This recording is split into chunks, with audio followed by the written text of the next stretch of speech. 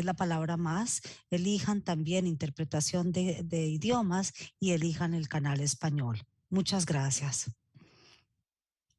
We're ready. Madam Mayor, for the record, the live stream just came on. We are live on YouTube. Oh, thank you very much. So now we're covered on all our platforms. So we had a little bit of technical difficulty, which accounts for our late start. So with that, thank you to Maria. And we will ask the clerk to do the roll call. Barrett. Barrett, presente. Barnacle. Barnacle, Here. presente. Fisher. Fisher, presente. Healy. Healy, presente. King. Here. King, presente. McDonald. McDonald, presente. Kosake. Here. Sorry for the interruption. Is the simultaneous interpretation enabled? Hey, Maria, this is Aaron. Hi, Aaron. We have our virtual moderator working on it. I'm going to check in with her right now. Thank you. Okay, so shall we take another little break until you hear back from the monitor? Yes, I can do it in 10 seconds. Okay, we're going to just suspend this for a few minutes if people can be patient with us.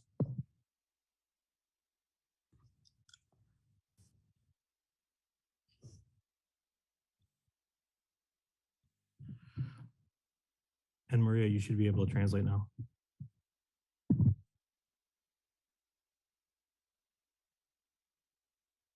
Thank you. Thank you for staying with us on this. Okay, so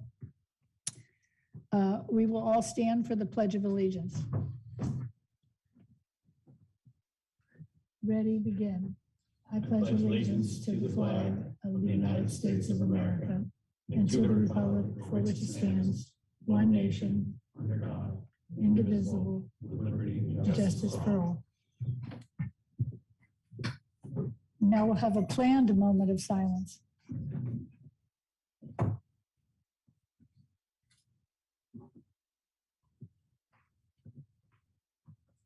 Thank you. So agenda changes and deletions to the current agenda. I do not believe there are any planned for this agenda. We have two proclamations for this evening. And the first one is on Fire Prevention Week. And that will be received by our Fire Marshal Jessica Power and her entourage. And it will be presented by Brian Barnacle. So Fire Prevention Week, October 9th through 15th, 2022. Whereas fire is a serious public safety concern, both locally and nationally, and homes are where people are at the greatest risk of experiencing a fire. And whereas the city of Petaluma, California, and Petaluma first responders are committed to ensuring the safety and security of all those living in and visiting our city through prevention and education. And whereas home fires killed 2,580 people in the United States in 2020, according to the National Fire Protection Association, and fire departments in the United States responded to 356,500 home fires. And whereas 74% of all fire deaths occurred in the home, and whereas smoke alarms sense smoke well before you can and will alert you even when asleep to danger when you may have as little as 2 minutes to escape safely. And whereas this evening, Petaluma residents need to make sure that their smoke and carbon monoxide alarms meet the needs of all their family members, including those with sensory or physical disabilities. And whereas Petaluma residents can find more information about smoke and carbon monoxide alarms and how to test them at the city's website in the fire department section on home safety. And whereas Petaluma residents who have also planned and practiced a home fire escape plan are more prepared and will therefore be more likely to survive a fire. And whereas the 2022 fire prevention theme Fire Won't Wait, Plan Your Escape, effectively serves to remind us it is important to have an escape plan for you and your family. Now therefore be it resolved that I, Teresa Barrett, Mayor of Petaluma, do hereby proclaim October 9th through 15th, 2022, as Fire Prevention Week throughout this community. I urge all the people of Petaluma to ensure that they have working smoke and carbon monoxide alarms, know the sounds of the alarms, develop a home fire safe escape plan, and all members of the household, and practice it twice a year, and to participate in many public safety activities and efforts of fire and emergency services during Fire Prevention Month 2022.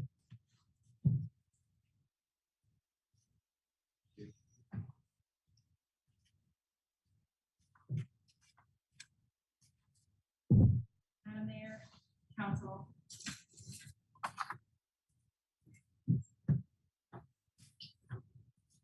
Good. Madam Mayor, Council, and our community, thank you for recognizing Fire Prevention Week and the dedicated Petaluma Fire Department staff that work in the Fire Prevention Bureau and our operations crews. With me tonight is our team, Chief Jeff Schock, virtually our Administrative Assistant, Allison Cressy, Fire Inspector Joe Garcia, and our newest addition, Fire Inspector Amy Segui, and our Station 1 firefighters. Each day we work to ensure our community is safe, and when we do our job successfully, you don't hear about it in the news. This year's theme, Fire Won't Wait, Plan Your Escape, works to educate you and your family on the need to have an escape plan. Unfortunately, as we've learned so intensely here in Sonoma County, having an escape plan doesn't just mean from our homes in case of a structure fire, but for wildland fires as well. We employ everyone to know when to evacuate and have a meeting place for you and your family that everyone knows. If you and your family need help with this, please reach out to our outstanding staff. And to showcase the importance of evacuation planning, the Petaluma Fire Department has once again teamed up with Rebuilding Together Petaluma and the Scouts Troop 9 of Petaluma on Saturday, October 15th. As part of the Rebuilding Together Petaluma Workday, Petaluma firefighters, including our fire chief, along with Scouts from Troop 9, will be installing smoke and carbon monoxide detectors in over 35 homes of senior and low-income residents. The Petaluma Firefighters Nonprofit Foundation has purchased the alarms and have donated them to this project. Additionally, that same day, the city's new emergency manager will be conducting an emergency preparedness seminar for residents of several senior mobile home parks in Petaluma. Thanks for your support. And again, thank you for taking an active role in our family and community's preparedness, because if it's predictable, it's preventable. Thank you. Thank you. Does anyone else from your team want to speak? Nope. Okay. Well, thank you all for everything you do and keeping Petaluma a safe place to live. Thank you.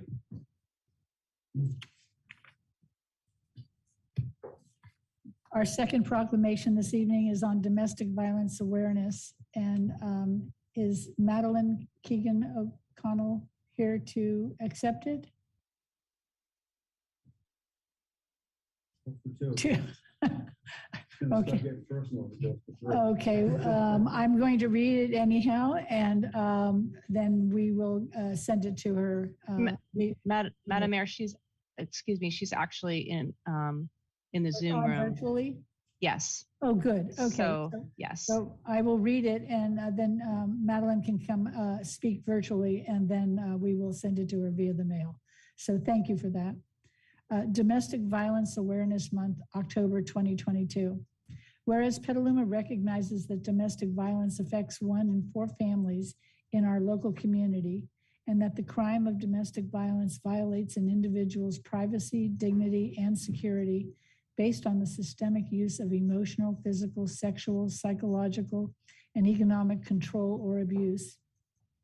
And whereas the YWCA Sonoma County is a community-based not-for-profit organization affiliated with the YWCA USA, YWCA Sonoma County embodies its mission to empower, educate, and advocate for domestic violence survivors and their children who find they are unsafe in their own homes. YWCA Sonoma County operates our community's only confidential safe house shelter, the only 24/7 domestic violence crisis hotline, the only therapeutic preschool serving one of our most vulnerable populations, children aged 3 to 5 years old, in short and long-term trauma-informed therapy services. And whereas domestic violence is a serious crime that affects people of all races, sexes, ages, sexual orientation, and income levels, stopping the cycle of vicious criminal assaults in the home requires a coordinated effort between the criminal justice system and the agencies that provide services to victims, primarily reliant on the strong resolve and immense courage of survivors. And whereas only an informed community effort will put an end to the cycle of domestic violence, members of our community are encouraged to participate in YWCA's scheduled events and programs to support their mission to eliminate domestic violence in Sonoma County through awareness, education, and empowerment. Now, therefore, be it resolved that I, Teresa Barrett, Mayor of Petaluma, along with the members of the Petaluma City Council, do hereby proclaim October 2022 in Petaluma as Domestic Violence Awareness Month. And now we will hear from Madeline Keegan O'Connell from the YWCA Sonoma County. Good evening, Honorable Mayor and members of the City Council. This is Madeline Keegan O'Connell joining you virtually. I am the Chief Executive Officer of YWCA. And on behalf of our Board of Directors, staff, volunteers, and especially the clients of YWCA Sonoma County, thank you so much for honoring October as Domestic Violence Awareness Month with your proclamation. As it was stated, we were established in 1975. We operate the only 24/7 DV crisis hotline, and it is still the most direct path to support local families in need. Our confidential safe house shelter is also the only one in Sonoma County. We provide that for families seeking refuge from harm. An astounding 46% increase in calls to our crisis hotline occurred in 2021 as compared to 2020.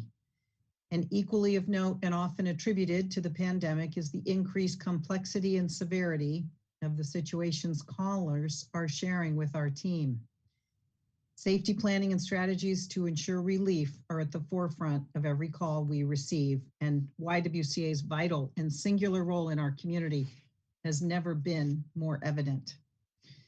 Locally in Petaluma, and thanks to the generosity of Hansel Auto Center, you'll see our messaging on the digital board during the month of October.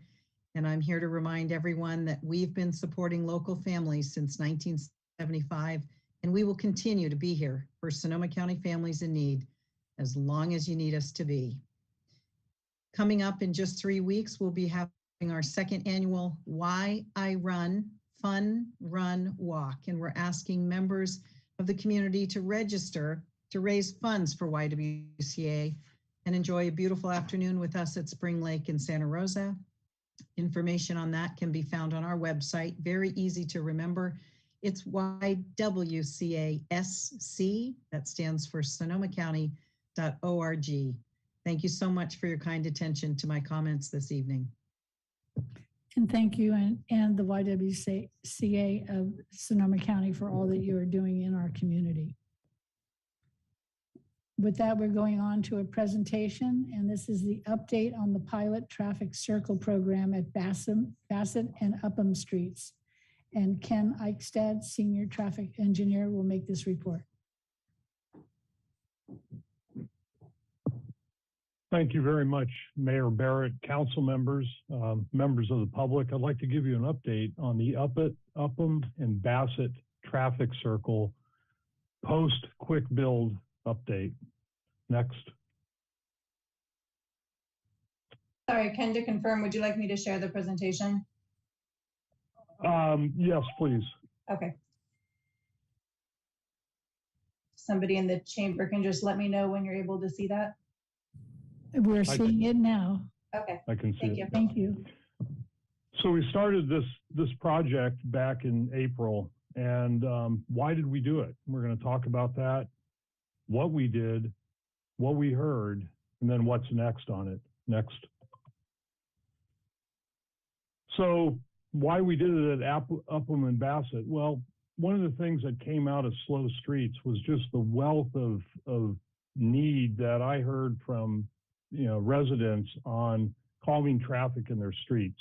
And this was sort of this neighborhood group had good cohesiveness, and the data supported it. So we looked at the traffic data for specific to Bassett, and we found that this 25-mile-an-hour zone, out of the 3,000 cars surveyed, it had over 300 were traveling at speeds that were at above an enforceable limit. So that's 5 miles an hour above 25, so 30 miles an hour and plus. And we had a top speed clocked at 63 miles an hour. This location is next near parks. It's got near schools, and it's just, I think if we want to be able to enjoy our community more, we ought to be able to walk to our parks, and kids ought to be able to walk to their schools. So next, please.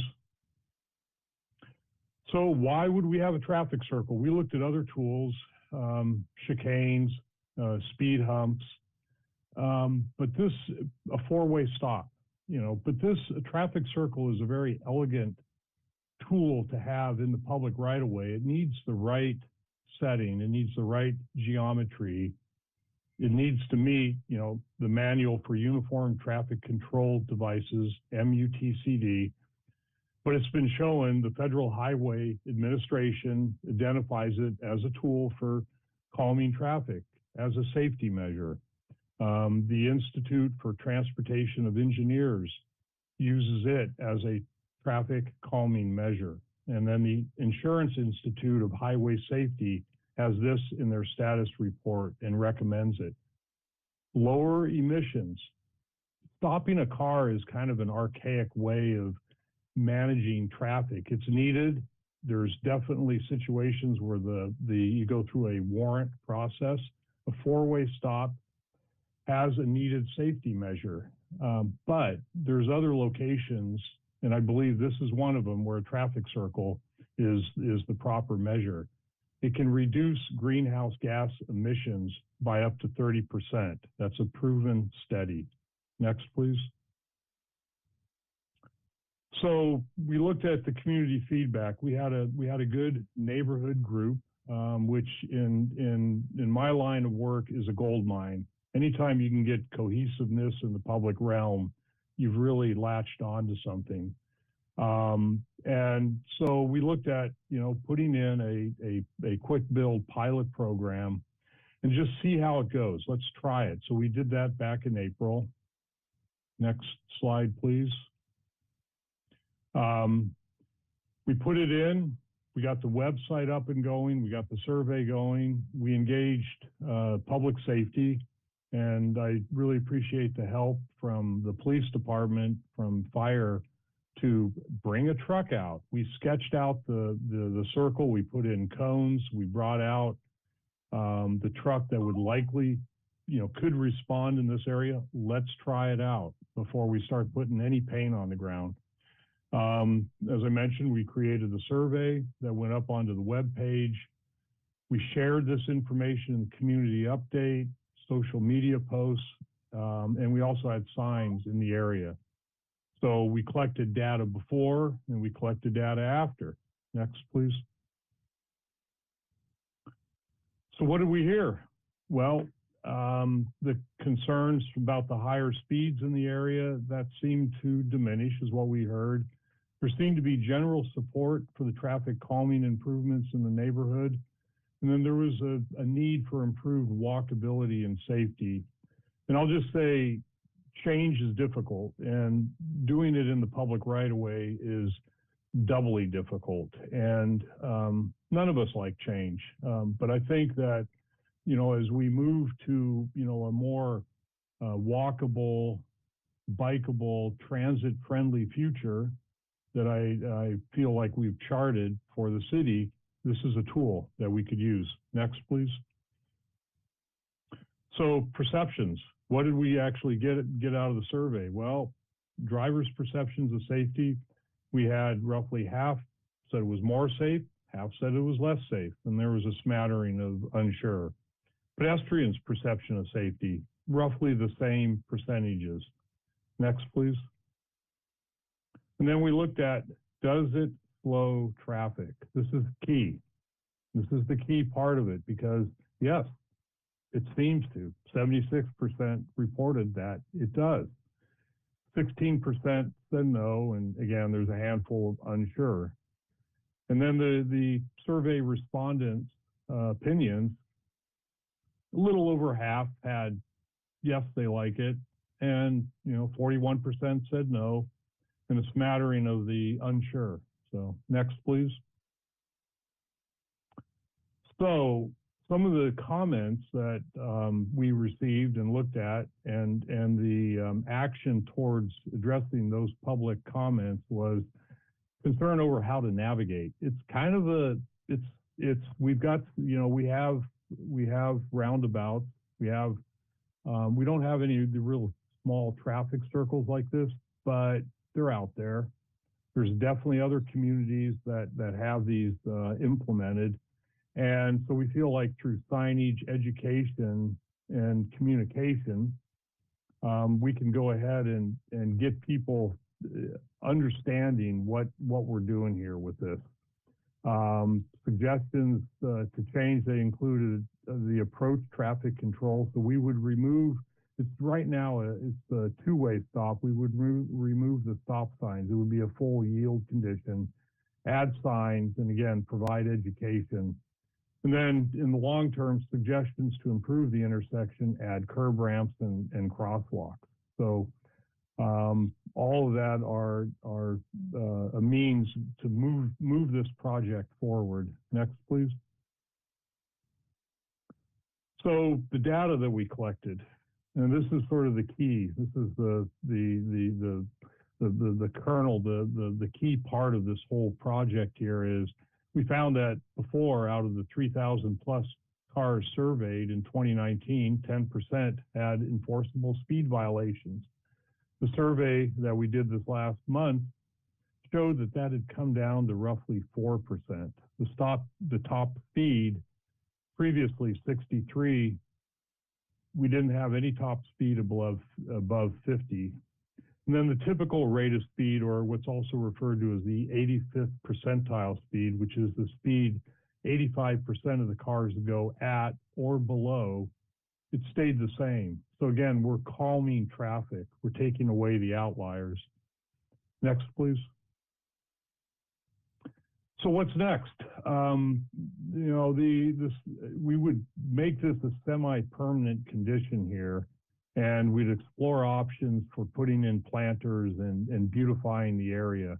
Santa Rosa has done a really good job with that. And if you look on the right picture there, that's from Santa Rosa, and they've done a really good job in beautifying it and addressing. There's various utility appurtenances that are in the center of that roadway that have to be designed for, but that's not a big issue. So we feel like we can head towards that, but my recommendation is to do a semi-permanent. We can get that, the design is underway. We can get that installed in the first part of 2023 early on. So with that, I appreciate your consideration of this project and what we're moving ahead with. Thank you. Thank you very much. And I'll just see if there's any comment from anybody on the council. Councilmember Fisher. Yeah, my comment would be that we should landscape it. We have enough paving in our city already. And the question, I guess, of staff is that if we did landscaping, would the city install that and maintain it? Or would we ask the community to do that? My feeling on something like this, and I've talked it in an informal way with the neighborhood group, is that it would be a community led item. Unfortunately, with the 48 plus parks that the city has, I think it's a bit of a challenge to maintain those. And I think that it's something the community needs to participate in. The city would definitely foster that partnership and work in partnership. But I think that, the ongoing work of it, I think there's a good sort of community, benefit there and ownership of that beautification. Okay. What else? Councilmember King. Thank you. I had a question on the polling. I noted that roughly 48% of the people that you asked in the follow-up felt that it was less safe. Did you get any feedback on why those folks reached that opinion? I think it's just a general lack of the understanding of how these work. And it's, the U.S. has tried this back in the 20s. They're called rotaries. And the one of the problems that they had early on is that you had to give way to the person on the right. And that does not work in this condition, because if you're traveling in the circle, you've got to give way to the person on the right that's entering it. And that's not how we want this, the operational consideration of how this would work. So I think there's just a little bit of a learning curve on it, but we've got full MUTCD design requirements of this. It's been installed in numerous places, and there's, like I say, a communication and education process that needs to move forward on it. Okay, thank you. Councilmember McDowell. Thank you. It looks like it's effective at taking the speeds down a little bit off the peaks, but 50 is still high. And all around town, everyone's number one concern in their neighborhood is speeding on their street. Yeah. So my question is, did this demonstration give us a process where we can expedite this in the next case? Do we know how to shorten the time from neighbors complaining and advocating for this to actually getting a demonstration, not a finished work, but a demonstration out there in place? Yeah. And what is for, should someone contact you, or how will other neighborhoods achieve this? Yeah, so certainly you can contact me. We on the 5th Street Bike Boulevard, we're looking at implementing that on the 5th Street Bike Boulevard. We have a couple of intersections there where we think it would be appropriate, the geometrics fit it. So what I'm moving forward with is basically a standardized design that would go into the city's standard booklet, and for given diagonal widths of intersections, that we could go ahead and have a set implementation of a traffic circle, and we don't have to go start all the way back again at a pilot. And I definitely recognize the need of moving these things forward in a more efficient and consistent fashion. So great, thanks. Thank you very much for your presentation, Ken. You might want to stick around, because I think there's someone who wanted to speak during general public comment on this item, in case there's a question there that you could answer quickly. So with that, we will move on to general public comment, and I'll ask the city clerk if she's received any comments prior to tonight's meeting. Madam Mayor, yes, we received one general public comment prior to the meeting, which is posted online with the agenda packet. Thank you very much. And I have 4 people who want to speak in general public comment. So I'd like to ask the moderator to see if there's anyone in the Zoom who would like to speak on general public comment. Thank you, Madam Mayor.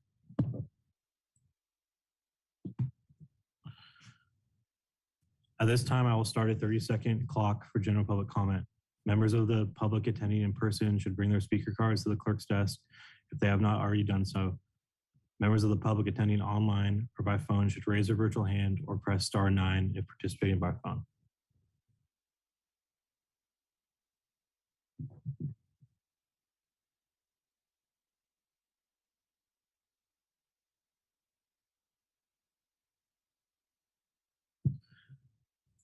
And Madam Mayor, we have 2 members of the public with their hands raised virtually. So that's a total of 6, so 3 minutes. So it's 3 minutes per person for general public comment. And we'll start with the people who are in the chamber. And Fraka, will be the first person to speak, followed by Darren Racusin. And if you can wait till that goes on, or does she have to turn that on? Okay. Good evening. No, There might be if there's a button there. on the, Oh, here. Do I hold it the whole time? no, Oh, you good don't evening. hold it, you just push Good it. evening, Madam Mayor and Council, City Council. Thank you for allowing me to speak. I came here to speak about the speeding on Sonoma Mountain Parkway, and it is turning into a raceway. I live right on Sonoma Mountain Parkway in Cater Farms. I have informed the Petaluma Police several times on that, and I actually like that idea of the circle on Rainier. I'm right by where the Rainier traffic light intersection is and Sonoma Mountain Parkway, and I think that could be a fabulous idea over there too. I'm really concerned. We've had several accidents there, and the speeding and the reffing of the loud pipes is super scary when you live there. So I'm pretty sure I'm speaking for many other people and not just for myself. Thank you so much. Thank you. Thank you. Darren Racusin, followed by Catherine Babowski.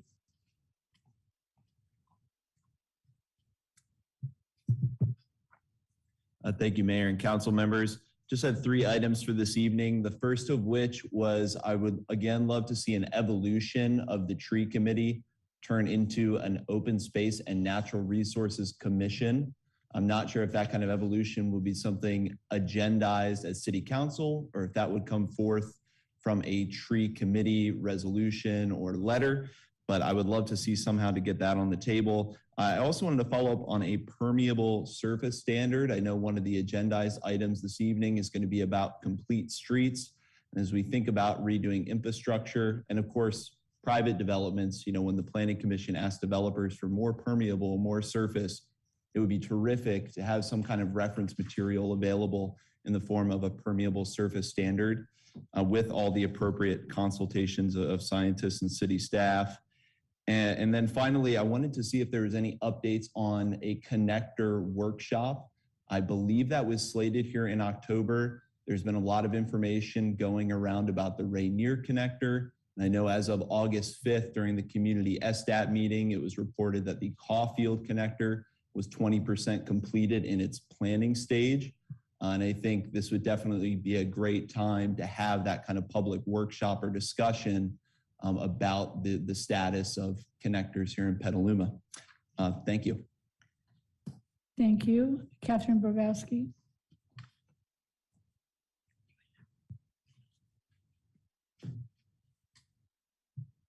Yes, my name is Catherine Brosky. I live at the Lewis Villa Mobile Home Park at 1821 Lakeville Highway. I got witnesses right with me. Has pictures showing that the Petaluma Police Department is not doing a professional job. They're allowing people to be speeding in that mobile park, parking on the fire lanes on Perry Lane, and parking illegally and blocking the fire lanes inside the mobile home park. The cops don't respond. And also too, the Petaluma Transit is not doing a professional job. They're stopping their buses earlier than they're supposed to. And also too, you try walking 1.5 miles back home when the buses are stopped like 1 o'clock in the afternoon. You try it. This is the Petaluma Transit. They're not doing a professional job. And yesterday there was the 33 was supposed to run till 5 p.m. It stopped before 9 a.m. That is not a professional job at all. And also too, you're allowing these people to be, the police department doesn't care if it costs people's lives when they're blocking the fire lanes illegally. And the cops don't even respond. And I got pictures, and I sent the pictures to my attorney. He has pictures. Vehicles parked on the fire lane all day, all afternoon, all night, all weekends and holidays. And he has pictures to prove the police department here is not doing a professional job at all. And then on top of that, I want to mention too, you give these people that do the presentation more than 20 minutes to speak when you give the public 3 minutes only. That's not right. Thank you. Nick Edwards.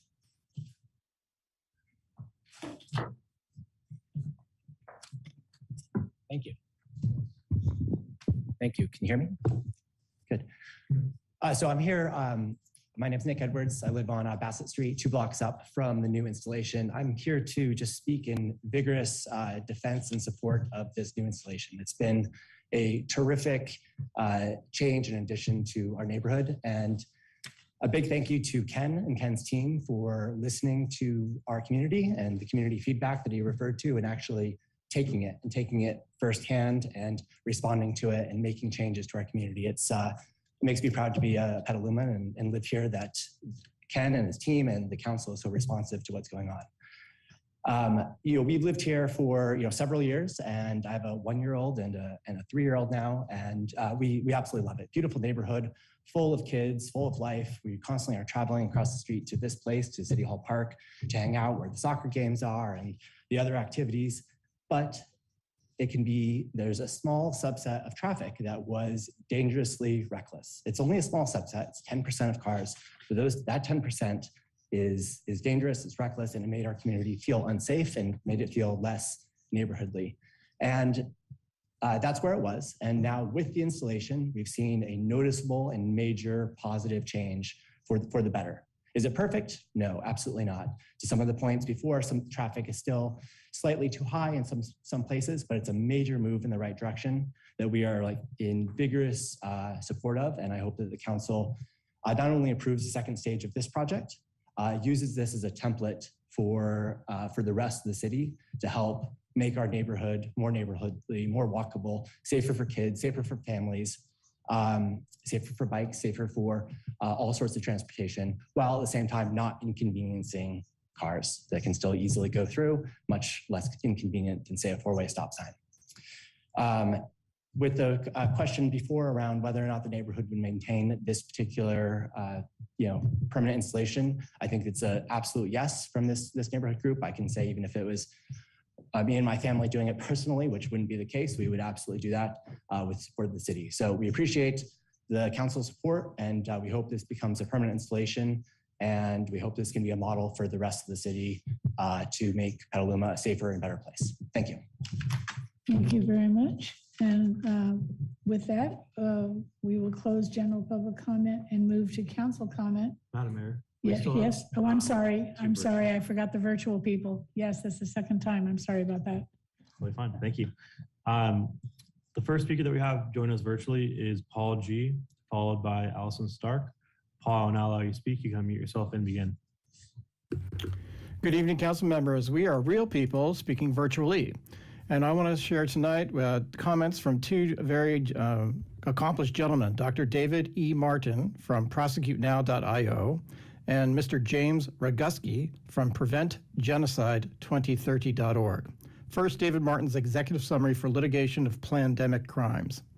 This is a brief summary of the felonious actions of a criminal organization and its flagrant attempt to extort and obtain control over the global population. It has sought to do so by creating patented bioweapons marketed as novel viruses and immunizations. The facts detailed in this summary are part of the public record and are identified herein as primary source material. The purpose is to dissolve the protective anonymity of the parties involved, expose who they are, and detail the specific crimes they've committed for commercial gain and political power. We intend to prosecute these participants for those crimes to obtain justice and to achieve monetary relief for the millions who have been injured and have died at their hands. This incalculable injustice is the result of the criminal malfeasance of the individuals and organizations who forced the implementation of their experiment in a syringe upon the world. We stand for, protect, and defend humanity. You, our brothers and sisters, fellow citizens of the earth. The forensic path and recorded documentary history detailed in this summary has never been about public health. Rather, it was and has always been an organized crime racket to coerce the public's adoption of a novel technology that has never been shown to be safe nor effective under the definitions of the FDA, the Federal Trade Commission's Deceptive Medical Practice Standard, or under any other statutory criteria. It is long past time to hold these criminals accountable for the following crimes: domestic and international terrorism, deceptive medical practices, reckless endangerment and homicide, racketeering, and antitrust collusion. Next, James Roguski spoke to the World Health Organization on September 28, 2022, in a video address. The first step to address the future pandemics on an international basis would be to acknowledge the ongoing attempted genocide of the human population that is happening right now under the guise of the response to the COVID-19 pandemic as directed by the World Health Organization. The experimental and toxic gene therapy injections that have been masquerading as COVID-19 vaccines are causing a slaughter of epic proportions unlike anything the world has seen. The WHO, its 194 member nations, and its nearly 400 relevant stakeholders are either blind to this catastrophe or they're complicit in its cover-up. The first step to dealing with this genocide is for police agencies around the world to immediately seize the assets, records, factories, and stockpiles of all the corporations, organizations, and government agencies that are involved. We do not need a pandemic treaty. We do not need amendments to the international health regulations. We need to rid the world of those who profit from pandemics. We need arrests, trials, and punishment of the criminals involved in this. At this time, your time has expired. The next speaker that we have is Allison Stark. Allison, I'll now allow you to speak. You can unmute yourself and begin. Thank you so much for that. First of all, I would like to commend Ken Eichstadt for his extreme professionalism through dealing with not only our neighborhoods, but also the many professionals that have assisted from the fire department to the police department and onwards. We have been so impressed with his hard work and with him helping to make our neighborhood safer. I live 2 houses away from the installation, and I can say unilaterally that it has made a huge difference in our neighborhood feeling safe, and many other points as well, which they've already covered. But one specifically that I would like to call out is that we were having a high amount of exhibitionism going on, donuts, drag racing, you name it. That has stopped. This is a huge problem in many neighborhood communities, and this traffic circle has completely eliminated that from happening. I'd also like to point out that there have been more kids walking and biking up to the high school, as well as skateboarding and using the park as well. This was not the case before. Even before COVID-19, Bassett did not feel safe for many of these people, and I, on more than one occasion, had to personally escort children across the street as they were fearful of crossing on their own because of those unsafe cars. I'd like to also mention that one thing that this study could not take into account was the number of stop signs. The number of times a stop sign at Baker was completely disregarded because of the high speeds on Bassett. I personally witnessed many people going well over 60 miles an hour, as noted on this traffic study. And by the time they would get to the Baker stop sign, they wouldn't see it and they would continue on towards Fair.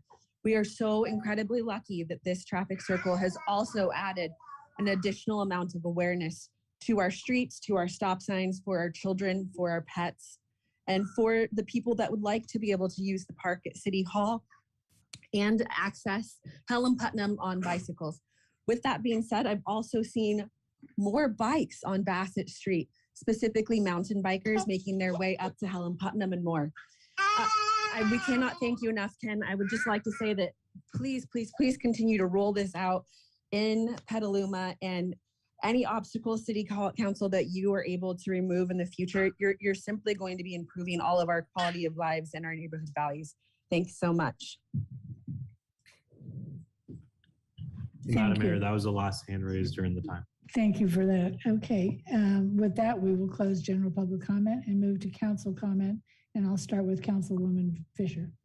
Thank you very much. 3 things to report on. Last week, I had a funding for climate ad hoc meeting, the Regional Climate Protection Authority, where we talked about the steering committee structure for the funding measure that we're going out for next year and the role of environmental justice in that. Today, I had a meeting with the Future Transit ad hoc group of the Sonoma County Transportation Authority, where we talked about the phase that we're in, the integration of the transit providers. There are 3 transit providers. There was a study done and we're integrating those providers. And so we're going out for the next phase is a funding to see where those routes overlap and what we can do to make the user experience more seamless. And then I learned in that meeting today that Wednesday, we're offering free transit throughout the county in response to Clean Air Day, which I didn't know about, so not getting a little place. So everyone know that on Wednesday we have free transit throughout the county. And I just want to comment on our new agenda packet and how that's rolling out and just how much I appreciate the ease of use of that agenda packet. It's really been fabulous. Thank you. Thank you very much. Councilmember Barnacle. Thank you, Madam Mayor. I didn't speak during the presentation because I wanted to hear from the people in the audience that were experiencing it, but that's exactly what I want to hear with quick builds. And that's why the squeaky wheel should get the grease, because when the squeaky wheel gets the grease, we make happy residents, and then the happy residents make other neighborhoods jealous and they want to come.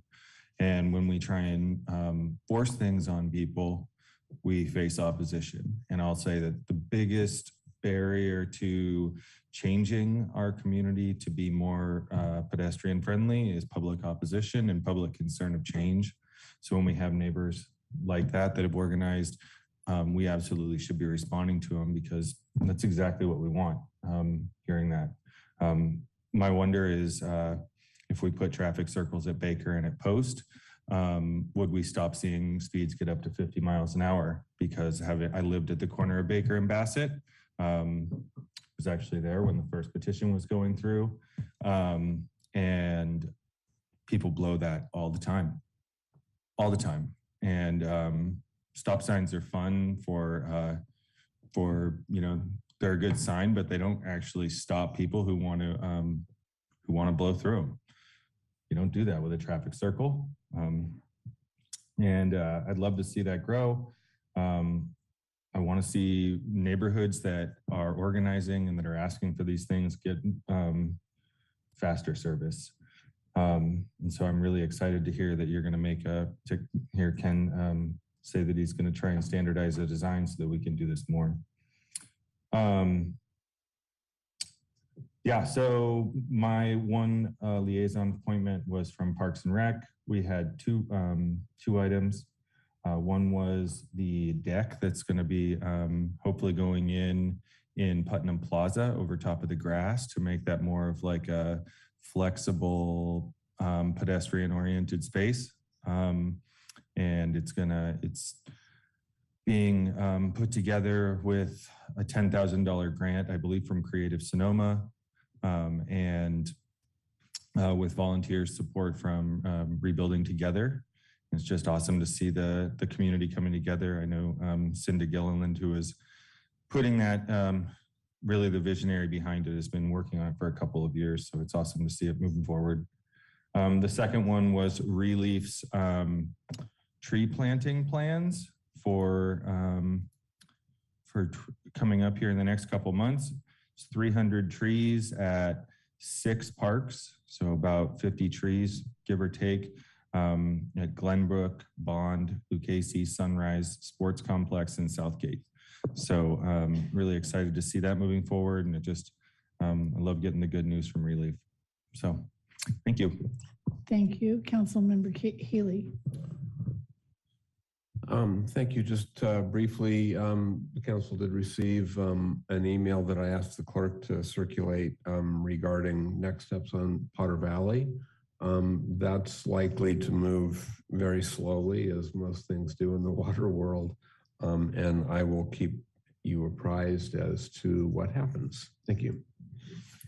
Thank you. Vice Mayor Postlecaise. Thank you, Madam Mayor. I had a meeting of the Continuum of Care group where we had an update from our strategic planning consultant, which is Home Base, regarding current schedule to have this consultant work done by December. And at the same time, our local subcommittee, our Continuum of Care subcommittee on strategic planning is meeting with Andrew Henning, who's working for the county now as well, to come up with a overall Continuum of Care strategic plan, which is satisfactory and in line with the individual strategic plans of the different jurisdictions, including Petaluma. Thank you. That's all. Thank you, Councilmember McDonald. Thank you. The Planning Commission did not meet between our last meeting, and now the Pedestrian and Bicycle Advisory Committee was intended to, but they had to reschedule a meeting on October 5th. So if someone felt they missed it, it's this week. there's a couple highlights there. One of them is that SMART has bid the next piece of their bike path, their MUP, that comes into Petaluma extending from Payran to Lakeville. And we're anxious to see them start work on that and hopefully add in that last 500 feet. That'll get us into Brewster's and Water Street. In addition to that, they're planning to open up the under the freeway piece. The contract for the freeway is ahead of schedule, and hopefully they will have a bike path ribbon cutting, independent of all that freeway work. The bike path deserves its own ribbon cutting. And then I had the opportunity to attend the neighborhood gathering out on Rainier for all our active streets near, and I think several other council people did too. It was a ice cream social, but it gave feedback. But one of the nice things to recognize from the neighborhood is that they proposed alternatives that met city goals, concepts, rather than just asking the city to go away. So I think that kind of collaboration is another effort that we'll make good ground on regarding active transportation improvements. And then lastly, and differently, I received notice from Blink Charging Network that their charging network is going to be down for the weekend, October 7th. And it's maintenance, it's an overall change system, but several of our chargers here in town are Blink network. And so they will work if you have a Blink card, but they will not work if you have any other aggregate electronic charging card. Just thought I'd bring that up for people to know tonight. Thank you. Thank you. Putting the public service in your announcements. Councilmember King. Thank you. The Youth Commission did not meet since our last meeting, pending the appointment of the youth commissioners, which is on tonight's agenda. And Sonoma Clean Power hasn't met since, but we are meeting Thursday for the first time live. It'll be a hybrid meeting, and it's also the first time we'll be meeting in the brand new headquarters up in Santa Rosa. So I'll be reporting back on what that looks like. I did have a question for Councilmember Barnacle on the tree planting. You mentioned it was at a sports complex. Is that community sports field over the new complex? Yeah, I believe so. Okay, thank you. And I will also make a comment on the presentation. In reading through it, I was very surprised that people, there was a roughly 50-50, less safe, more safe. It strikes me that Ken Eisenstadt hit it probably on the head, is that change is sometimes difficult to absorb. And I think that it's hard to believe that traffic circle is making anything less safe in that area. I think if anything, it's making it substantially safer. So I look forward to seeing the completion of that project sometime in the future. Thank you. Thank you. And I would just like to announce the last mayors and council member meetings for Sonoma County. And this really only pertains to the Petaluma City Council members, will be on October 13th. And it will be a virtual meeting. And they need to be sure we have a quorum because we are trying to change the operating rules going forward for the future. So I hope that council members will be able to attend that meeting. So with that, I will ask our city manager for her comment. Thank you, Mayor. Good evening. We're happy to announce that the dredging of our turning basin began this morning at 7 a.m. and it is scheduled to go through October 18th. And the impacts will include the D Street Bridge will be closed to traffic on weekdays and will reopen on the weekends. And the closure begins 7 a.m. on Monday through 7 a.m. on Friday. All traffic is routed to East Washington or to Highway 101. And we're looking forward to installing new turning basin docks once the dredging is done, but that won't occur until 2023.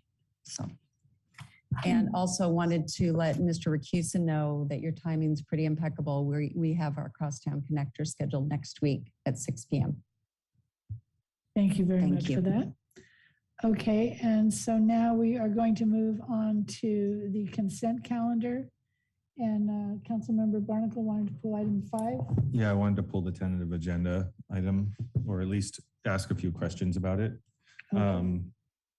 So when we did our goals and priorities, I was proposing that we split out the crosstown connectors and just move forward with Caulfield. What is the outcome of this? What are we hoping to get out of this, I guess? Because it's not clear from the tentative agenda. And I know we talked about this, the goals and priorities, but I'll repeat that. We talked about updating all of the status on cost and where each of the proposed projects are, and to get council direction on prioritization. Got you. So there's no action involved in it? We can't have any action, nothing to do or not do something, anything like that?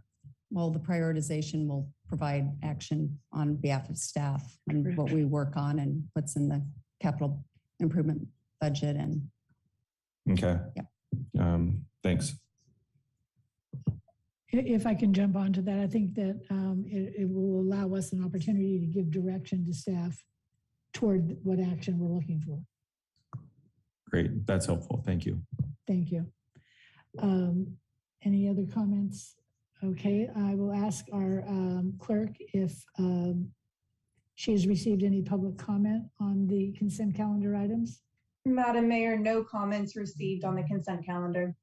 Thank you. I do not have any public comment on any of the consent calendar items. I will ask the moderator to see if there's anybody in the virtual audience who would like to speak to this. Thank you, Madam Mayor. At this point, if there's anyone joining us virtually that would like to speak on the consent calendar, please raise your virtual hand or press *9. Madam Mayor, we do not have any hands raised. Thank you. So we will have closed public comment on the consent calendar item. I'll bring it back to the council for a motion. I'll move the consent calendar. Thank you, Vice Mayor. I'll second the motion. So we have a motion by Barnacle, second by Posake. Can we get a roll call vote from the clerk? Barrett, Yes. Barnacle, Yes. Fisher, Yes. Healy, Yes. King, Yes. McDonald, Yes. Posake. Yes. Motion passes unanimously. Thank you. So with that, we're on to public hearings and matters for consideration. And this is item number 7, resolution authorizing the award of contract for the North Mcdowell Boulevard Complete Streets Project C16102-147 to Team Gelati Incorporated, rejecting Gelati Construction Company Incorporated's bid protest, and to commence discussion with property owners, acquire easements. And this was moved to the consent calendar. And we will hear from our Public Works Director, Christopher Bolt. Thank you very much, Madam Mayor and council members. It's a pleasure tonight to present to you a recommendation for award of this construction contract for North Mcdowell Boulevard. As we know, this is a critical and compelling project in our community. The failed pavement is very problematic, and we all know that North Mcdowell has some pretty heavy and significant traffic volumes. The nature of the traffic is also interesting in the sense that we have very heavy truck and bus traffic because of the commerce in that area and being a main arterial in our community. So that presented some huge challenges for us. So the design has been very complex. There have been many constraints we've had to consider, and we've done some deep thinking and analysis over more than 2 years, nearly 3 years we've been working on this project. So it's been a very challenging project for us. So it has some key elements like limited right-of-way. We definitely want to make safety improvements on the project, and we're trying to balance accommodating pedestrians and improving all active transportation components and so forth on the project, as well as improving transit access. One last thing before we begin is that our public input process has been very important to us, and it's been ongoing for some time. As you'll see in the presentation, we had a workshop back in January. We received some great input, and we culminated with, after the bids, another informational meeting just last week, which was very helpful to us. And people can still provide input to us by going to the project website, which we'll highlight in the close of the presentation. So with no further ado, I'll turn it over to our senior traffic engineer, Ken Eichstadt. Thank you very much, Christopher, Mayor Barrett, council members, and public, to be able to talk to you about North Mcdowell, because I've definitely been living this project over the last 2 years. So next slide, please. So a little bit about this agenda tonight. We're going to give project overview and what we've done with regard to listening and to the public and inputting that information. And we're doing it now as we go through the contract award process. The progress that we've made since our January workshop, and then we just recently had another community workshop, talk a little bit about final design. We have David Parisi here for that, next steps, and then Q&A. Next slide, please. So with regard to the project scope and the goals, next slide, please. Safety is the #1 element in working in the public right-of-way. It's so important. The picture on the right there is from the Local Road Safety Plan, LRSP, that came out, and it's a heat map of the injury collisions. So since 2016 to 2020, they've had over 130 injury collisions. That's significant. The pavement structure, it was never really had the full design for traffic loading, and particularly the truck loading that we have here now. And it's failed. And the residents at Petaluma Estates, they hear the trucks, they feel them. So we want to make that pavement structure, improve it so that you don't have that, and that we can go look into the future. And then when we're done improving the pavement structure, what can we put on the surface with the markings and the signage and the paint to improve it? What can we do for pedestrians? What can we do for cyclists? And how can we help transit riders? So looking at active transportation, there's numerous sidewalk gaps. And I've seen people come out of Petaluma Estates in their electric wheelchair, rolling down the gutter pan of North Mcdowell down to South Point. I've seen people get off at the transit stop by the U.S. Postal Service and walk in the roadway to get to the health clinic. So the transit facilities, we can definitely make improvements here, and we're coordinating with the transit facility to improve the bus stops, increase their size, and then provide for safe pedestrian crossing. Reducing congestion while slowing traffic. There's really innovative ways. This whole corridor is going to be looked at for that work, and David is going to be talking to that. And facilitating the commerce. This is an arterial of the city that has significant truck traffic. It serves the businesses that provide us with services, that provide the Petaluma economy with the needed revenue and the needed employment. We want to make sure we find ways to facilitate that. And then the action we take towards the climate goals. What can we do in the project to facilitate that?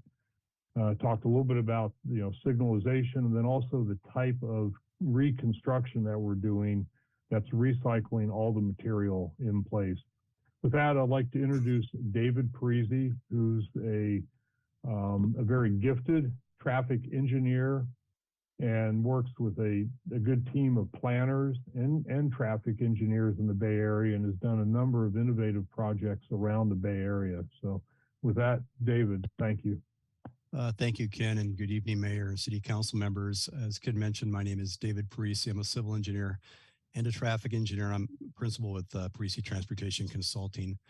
We're North Bay, Marin-based firm that's been in existence for over 20 years. We also have a Berkeley office. And it's really a pleasure to work with your city staff and with just the community on this project and to present this project tonight. And there are a lot of goals, and I think we're fulfilling many of them, if not all of them, with this project. Next slide, please, Jen. What I want to talk about, or to start out with, is really some of the outreach that's occurred, and all the outreach is summarized in the next slide. It includes a number of events that have occurred over the last year and a half and beyond, as Christopher mentioned. These include a couple meetings with your BPAC, including one which was a multi-hour page turner of all the plans, going in depth of that. There's been a couple citywide community workshops. Both of these were notified in English and Spanish and in the Argus newspaper. Neighborhood workshops at Petaluma Estates, tree committee presentation, ongoing input. That number 60 plus is over 70 now that have signed up for information. We continually have been receiving general comments from the public and suggestions and great ideas. And then last Wednesday, we culminated in another community information session about the project and continued to receive some great input that we're responding to and incorporating into the project. Next slide, please. As I mentioned, a couple well-attended community workshops, one 9 months ago with almost 60 participants. And at that workshop, we really wanted to dive deep about what is working and what's more importantly not working along North McDowell and get feedback on ideas and possibilities. Just last week, we continued a workshop with the public, many of the same participants. We're at that meeting and we discussed the project and as currently defined and some additional opportunities. As I mentioned before, all of these have been well advertised, and they've both been posted with recordings to the project website, and as well as the project designs have been posted to the project website. So people have been able to take a look at the plans, including the striping plans, which are probably the easiest to interpret by the community. Next slide, please. So at the first meeting, and again, 9 months ago, and ever since, we've heard a lot from various users, including people who drive along the corridor. Biggest concern has been, oh my gosh, the pavement is deteriorated. Improving that pavement is a big priority. Obviously, there's a lot of trucks on this street, and sometimes there's up to 9% heavy vehicles, creating problems for that pavement, helping degrade the pavement, but also, making it not quite so safe because of how close they can be to other traffic and some of the wider lanes and the speeds that they're traveling.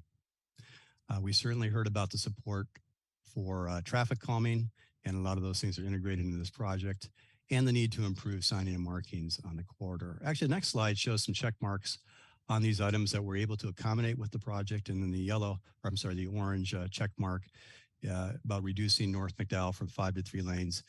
We'll talk more about that and some of the issues that we see would arise if such a configuration was taken on at this time. Next slide, please.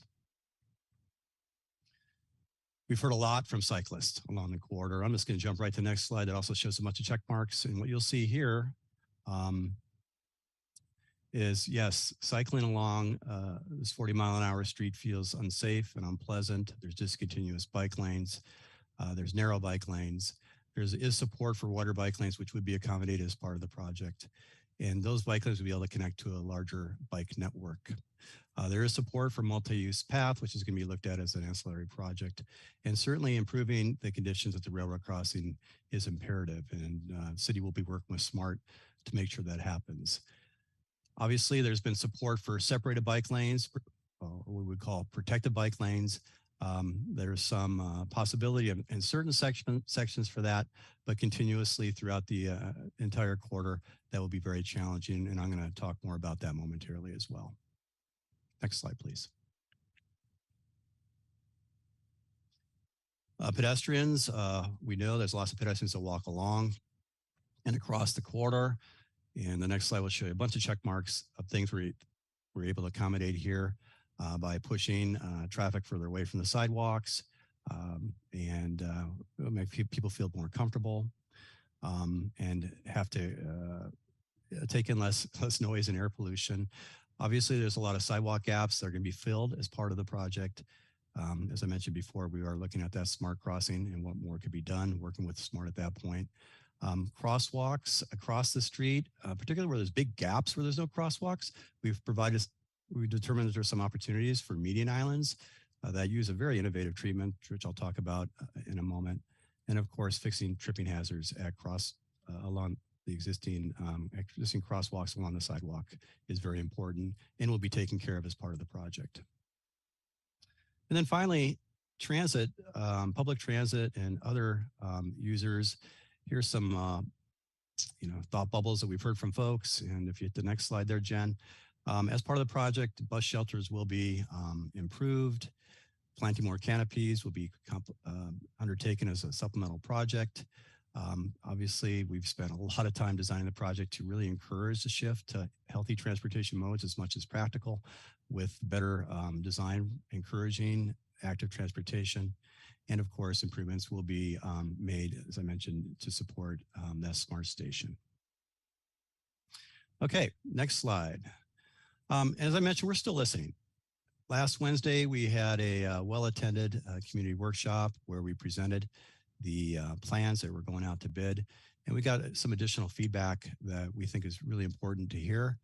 And they're listed right here, these 5 elements. And I'll go through each of these real quick. First, with street lighting. It's certainly the city's top priority is to address any outages that are occurring on the corridor and maintenance issues, and to explore the possibility of pedestrian level lighting on segments or along the entire corridor. I've already mentioned the smart track crossing, particularly for the pedestrian and bicycle connections across those tracks that come across at quite an angle. Left turns out from the post office, we're evaluating potential time of day left turn restrictions to see when left turns could be allowed, or what times would make a lot of sense when they'd be the most safe.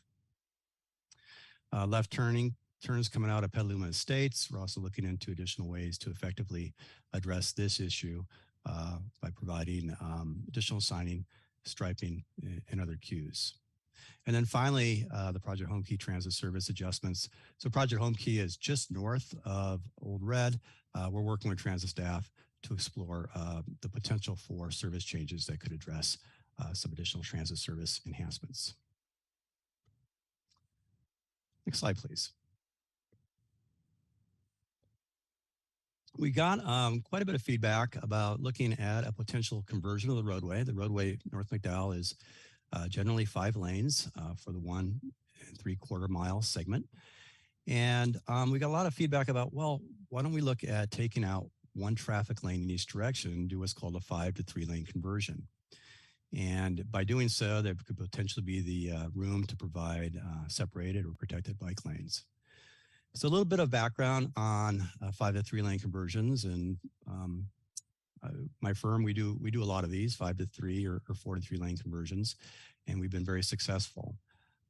We do know that the conversions are often acceptable when you have about 15 up to about 20,000 average daily cars a day. When you get above that level, they can become very challenging. There's just a lot of traffic.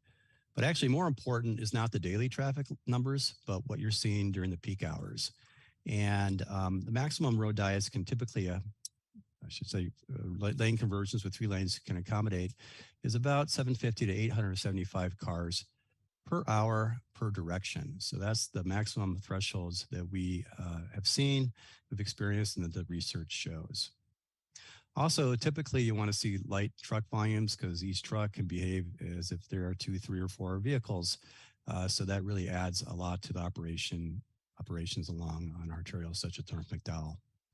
And also you can see successful lane conversions when you have a low left turn volumes, particularly at the intersections, because intersections often really rule and kind of dictate what you can do on streets. So some facts about North Mcdowell today. The 1 3/4 mile segment in question tonight is it carries between 20 and 25,000 cars a day, depending on where on the section we're looking. We have seen from traffic counts that were taken pre-COVID, traffic volumes of 1,000 to 1,200 vehicles per hour per direction along the street. These volumes are well above the maximum thresholds that we are, that the research shows and the, successful roadway transitions can accommodate. And maybe just as important, there's very heavy vehicles that use North McDowell at different times of the day. Up to 9% of the vehicles can be heavy vehicles, including semi-trailers. And we also know that there's several intersections that carry very high left turn volumes, for instance, Corona or Old Red. And these can be problematic when we're trying to do a 5 to 3 lane conversion.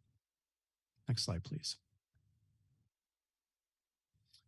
We did some modeling with traffic operations models that we run in our shop. And you can see just some photo simulations to the right here. The top shows what we'd expect southbound approaching Corona, North McDowell with 5 lanes, and the bottom larger photo if there was a 3-lane segment. And these are, again, based on current traffic levels today. And we would expect if there was a conversion under today's volumes, that substantial traffic congestion would result. And in turn, we'd probably see a lot of driver frustration, traffic diversion on streets such as Maria, cut through traffic occurring as well. And there's a possibility that there'd be some increased safety issues on other streets as well.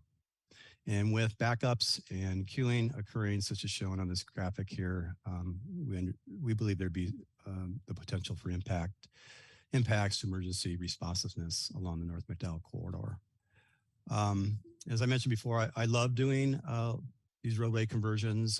We're constantly working on complete street projects where we're doing this to create active transportation systems for all users. Particularly, I love doing these when they make sense, but to me, it would be professionally irresponsible to take one on North McDowell with the type traffic volumes and left turns and truck numbers that we're seeing today. And it could create some liabilities for the city of Petaluma. So our recommendation is to monitor traffic conditions and volumes over time, consider future opportunities for converting segments of North McDowell or along the street entirely at some point in time. After all, the project is a paving project mostly. And it wouldn't take a lot over time to make some modifications if they make sense down the line. And in the meantime, what we are proposing are some high visibility bikeways and some additional treatments can be considered, which I'll get to, and a roadway that we can successfully, through design and operation, slow vehicular speeds.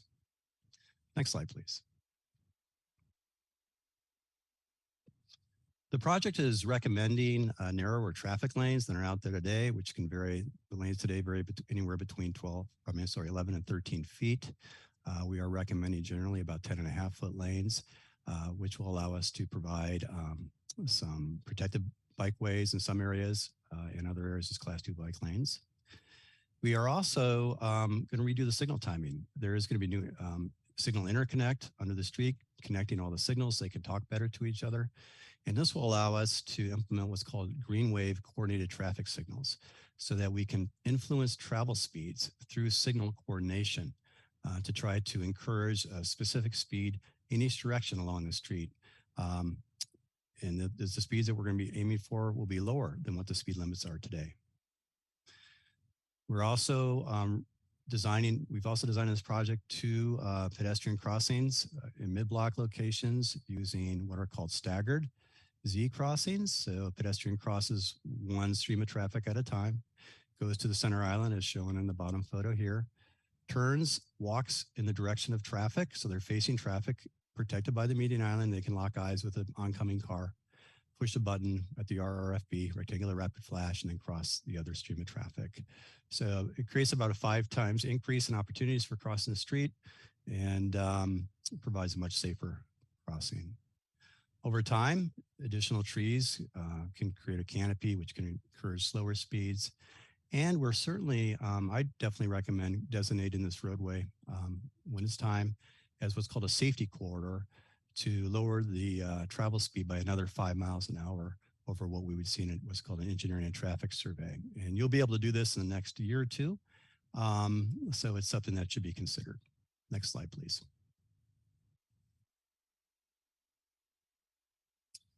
So the corridor is of 1 3/4 mile.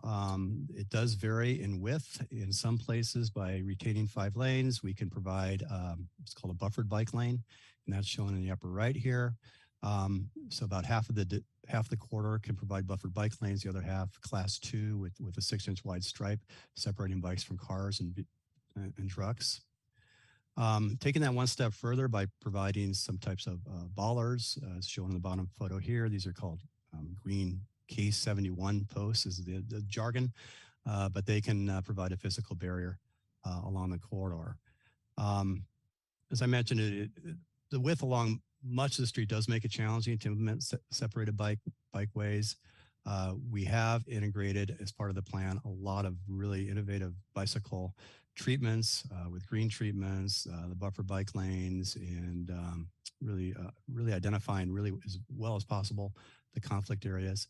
And we would recommend, consideration of the K71 posts along half the corridor. So that's something that could be discussed tonight. Next slide, please. Great. So since the January workshop, next slide, I'm just going to go right into the bigger version of the same image. As I mentioned before, tree survey has been performed. The initial design was actually completed last March. It was put out to bid in May.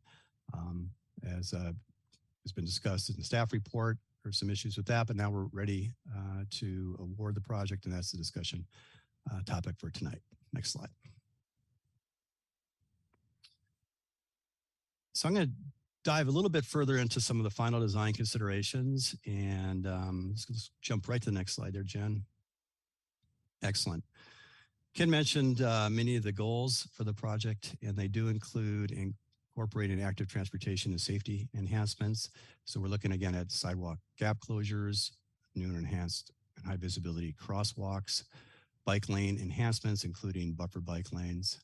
I showed you a fun little image of a green wave implementation, but this is serious. This is something we can do with the technology that's being incorporated as part of the project and the new signal timing considerations. Transit access enhancements will be provided. And of course, pavement improvements, which is the bulk of the project, will bring the cost of the project around $12 million. Next slide.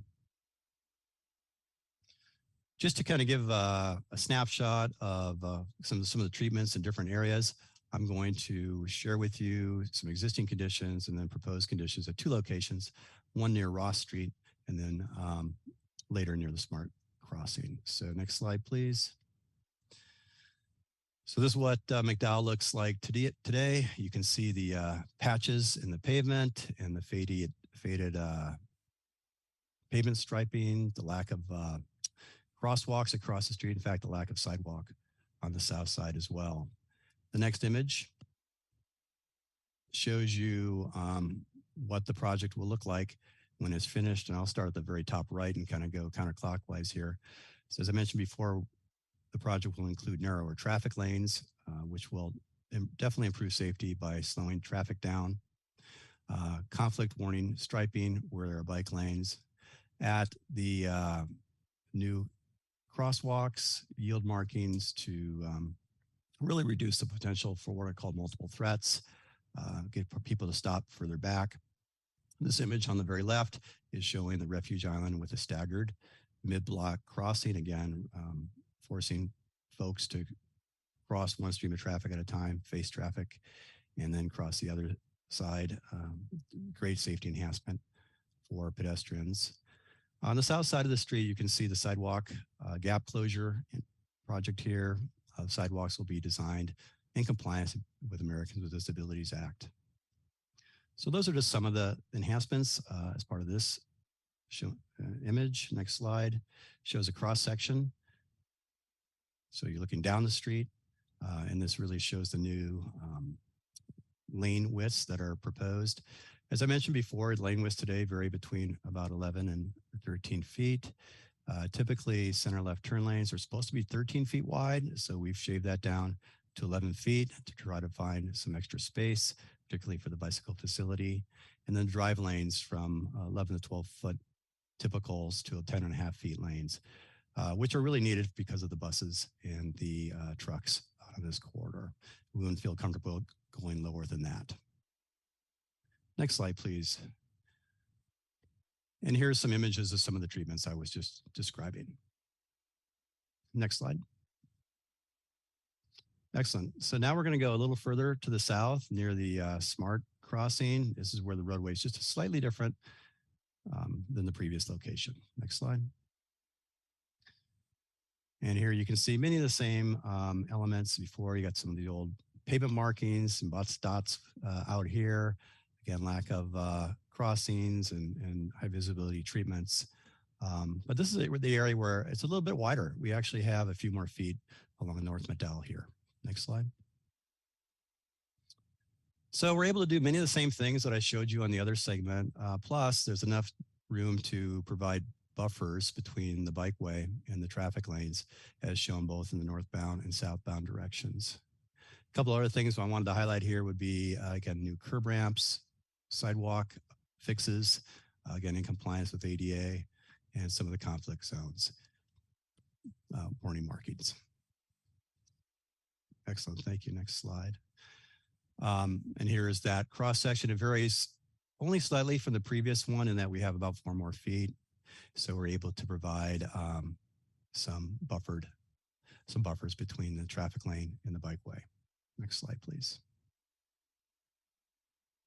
Again, there's a blurry photo, sorry about that, on the left of a buffered bicycle lane. In this case, it doesn't show. Those K71 posts that I mentioned could be a potential consideration. Next slide.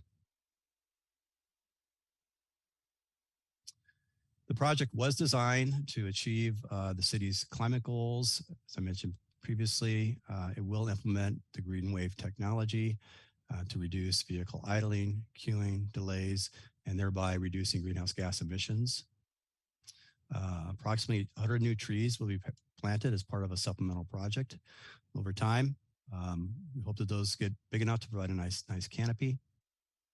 The existing pavement materials will be recycled and reincorporated into a new roadway base, and the technology today is very impressive that allows this to be done. It's been fun to work on these types of projects.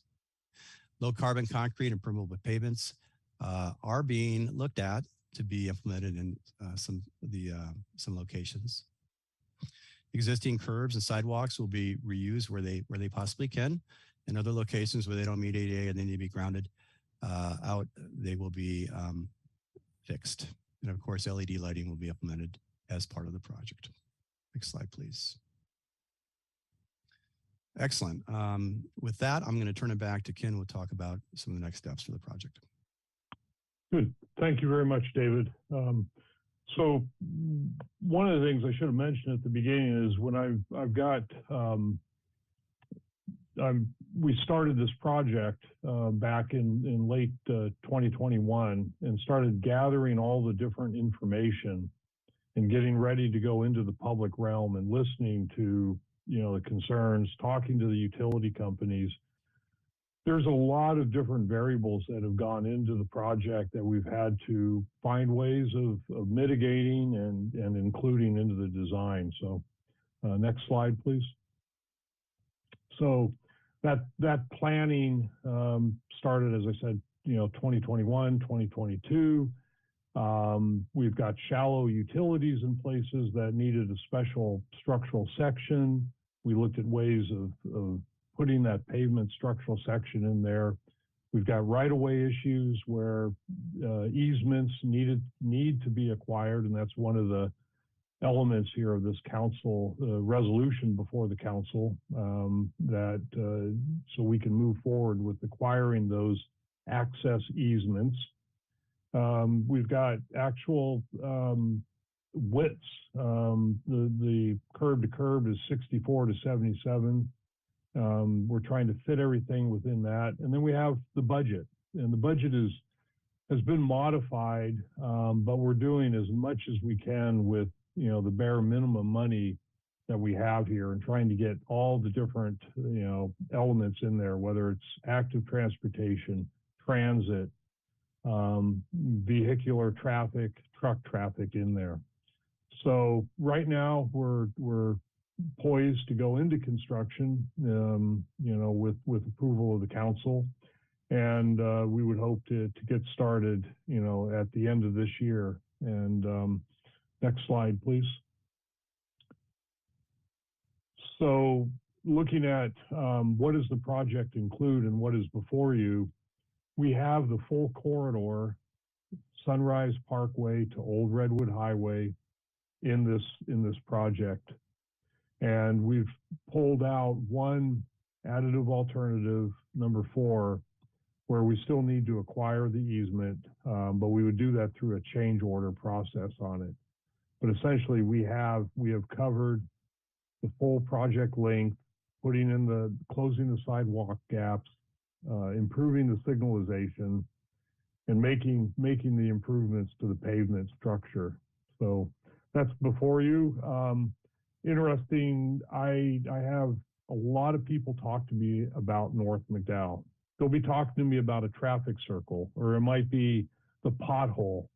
But usually the conversation will end, and when are you going to fix North Mcdowell? And I get that a lot. So, I'm hoping that this project will move forward, and I appreciate your consideration.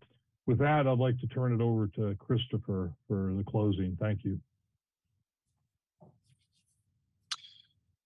Thank you. Next slide, please. Yes. Thank you, David, and thank you, Ken. Our next steps obviously are involve the recommendation approval this evening. If approved, we have learned that contractor is hopefully able to start here yet this year. We will immediately have a pre-construction meeting to talk about schedule, next steps, and so forth, but they are eager to start. Our completion is expected in summer, late summer, and possibly into fall of 2023. We'll do all we can to expedite construction. It is complicated with phasing to be worked out so that access can be maintained to all stakeholders and businesses and so forth along the corridor during the project. And I just want to reassure everyone that we will continue to seek outreach and input on the project. In fact, given the scope and scale of this project, we are intending to hold regular informational meetings, much like Wednesdays, to just give updates on schedule, progress with the project, and so forth. So we think that'll be very valuable and a great way to stay connected with all concerned parties on the project. Next slide, please. So to stay informed, we want to share with the community that there are many ways to stay up to date on this project. And on the project website, I myself have signed up for updates on the project. You can put your phone number and your email in, and we will make sure to let you know as the project moves along about what's happening. Next slide, please. So with that, again, I just want to point you to our website. And then as we close and go to discussion, questions and answers, I would like to just say a couple things. Foremost, I want to reassure everyone that we have talked internally at great length about the need to continue monitoring traffic after the construction project and closely watching what happens with the average daily traffic counts. So with that, I want to point out and reemphasize the importance of something that may be missed if not, tuned into it, and that is the green wave technology. As that's implemented, as the new traffic signals are implemented, we plan to put up signage that will educate and help share with the community what's happening with the signals. Kind of a go slow to get through kind of messaging. So to be very, hopefully very helpful for folks. Once you experience it, and I have I've seen it and felt it before, but ironically, just this weekend, I was in San Francisco and was driving on Franklin, and I was in a green wave, and I noticed cars flying by me, and they were getting up ahead a couple, 3 blocks, and in San Francisco, you can see the hills. Well, they were hitting the reds. Meanwhile, we were just going slow and steady through, green, green, green. And so it trains drivers to go not only the speed limit, but a little slower. So our hope is to tune it so that drivers learn go slow to get through kind of thing. And lastly, with the green wave technology is the importance of setting up gaps for some of these problems and challenges. Yesterday morning, I was walking with a resident and learning all about some of the challenges near Petaluma Estates, and we had a great conversation, saw firsthand what the concerns are that had been shared. And I'm very hopeful that the green wave technology will help us set up those gaps in traffic, slow the speeds, but also have gaps for safety and access. So lastly, I just want to say that this contract approves the reconstruction of the structure of the road and gets us new pavement. In the future, as we monitor ADT and see how the green wave technology works, something very innovative that we hope will be meaningful for us here in our community, we can reevaluate, the viability, as David alluded to, reevaluate the viability of the 5-to-3 conversion if ADT does in fact decline to the guidelines that experts recommend. And this would just simply involve striping changes, and it can be actually incorporated in a pavement preservation maintenance activity. Thank you. Next slide, please.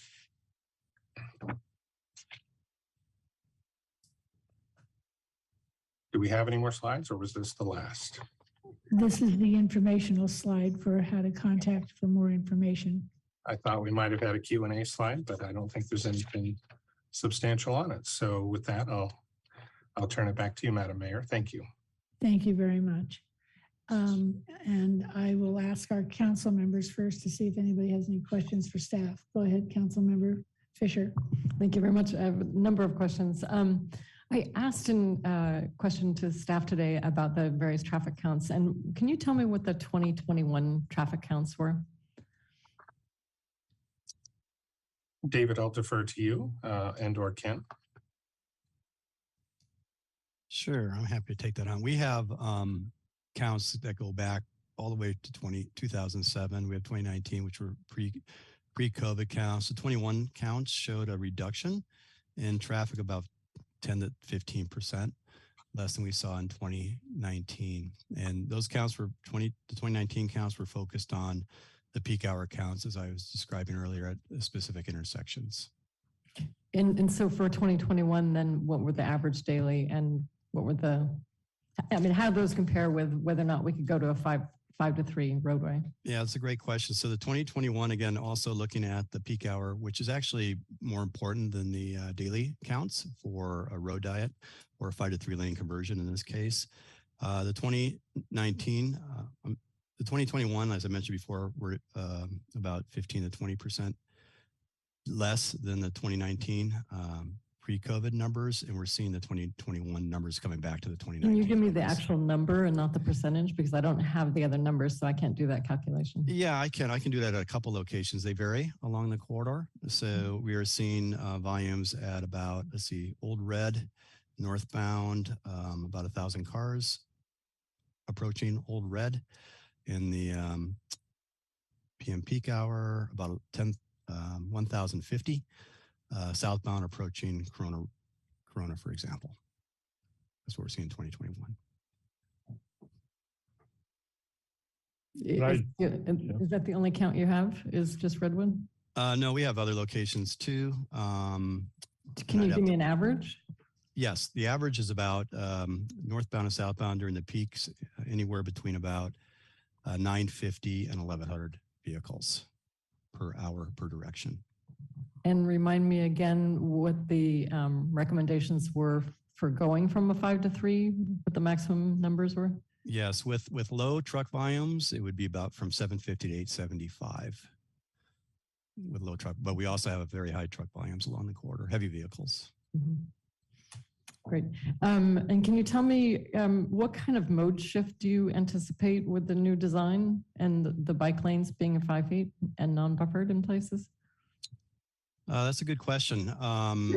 We have not done an estimate of what we think the mode shifts will be because we're not exactly sure how long the trip lengths are along this corridor at this point in time. But it certainly would be interesting to monitor over time. But I don't know. Maybe Ken, you have an idea on that one? Overall, we we don't have a number for that. Yeah, predicting what people are going to do to get on their bikes and how that's going to happen, and it's not data that we have.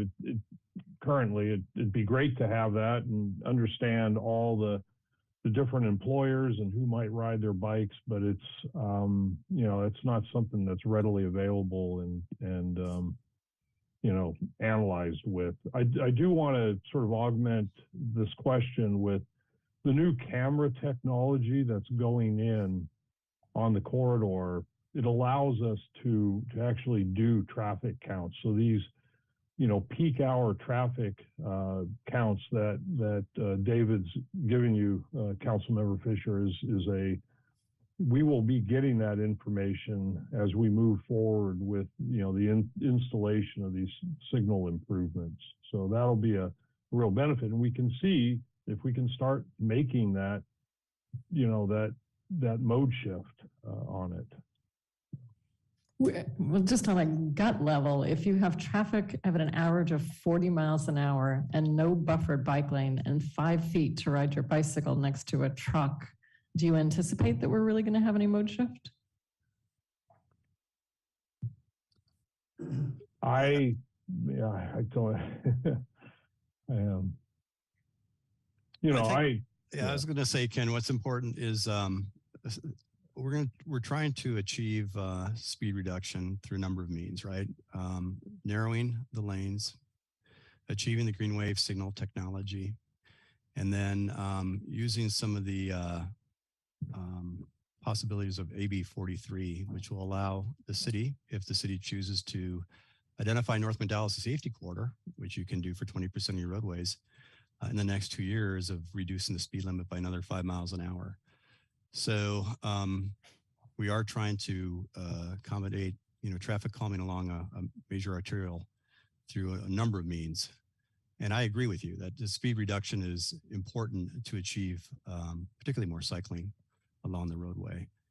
Keep in mind, two segments, totaling half the length of the project area would have buffer bike lanes. And the Public Works is considering the possibility of installing those raised barriers. So half of it, though, there just isn't the room if you keep it as 5 lanes to do more than a 5.5 foot wide bike lane. So. And I'll just add one more thing. We have been talking internally about the prospect of using differential lane widths. Perhaps the bicycle lane, the traveled lane next to the bicycle lanes could be narrower, and perhaps we go to 11 feet on the one closest to the two-way left turn lane to facilitate and encourage trucks and buses to be more centered in their travels and so forth. So we just need to model and study the impacts of that to see what happens. So the average speed upon completion of all this is still going to be about 40 miles an hour, you anticipate, given all the data we have? I wouldn't say that. I think with the three things we're talking about, narrower lanes, green wave technology, and speed reductions through safety corridor, I think we should be achieving for less than that. I think we should be trying to get this roadway down. I'll just say it, at some point to post it at 30 miles an hour. But we got to implement several things at once or over time in the next couple of years.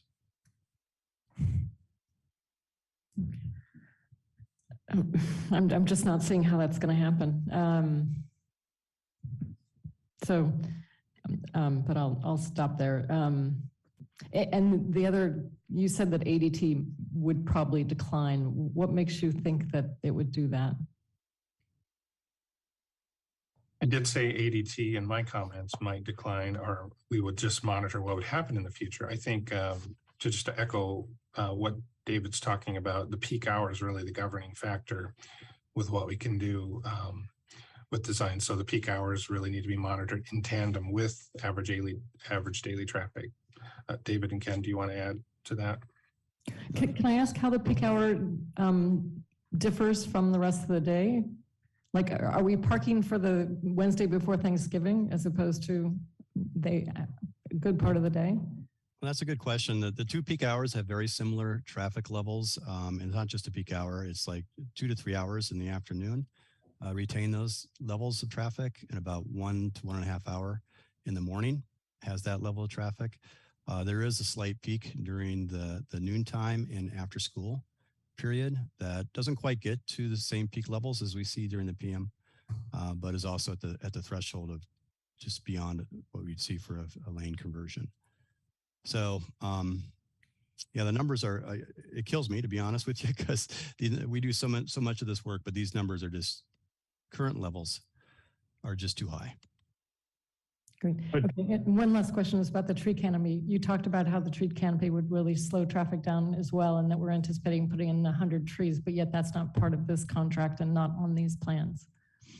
Well, the trees will be installed. We just want to partner with our local entity, Relief, to make that happen. So I also just wanted to point out, with relative to the last question, that land use, that was set many, many years ago, and that governs our traffic patterns in the area. So we're trying to make change today and still make it fit with the way our community was designed and built in years past.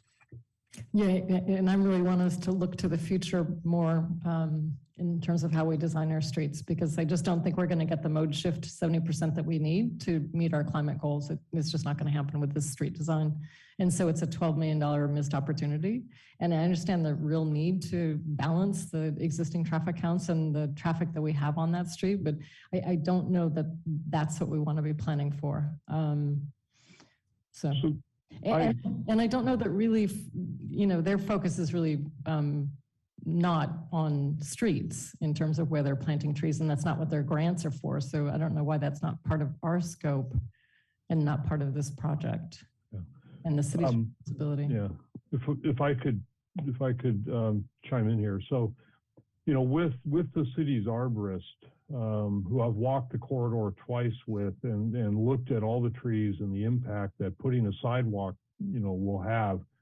We looked at places where we can narrow the sidewalk, where we can move the sidewalk away from the tree. And we've reduced the structural section so we don't have to go as deep in places to install the sidewalk. So it was a big concern when we went in front of the tree commission. I wanted to be able to, give, some presentation that had, some thoughtful thinking and preserving as many of the trees. And I feel like, we've kind of balanced that. We want people to walk safely, but we want them to do it underneath trees.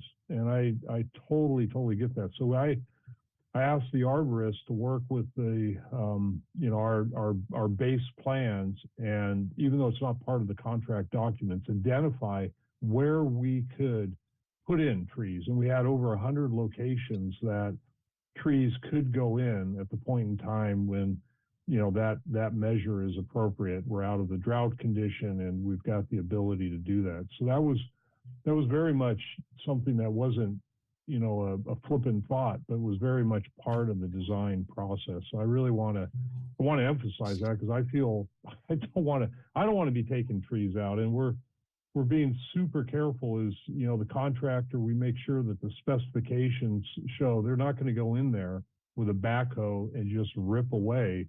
They've got to go in and if they get roots larger than 2 inches diameter, they've got to have an arborist there, and the city will have their arborist, and we're going to look at it and we're going to cut it if it's appropriate. It doesn't destabilize the tree or create an unhealthy condition. So that is something that I very much take to heart, and we're trying to balance a lot. This is the commercial arterial in Petaluma, and I want bikes, and I want bicyclists, people riding bikes safely on it. I want people walking safely on it.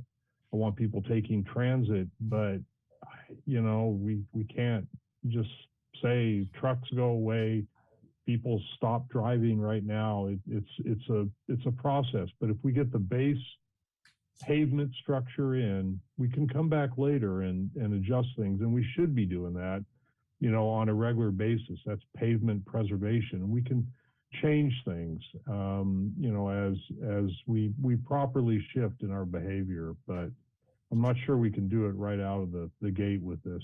Thank you. Thank you, Ken. I would just like to add that I want to assure council that we are in fact looking to the future. I think exceptional engineering, and this is something we talk a great deal about, it's an art as much as it is a science.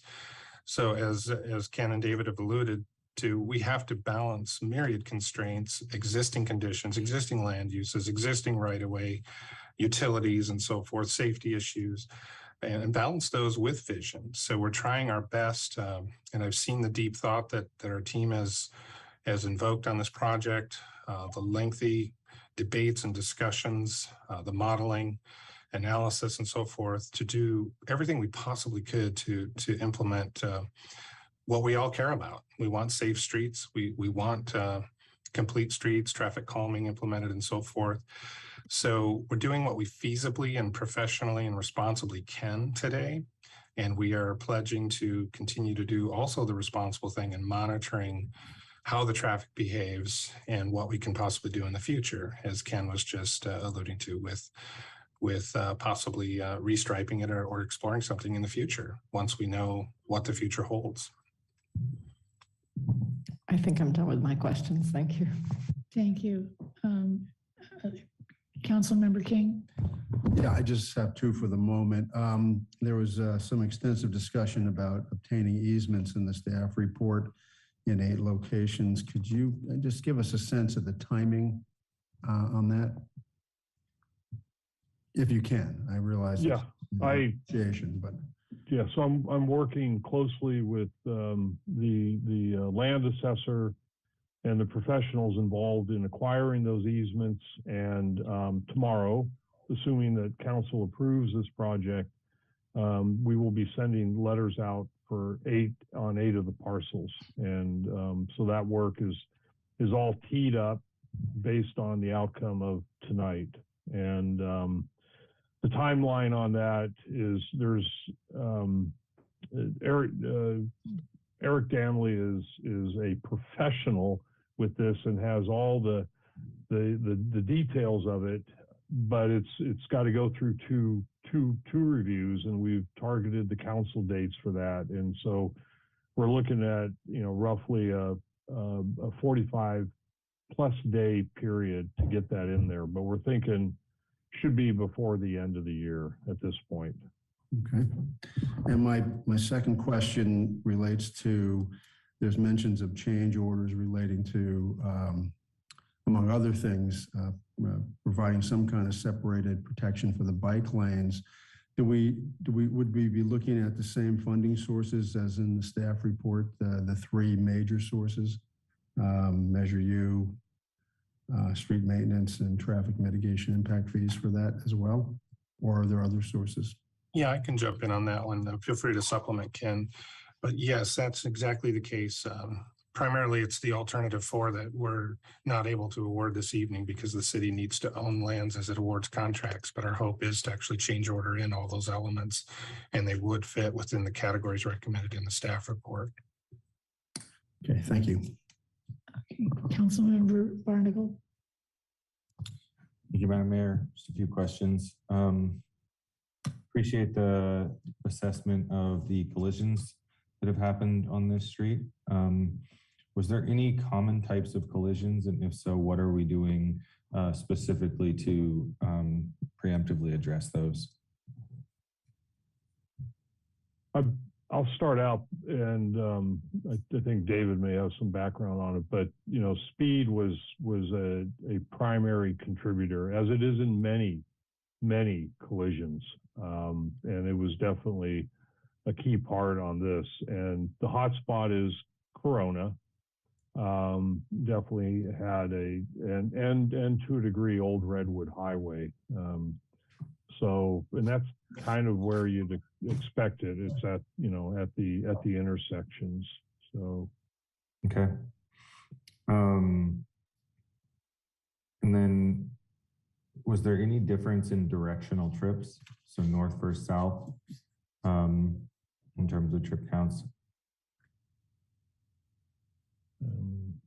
Hi, I can answer that. Okay, Again, looking thank at the peak hour counts, We're seeing just a slightly higher count in the southbound direction than the northbound during the PM, and then it kind of flip flops a little bit in the morning. But generally, this similar numbers.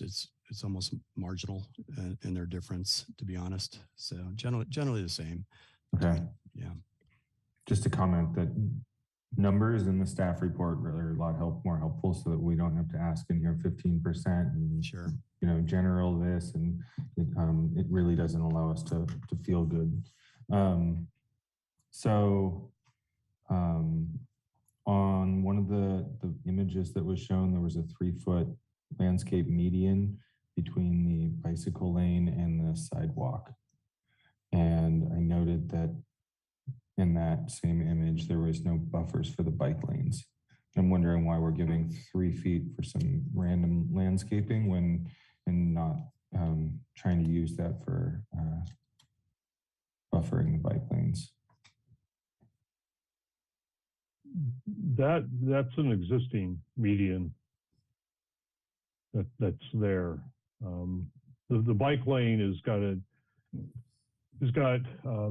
no less than a 2-foot buffer, and the bike lane itself is 5 to 6 feet in width. It varies. The entire corridor widths vary. Like I say, it goes from 64 feet to 77 feet, and there's different. Some places we have wider median islands that are in there. So. Right. Can I add to that? I know what Councilmember Barnacle's looking at. There was can we just put the image up and I can just sort of ask the question? Sure. Jen, can you put up slide number 25?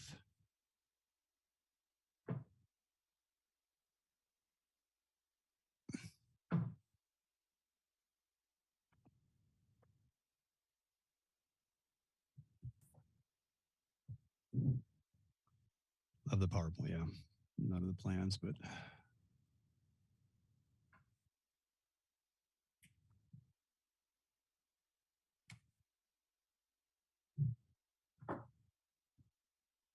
The slide is titled, there it is. That's the one, yeah. Yeah, that's the one. So on the other image, it was 5-foot bike lanes with 2-foot buffers. And so if my math serves me right, if we took away that 3-foot and we made them 5-foot bike lanes, we'd have 4 feet left over, and we could do 5-foot bike lanes with 2-foot buffers. That's what went through my head, and I'm wondering why we're not trying to do that. Well, that's moving the curb and gutter and changing the surface drainage, and that could be done. That's a different project, and not within the confines of the budget that we have here. Was it assessed? I'm sorry, say again, council member. Was that considered? I guess we're spending $12 million, and I'm just wondering if it was even looked at. When I started the project, I was looking at all the different options, but this is, when you get into moving, curb and gutter and the right-of-way issues, that's a different project, and that wasn't the project, when I began this. The budget we had was much less, and I've been very appreciative with the ability to actually put the money in to actually do the needed work on the pavement structure. If we want to go to a more extensive treatment, that could certainly be considered, and that's out of my decision process, but that's a different project. Yeah. I'll just add, and I wasn't here as your director then, but I'll just add that based on experience, and David and Ken jump in, if we were to take out the curbs, do that widening, we would be adding millions to this project, to put that in perspective. Plus, there would definitely be some, climate impacts with all the additional construction work. We have, worked hard to try to salvage and reuse all elements of the project. And so salvaging any good concrete curb and gutter and so forth, and sidewalks has been part of that initiative. So it's expensive and it could be done, but we might be looking at something approaching 18 to 20 million, maybe more. And again, I wasn't here early in the project when the feasibility study was done. So, yeah, thank you. So the other thought that I have, the green wave, excited to see that. The Z sidewalks, I'm wondering if we can install like some sort of green wave lights that stop the cars, or would stop them if they were going fast. So just some background on that.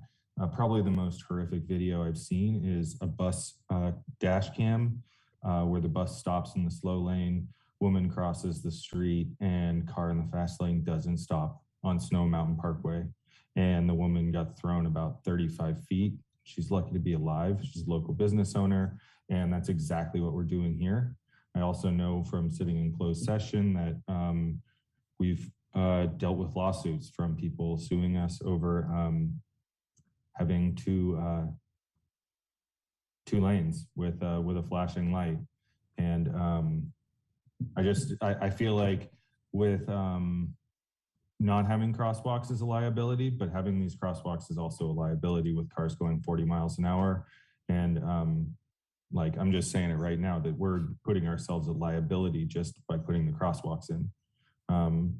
And if we could put some sort of like a stoplight at the crosswalk that stops that people from, you know, set it at 25. Hell, set it at 20, because that's the speed limit that people don't die when they get hit.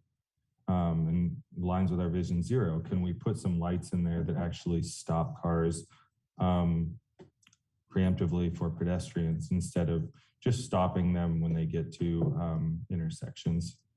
Because I don't think that it's going to make a bit of a difference between whatever it is, Commercial Drive and Corona. People are still going to go 45 miles an hour, 50 miles an hour if they want to.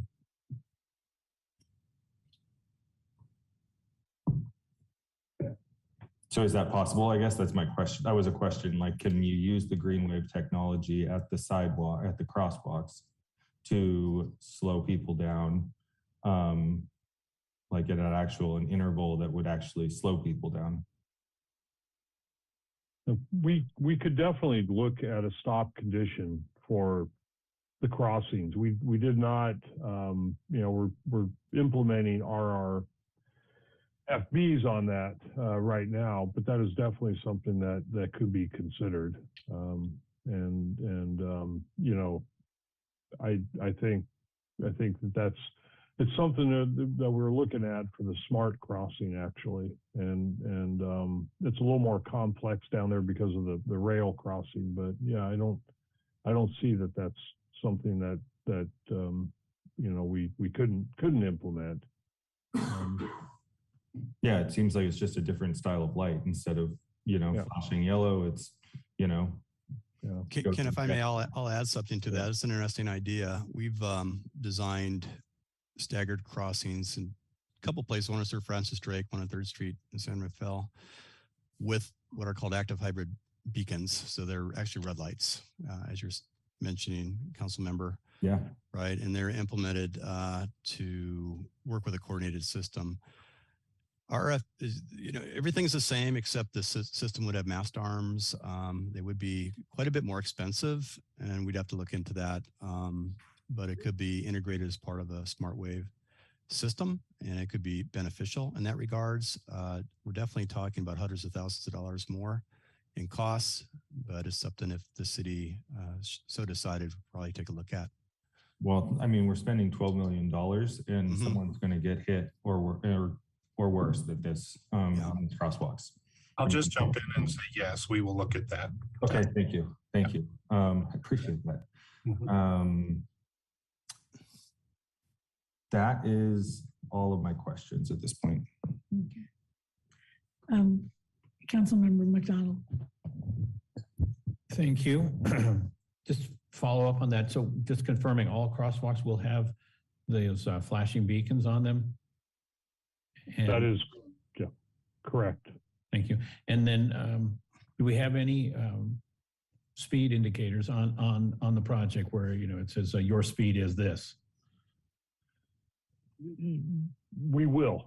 I actually think that's a good idea, and I think implementing it, we're looking at that on D Street. And I think it's, you know, the studies say various things. David may know more about the current thinking of it, but to me they seem to have some effectiveness. Thank you. So then the other question would be, going back earlier in your report, you were mentioned that you were working on certain bus amenity. Are all the bus amenities included in this contract? You're not still working on design? I'll answer that one. We have as far as bus stops, is that what you're asking about? Like the actual shelter structures and so forth? Oh, well, I meant road improvement, but I'll run that to whatever you want to talk about. Okay, well, we have a supplementary grant that actually we're planning to run that project in tandem with this. So our hope is to synchronize so that those would be completed as this project comes to completion as well. Good, thank you. And then I thought I heard you mention recycled water when you were discussing trees. Did that come up, or is that my imagination? Our goal for irrigating new trees, yes, would be to use a recycled water source. Do we have that piping available to us? No, it wouldn't be through piping, at least not yet, although we could explore that, but really like a water wagon type of thing, using a truck might be necessary. Okay. And then the city's project ends and counts on SMART having a project. Do we have any timing commitment from SMART as to when that gap gets closed? I have been banging on their door, and the last that I'd heard, I mean, is that it was definitely 2023, but I couldn't get them to commit on a month. So I'm still banging on the door, and next call will be Bill Gamlin. But yeah, they. Okay. We're working hard to get these synchronized. We see the value and the importance of them. So no, it needs to happen. Yeah. Then my other concern for bicyclists is that lanes don't often seem to be swept. And I'm wondering, since this is a commercial district, not a residential district, is there a regular pattern? I know residential gets swept. Does this get swept with frequency? I think that one of the things that I've been doing a little bit of research on is different ways of sweeping with electric street sweepers, and they've got, I think the technology has definitely come around for doing that. And so we're looking at that, and I'm sending out information to our ops and Christopher on that, on those devices. I think we're going to need to be looking at doing that into the future. This is definitely a need. This is one of the observations that I had throughout the community as I walk and explore it. But I'll defer to Patrick Carter, who has his hand up and handles our Recology street sweeping contract. Thank you, Christopher. Yeah, just to jump in here, Recology does the street sweeping throughout all the cities, and that includes the commercial areas as well. They've been having some backlog, some staff shortages in the past few months, but they're rapidly getting back up to speed, and they've assured me that they will be doing their regular sweeping schedule, which I believe is weekly going into the future, starting November 1st. Yeah. Thank you, Patrick. And I'll just add that one thing we are exploring, and this is what Ken was alluding to, is the need for a smaller, narrower street sweeper, whether Recology can get one and use it, or whether we purchase one and run it. Projects like Rainier and also just bike lane cleaning needs to happen frequently. Being a cyclist myself, the debris is problematic. So it's very important to safety. And I will just add that I've seen Recology use sweepers in bike lanes in other locations where it's a two-person operation. One person's out there with a blower, blowing the leaves into the traffic lane, and the sweeper just sweeps them up. So I know it's definitely a possibility with their existing equipment, but we can explore multiple options on that.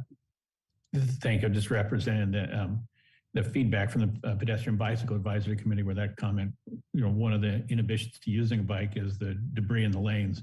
So I'm glad you're also on that. And then I'd love to see that, maybe this is wrong time and place, but a metric for achievement on that, because there is a contract to do it, but the question is how effective it's being done. Thank you. Those are my questions. Okay, thank you. I think that's, Councilmember Healy, I'm sorry. Yeah, I was just going to jump on the last conversation. I walk around town an awful lot, and I'm less of the glass half full viewpoint on street sweeping and arterials. There are arterials that have not been swept in years. The street sweeping in residential neighborhoods is, lovely but ineffective because people don't move their cars like they do in San Francisco. So, and maybe they do to the commercial districts, but the arterials are a mess. And I brought this to staff's attention in the past, and it hasn't been addressed, and it needs to be addressed because this is a problem all around the community, and it's something that just needs to be dealt with, and it's not being dealt with. Thank you. Thank you. We hear you, and we agree. I'll personally work with Patrick to look into this. Thank you. Okay, thank you very much. And we're going to go now to public comment. So I will ask the clerk if she has received any comments on this item prior to tonight's meeting. Madam Mayor, yes, we received 4 public comments on this item prior to the meeting, which are posted online with the agenda packet. Okay, and so I'm going to take public comment from people in the room now, and then I will ask the moderator to ask if there's anybody on in the virtual audience to speak afterward. So I have 2 speakers, and the first one is Eric Sternberger. Hi, it's a pleasure to appear before the council. I'm Eric Sternberger. I am the attorney for Team Gelati. I'm really here just in the abundance of caution and to echo my support for the staff report, which is very thorough and comprehensive. But here is an abundance of caution because this was the subject of a bid protest. And I really have nothing to add that the staff report did not already say. And but if that was to arise again, I'd like to have an opportunity to be heard. Thank you. Thank you very much. And Joe Morera. Good evening, Council. I'm Joe Morera. I'm General Manager for Team Gelati here in Petaluma. And I just want to let you folks know that we are very excited about being part of this project and would love to get started if possible this year. And so just want to let you know that we're ready to go. Thank you. Okay, thank you. And so now I'll ask our moderator to see if there's anybody in the virtual audience who'd like to speak on this item. Thank you, Madam Mayor. At this point, if there's anyone in the virtual audience that would like to speak on this item, please raise your hand or hit *9.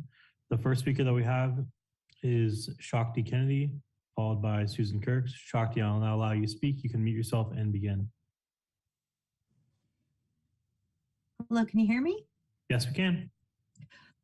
Okay, so this isn't a comment about the contract issue, but can you tell us about any permeable surfaces being used in the project?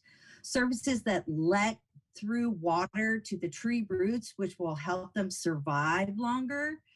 If we want more walking and biking, we need more tree-covered root boxes, and paved surfaces don't make healthy trees. So is the city developing a permeable surface standard to help with projects like this?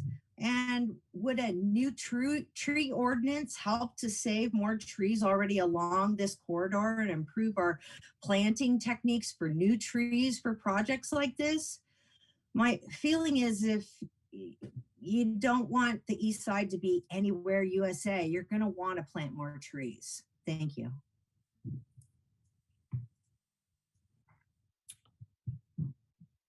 Next speaker that we have is Susan Kirks, followed by John Tribbs. Susan, I'll now allow you to speak. You got to mute yourself and begin. Thank you. Well, I'd like to make a few comments. You know, I've just been driving on McDowell, especially North Mcdowell, for so long, and the pavement is so horrible. And I mean, this has just been for years and years and years and years. And I think that the staff is really eager to have you approve what's being brought to you tonight. I just, you know, I had said it before in the most recent review, it's disappointing. And it's 2022, we're looking at 2030, just 8 years from now. And there are two comments to make tonight. One is the bike lanes are just ridiculous. I mean, it's not going to be safe for any bicyclist to ride on on McDowell Boulevard. And I just think we really could do better in that regard. And I'm going to be talking more about something I've been talking about, which is a micro transit system, particularly serving our 3 districts in East Petaluma, Central Petaluma, and then of course our other districts as well, that we really should have been thinking about long ago, but is certainly timely, and many cities are implementing microtransit to serve their residents, service paid for by the city, providing jobs, using some of our Measure U funds, getting traffic off the streets. And that is that's something we really should have already been thinking about and planning this project, but we're not. And again, the bike lanes are it's just useless. I mean, we're asking, I think Councilmember Barnacle described the situation very well. They're not safe, and this doesn't support people on bicyclists. But I will say that after many years, finally getting curbs and sidewalks, especially near the mobile home parks and Corona, that will be a plus. Although I still see the Corona area, that intersection, as being very problematic and not completely planned. So that's my comment. Thank you.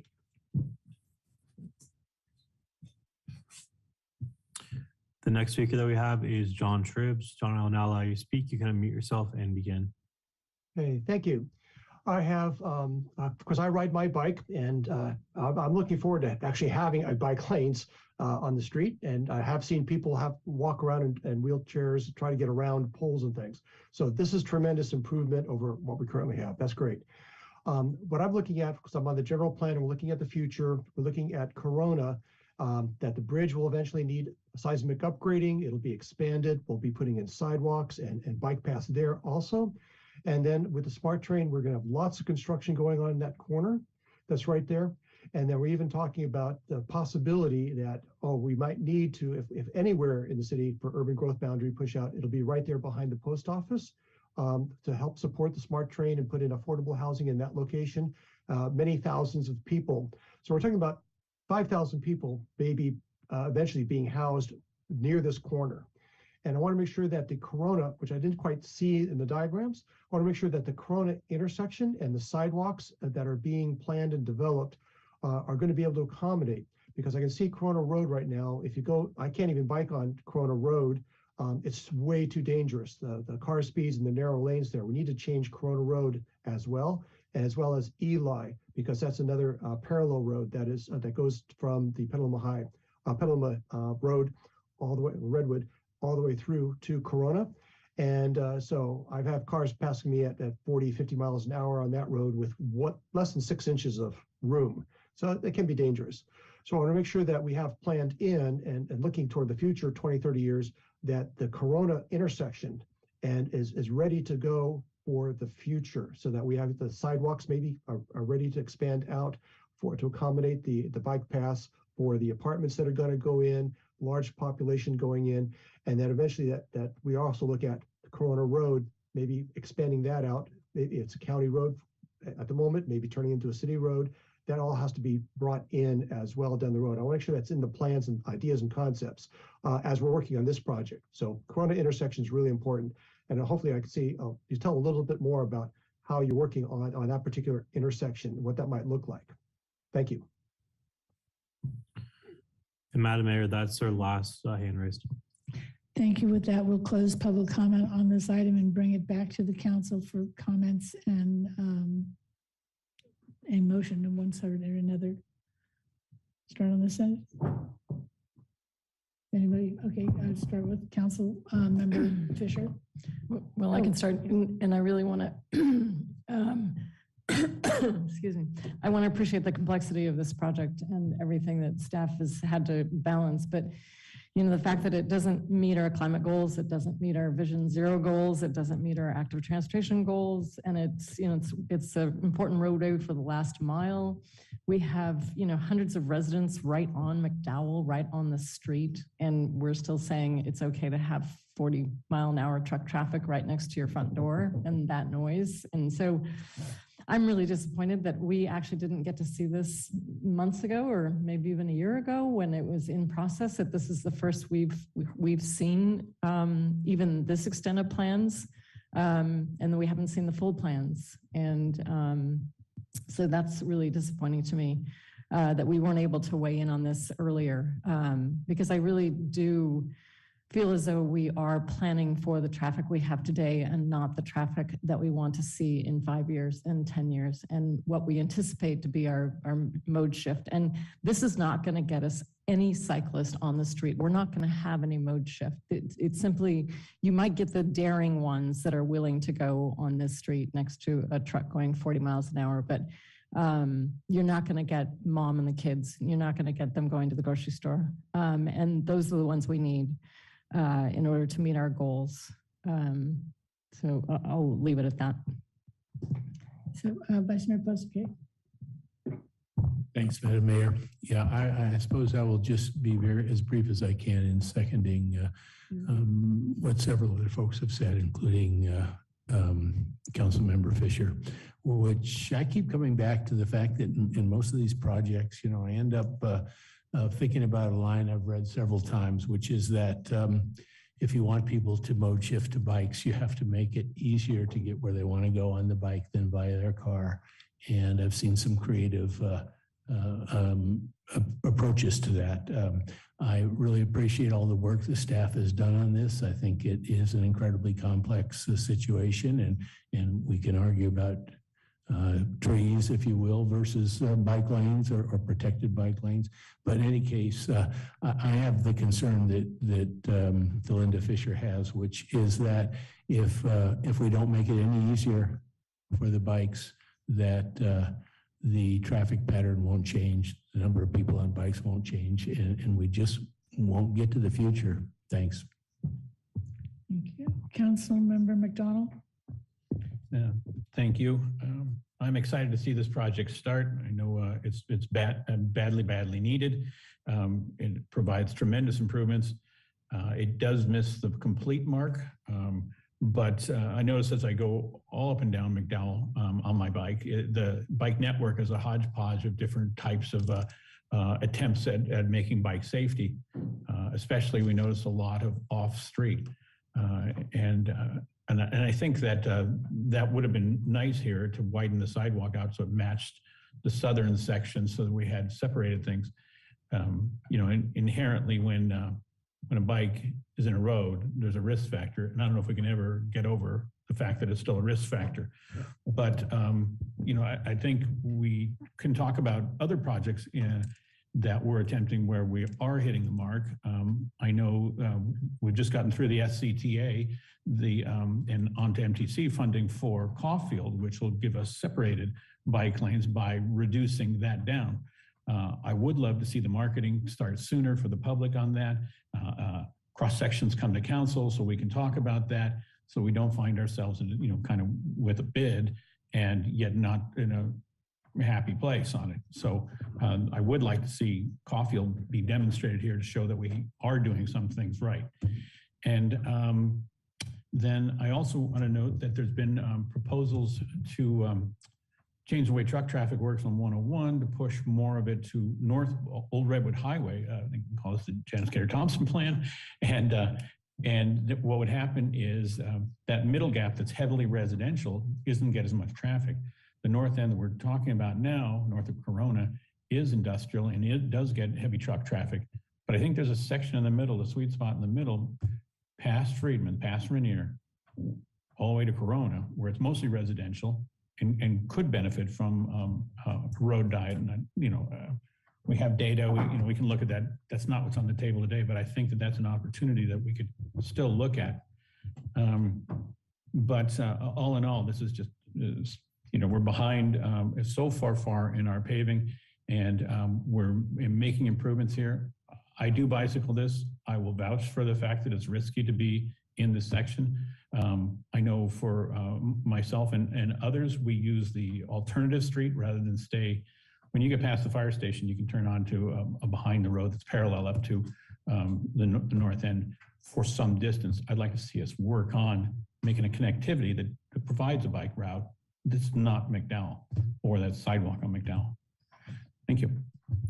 Thank you. Councilmember King. Yes, thank you, Madam Mayor. This is a long-awaited project. It obviously is one of the more major road and pedestrian bike lane projects we've had in quite some time, both in terms of cost and complexity. I'm prepared to support the staff recommendation here, and with the representation that this is a work in progress and that the bike lanes need to be improved. But I am looking at this not only as an improvement in the pavement, which Ken, you're not the only one who's been hearing about that. I'm sure many of us have for many, many years. But it's a substantial pedestrian improvement, which it is in an area where very little ability to walk between some of those businesses, some of which are not just raw industrial where you have vehicles coming and going, but places like the breweries and others where people may park and then walk and need some safety with respect to their foot traffic, which they do not have today by and large because of the way it was built in the pick your decade, but it was a while ago. With that, I'm prepared to move the item with the representation from staff that this is a work in progress. But I do have a question. Do we need to take a separate vote rejecting the bid protest? And I believe we do, but I'm not 100% sure. And that would be a question for the city attorney.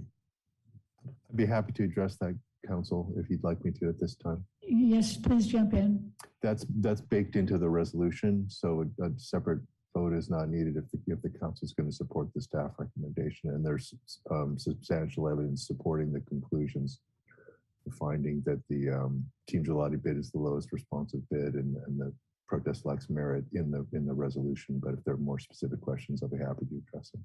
No, I don't. That was it. So I'll move the item. Okay, thank you. Councilmember, Healy.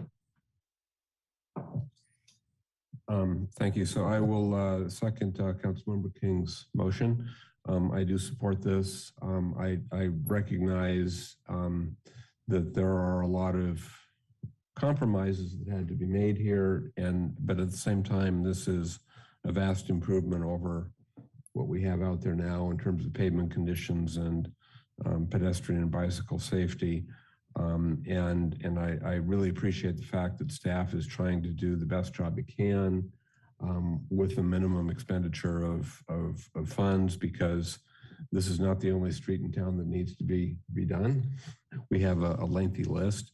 But I would also, in the interest of time, I would just say that the one thing that hasn't been said here at the end is that I very much do want to take up staff and the consultant on the proposal to exercise our discretion once this is done and lower the speed limit to 35.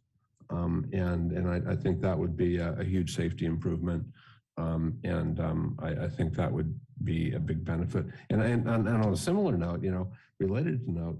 I have to say that I've been very pleased to see increased motorcycle patrols in town over the last month or two. It's really been noticeable. There's real traffic enforcement. And I think a lot of people have gotten lazy and think that that's just not something that's happening anymore. And you need to re-educate folks. And I think that re-education is happening right now. And that's something that can roll forward into a project like this. So when we put up 35-mile-an-hour speed limits, we're going to get people to pay attention to that. And I also like the idea of putting the radar speed limits, speed signs out there too. So anyway, that's all I have. Thank you. Thank you. Councilmember Barnacle. Yeah. Great on public outreach. I think I counted 7 events to get input from the public. And yet we're spending $12 million and I'm here at the end of the line and I haven't been consulted once. I haven't seen the plans. And that to me is like the definition of a rubber stamp. And that feels, maybe in councils past, you didn't have people who were so like gung-ho on making streets safer, on bike lanes, on things like that. And there wasn't, we didn't want to have as much hands-on things. You know, like I've gotten frustrated over the slurry sealing and not coupling striping with slurry sealing. These are things that like I want to be heard on, and I've been heard exactly 0 times. And we spent a good deal of staff time and taxpayer money engaging the public and the people that represent them and make the decisions are here to vote yes or no. And that just doesn't feel like good process. I want to get this done. I want to support the project. The process really is frustrating to me though, because I also want to be good at governing, because I want to be good at trying to make an impact. And I don't know, like I hear Chris, you know, our public works director say that we're going to look into the green wave technology at the crosswalks. But I don't know what the outcome is going to be about that. And I don't know what the criteria is going to be to determine if we're going to do it. I don't know who's going to make that decision. And those are political decisions. And I sent everybody on the council here the video that I referenced earlier. Be careful if you watch it, you know, make sure that you, you know, if you've had traumatic experiences, probably don't watch it. But I can tell you, like, that's what I'm concerned about. And it is a huge improvement. I led a march to raise awareness about the lack of sidewalks on this. I am the most excited person probably in this room about adding sidewalks there. It's just, the process here is just really frustrating for me. You know, I would, before we stripe it, before we, you know, determine what those signals are, I'd like to have an opportunity to make a political decision. I'm a politician, I'm elected, and I want to make decisions on behalf of people. And that's what people elected me to do, not just come up here and vote yes or no, to actually represent them. And I'm not right now. I'm just voting yes or no. And that's really frustrating on a $12 million project. So thank you. Councilmember Fisher. Thank you for allowing me another bite of the apple. I do want to support this. I know it needs to be done. And there's a proposal by the Safe Streets Coalition folks that came in earlier today. Several people suggested that we go ahead and do the paving and then we look at doing some quick builds. And, you know, what would happen if we actually put in protected bike lanes and did narrow the roadway down from 5 to 3? If we talk about, you know, why don't we start there and then get rid of it if it doesn't work, as opposed to putting in the striping for cars and trucks and eliminating it for cyclists. You know, why don't we do the opposite? If we can change the striping around for cyclists and eventually if the trips go down, which they probably won't, why don't we try that and see if it works? And so that's what I'd like to propose we do. And maybe it's not the vote here, but go ahead and go forward with the project, get the paving done, and then when it comes to striping, let's reassess, because it's not going to be for another year until that happens. And let's have more time to think about it and how traffic would be modeled and where it would go in terms of diversion, because there really is no place to divert to, right? We have Maria Drive and that's it. The streets don't go through in that area of town. So thank you. Thank you. Councilmember Barnacle. Maybe that's a question to staff, actually. Can we get started with the paving and do some more studies on different alternatives and actually look at the different things? Because we want to get this paving going. We want to get you guys to work. We want to get your people to work. I want to do everything I can to slow down traffic on that corridor. I want to hear new alternatives. I want to, I want to share more ideas. I want more opportunity to weigh in on this really important project.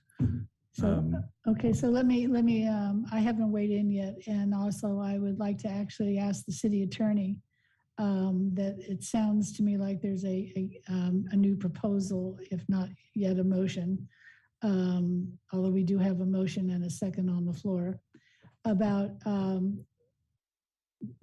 bifurcating, for lack of a better word, this project so that we're actually performing the work that desperately needs to be done on North McDowell of pavement improvements and sidewalk improvements. But there is the way this is being presented. It does have this alternative for that adds other things later, and I'm hearing that there's interest in reconsidering some of what are basically striping decisions, not the paving decisions. And I'm just wondering about whether or not making that more flexible is something that we can do tonight, or how, if you would like to weigh in on that. Thank you, Madam Mayor. I think I'll start, if I may, and ask. I think we'll need some specific follow-up from Ken and perhaps a consultant, David. So what's before the council tonight, because of the public contract code bidding requirements and the ones in our own charter and municipal code, is whether or not the council approves awarding the project as it's been bid. As you've heard and is discussed in the staff report, there are mechanisms within that structure that we do anticipate using, and sometimes we use them when we don't anticipate. That's why we have them to have changes be done, to issue change orders for the project. They can be subtractive or additive.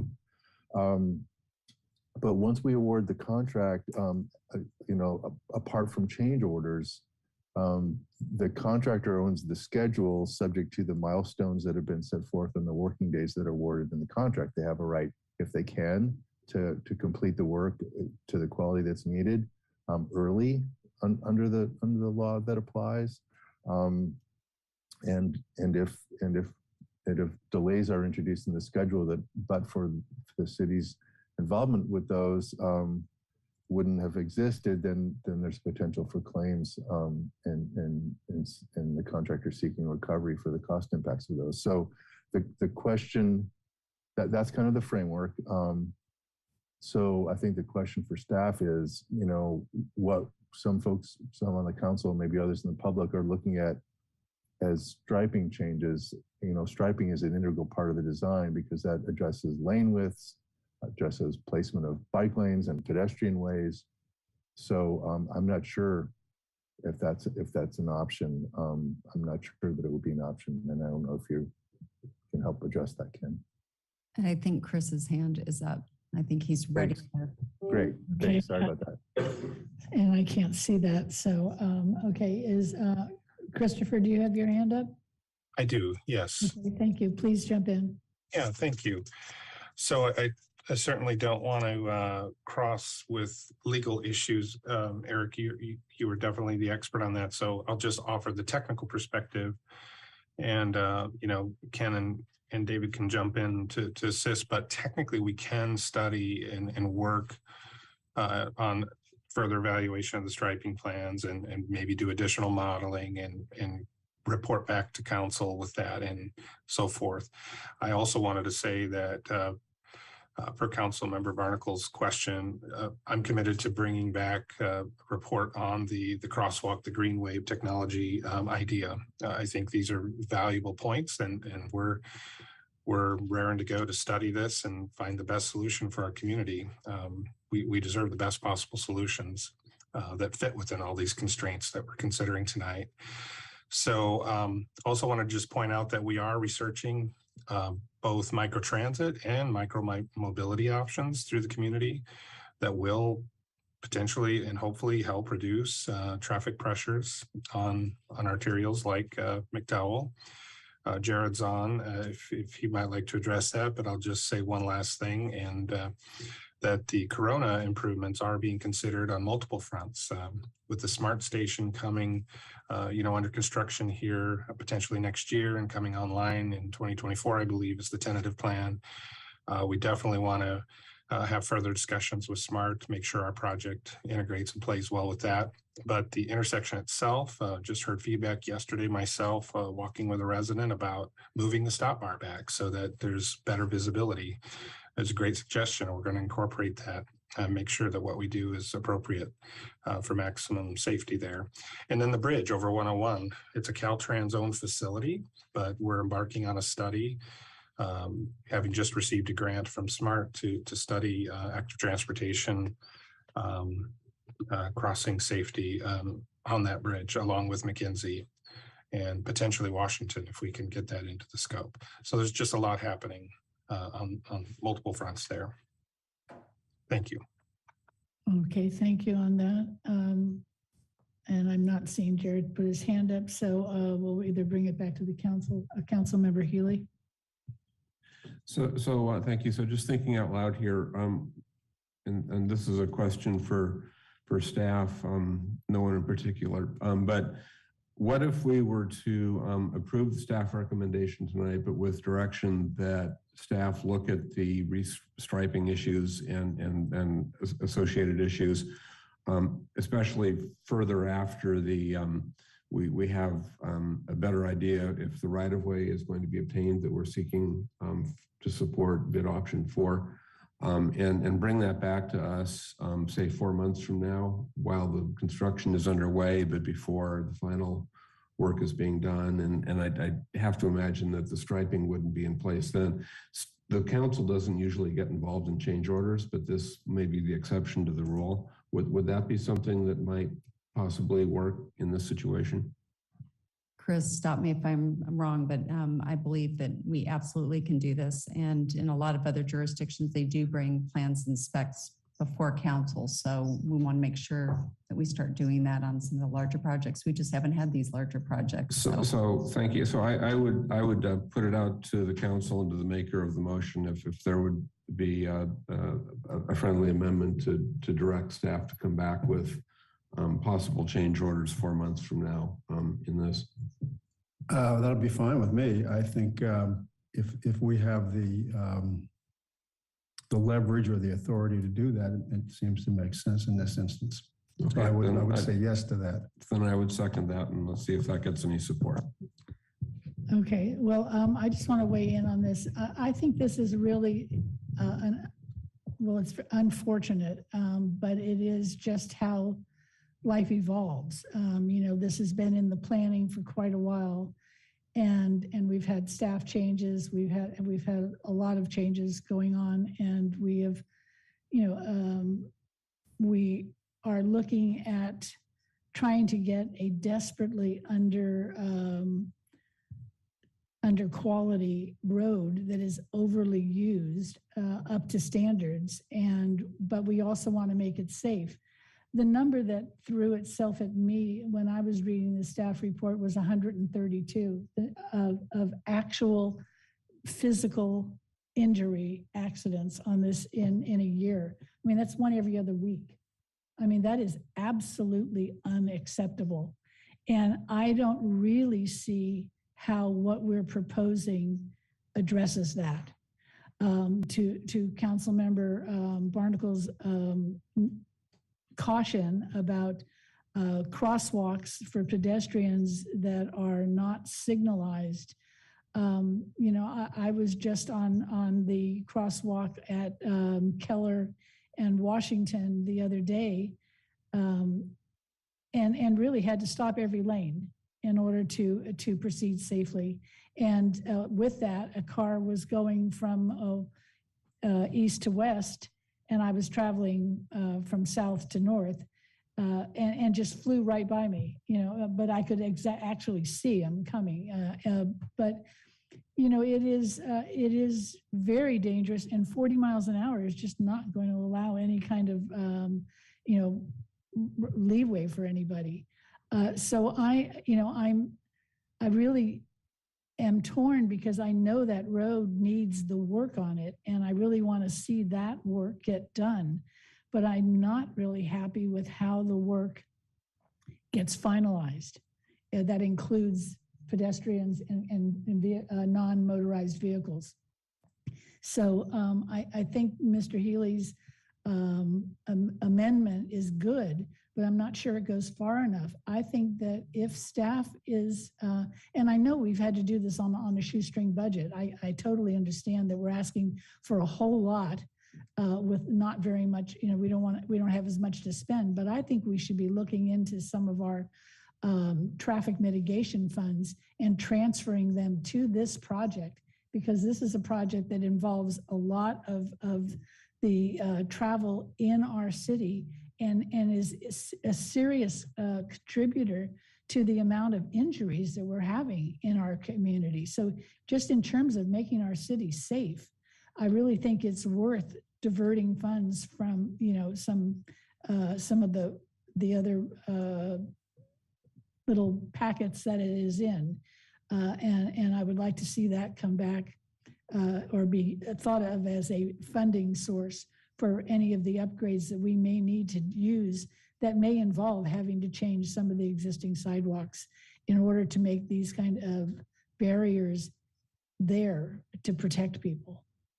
So that's my comment on that. I don't know if Councilmember Barnacle.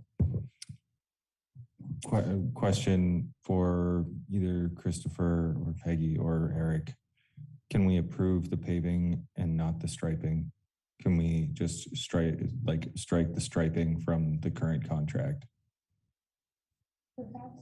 I would just like to suggest, if the project's approved, we're committed to reevaluating the striping and bringing that back, perhaps at that check-in. We won't need to make work done for some time. Okay. I think we could include that in the change order that Councilmember Healy suggested. And I think that I see our director saying that that's possible. So if that gives you a comfort level for that. It does. Thank you. Okay. So, all right. So any other comments before we take a vote? Okay. So can we get a roll call vote? Does the city attorney want to weigh in on something? I saw you there. Madam Mayor, I think you're ready to proceed. I just, change orders are very flexible. It's a question of the cost impact and what's feasible in terms of the project, its confines, timetable, et cetera. And those are staff questions that they've done a tremendous amount of work on to try to look at the variables, and clearly the council's identified things, understandably, that they want to have looked at further. And I don't know if staff have done that already or what's going to be possible, but we have very great flexibility with change orders. It's just a question of sort of timing impacts and cost impacts. Okay, but for purposes of tonight, the option is to the award the contract as it was bid or not. And I guess I should also say that there's the option of the council's not required to award beyond the base bid. So that's another option of the council. But I believe there was an amendment to the motion that change orders come back to the council. That's fine. That's fine. Because there's discretion about whether to issue them in the first place, and the council can certainly give that direction, but that still leaves the structure of what was bid on intact. And that's what I was just trying to be clear is necessary to do if the contract's going to be awarded tonight. Okay, thank you. Thanks. So with that, I will ask our city clerk if she will please do a roll call vote. Barrett, Yes. Barnacle, Yes. Fisher, Yes. Healy, Yes. King, Yes. McDonald, Yes. Posake. Yes. Motion passes unanimously. Okay, thank you. And thanks for good discussion here at the dais. So now we're going to move on to item number 8, which is a resolution appointing members to the Youth Commission. And our city clerk, Kendall Sawyer, will lead this. Thank you, Madam Mayor, Council. So at the time of the annual recruitment in June and at your most recent council meeting when you did additional appointments, we had received fewer applications than seats available for adult member positions on the Youth Commission. We've kept that recruitment open for applicants to apply for the vacant seat, and we have received 2 applications from adult applicants. So tonight I will facilitate a vote after we receive public comment. Additionally, the enabling legislation for the Youth Commission requires youth applications to be considered by the Youth Commission members prior, and then a recommendation to be made for the City Council to make the appointments. 4 youth applications were submitted to the Youth Commission prior to their meeting on September 13th. And at that meeting, the Commission unanimously recommended the City Council appoint all 4 youth members. Since that last meeting of the Youth Commission, 2 additional youth applicants have applied. Staff is recommending the City Council appoint all 6 youth member applicants tonight. I know there's a desire to fill the commission in order to increase participation. Finally, I'll just add there are 25 seats available on the Youth Commission for youth members. Again, we've received 6 applications total, so we are encouraging youth in our community to continue to apply. The applications are available on the city website and will continue to be brought to the Youth Commission and Council for consideration and appointment as we receive those. With that, I will pause for council questions and public comment before I facilitate the vote for the adult member seat. Thank you very much. I don't see any comment from anybody on the council. I have no public comment from anybody who is here at City Hall. I will ask our moderator to see if there's anybody in the virtual audience who would like to speak to this item. Thank you, Madam Mayor. At this point, if there's anyone in the public, virtual public audience that would like to speak on a Youth Commission item, please raise your hand. We'll call on you. The first speaker that we have is Susan Kirks. Susan, I will now allow you to speak. You can unmute and begin. Hi, I actually do not have a comment, so thank you.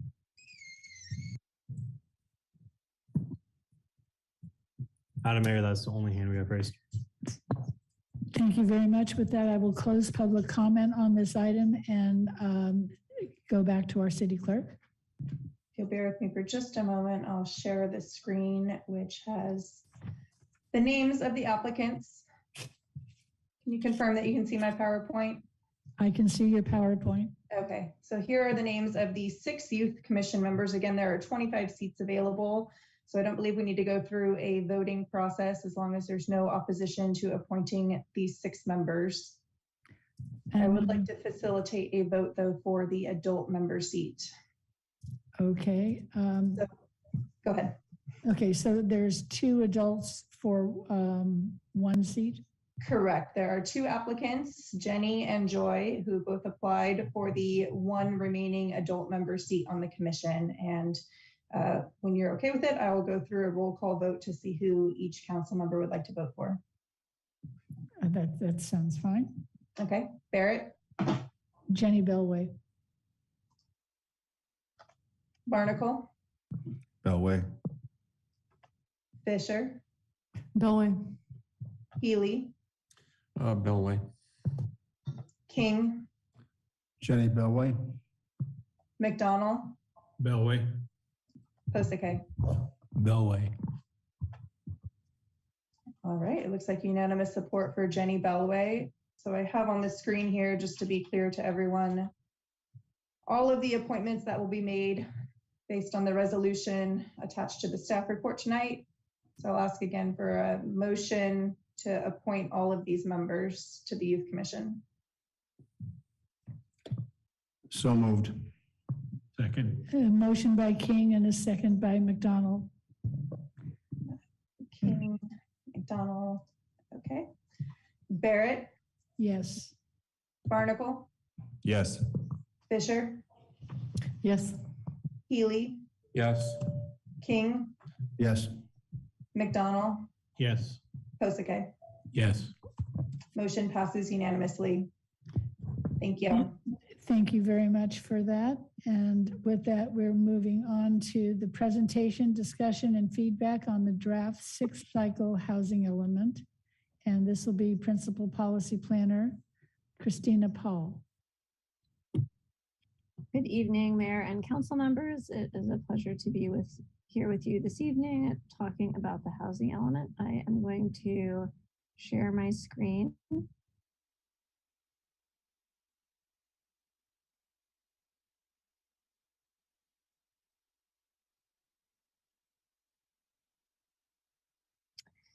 We are here with you to discuss the public draft of the housing element, which has been out for public review for a little bit over 30 days since August 29th. I want to note that with us, folks who have been most involved in the planning process include Heather Hines, Interim Community Development Director, and also Veronica Tam, who is on our team with Ramey and Associates, helping us with the general plan. I am going to be going briefly through the general plan context, a little bit of background on the housing element, the sites inventory process, programs, community input that we have heard today, and then the schedule for the housing element. Out of respect for the later hour, I'm going to be moving fairly quickly. Please do feel free to flag me down mid presentation if that's acceptable, or I'm very willing to answer questions at the end of the presentation. We are developing the housing element as part of the general plan.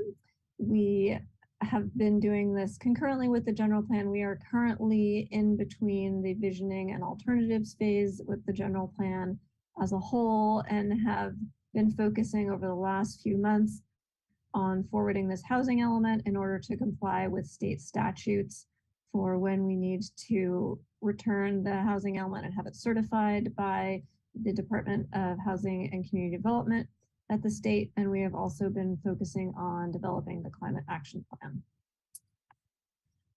The housing element is a statutory requirement, and we are required to update it about every 8 years. That means that depending on how long you think a general plan is valid for, good for, useful for, you could have 2 or 3 housing elements within the time frame of the general plan.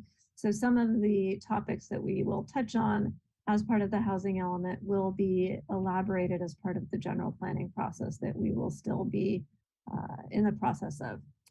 These pieces are the major building blocks of the housing element. The 2 that I will be focused on are the goals and the programs, and also the site inventory.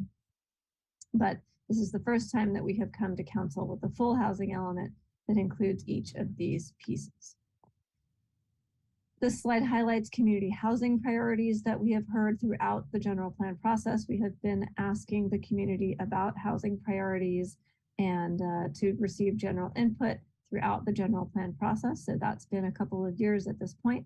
And you'll see we have a focus on affordable housing, equity, infill development, and community character, as well as carbon neutrality.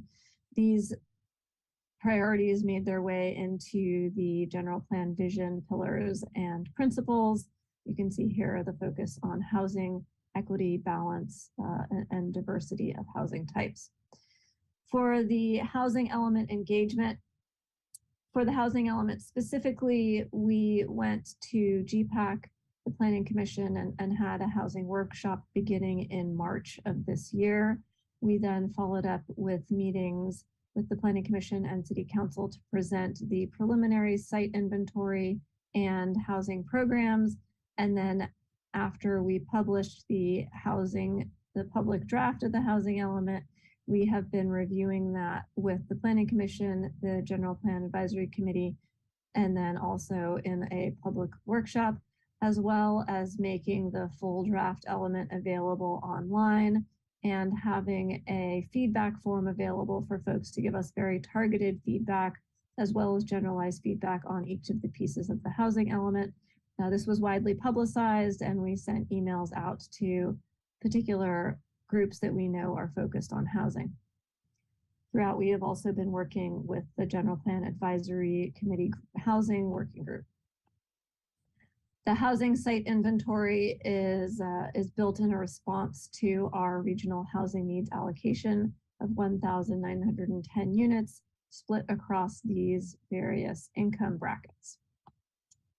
The city is required to demonstrate the capacity for and regulatory underpinnings for each of these units, but the city is ultimately not a developer and is reliant on the development industry to construct and plan and fully plan for these housing units.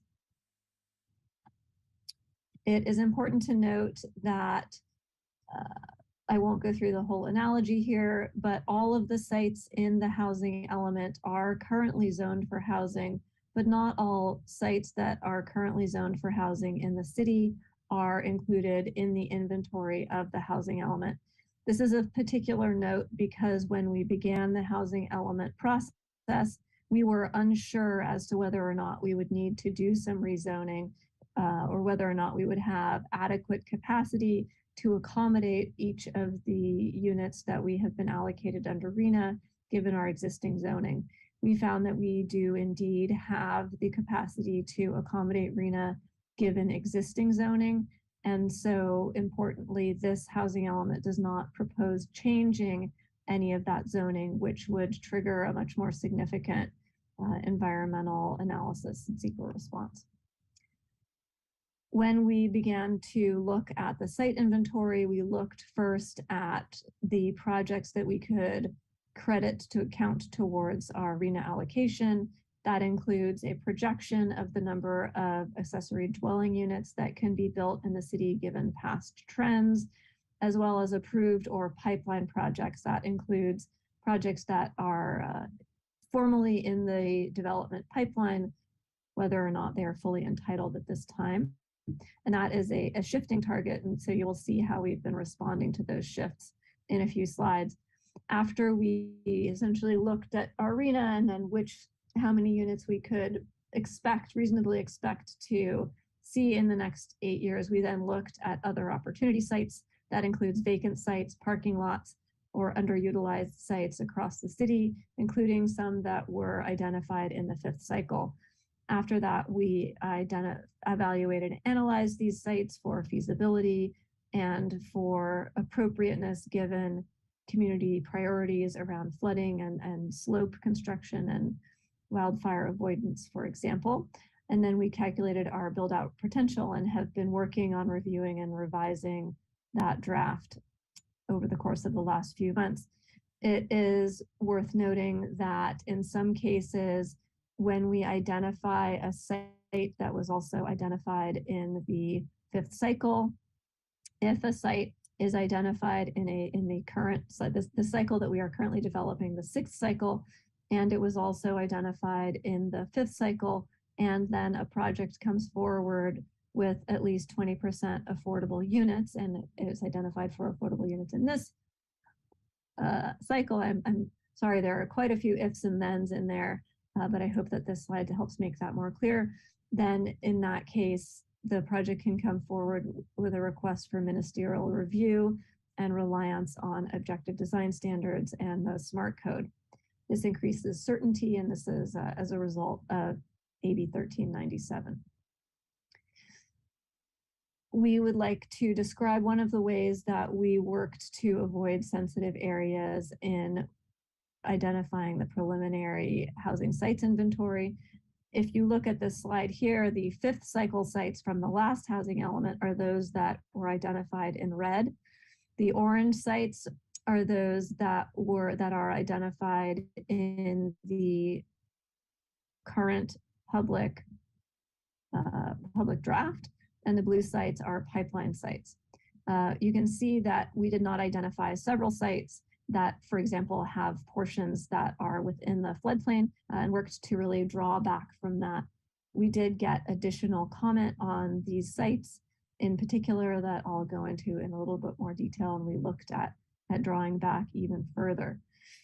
It is important for us to have a buffer, and so we need to identify between 15 and 30% more capacity across the city for housing that's identified in the housing element, again, not necessarily the zoning, that will allow us a buffer. So if projects don't develop as they are estimated to in the site's inventory, then we will still have adequate capacity to fully accommodate our arena. And so we need to identify slightly more sites than is required by arena. One topic that has come up quite a bit in this process are ideas about potential annexation, potential expansions of the urban growth boundary, et cetera. And we did not consider sites that were outside of the city limits in this process for the housing element specifically, because that would trigger significantly more analysis, and we actually are not allowed to do that given HCD's requirements that we have current control and zoning over the parcels that are in the sites inventory.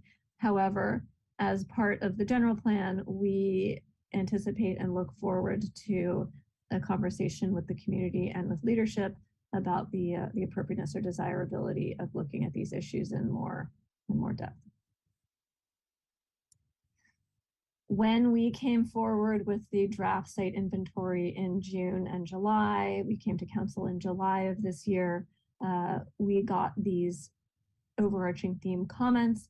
One piece of the direction that was particularly impactful was to avoid high VMT sites, and also to prioritize shopping center sites, to avoid over-identifying sites, so that would lead to a buffer that was more than we are required to have, and also to look at city-owned properties, as well as these other topics that you can see, all of which we will be taking up as part of the general plan process, even if they have not triggered a change in the site inventory from that time to now.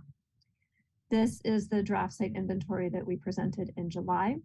In response to comments from council, we removed these sites that are circled here from the site inventory and found that we still had adequate capacity to meet RENA.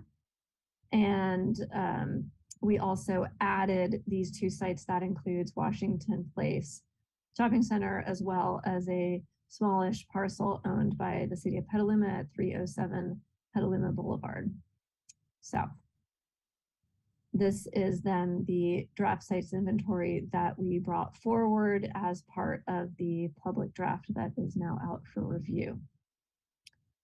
You can see that we are focusing on infill development as well as city-owned parcels with this site on Petaluma Boulevard, and then focusing on the interest in shopping centers that is not only present with the city, but is a regional and statewide interest.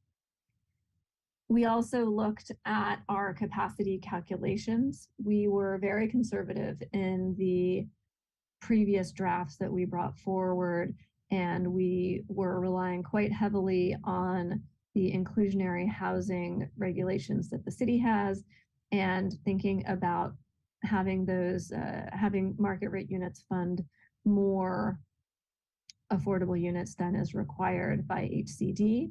We went back to the drawing board and thought a little bit more about our buffer and about our assumptions, and took up for particular sites. And you can see a little bit more about the methodology here, and we're very happy to go into it in even more detail if that is helpful.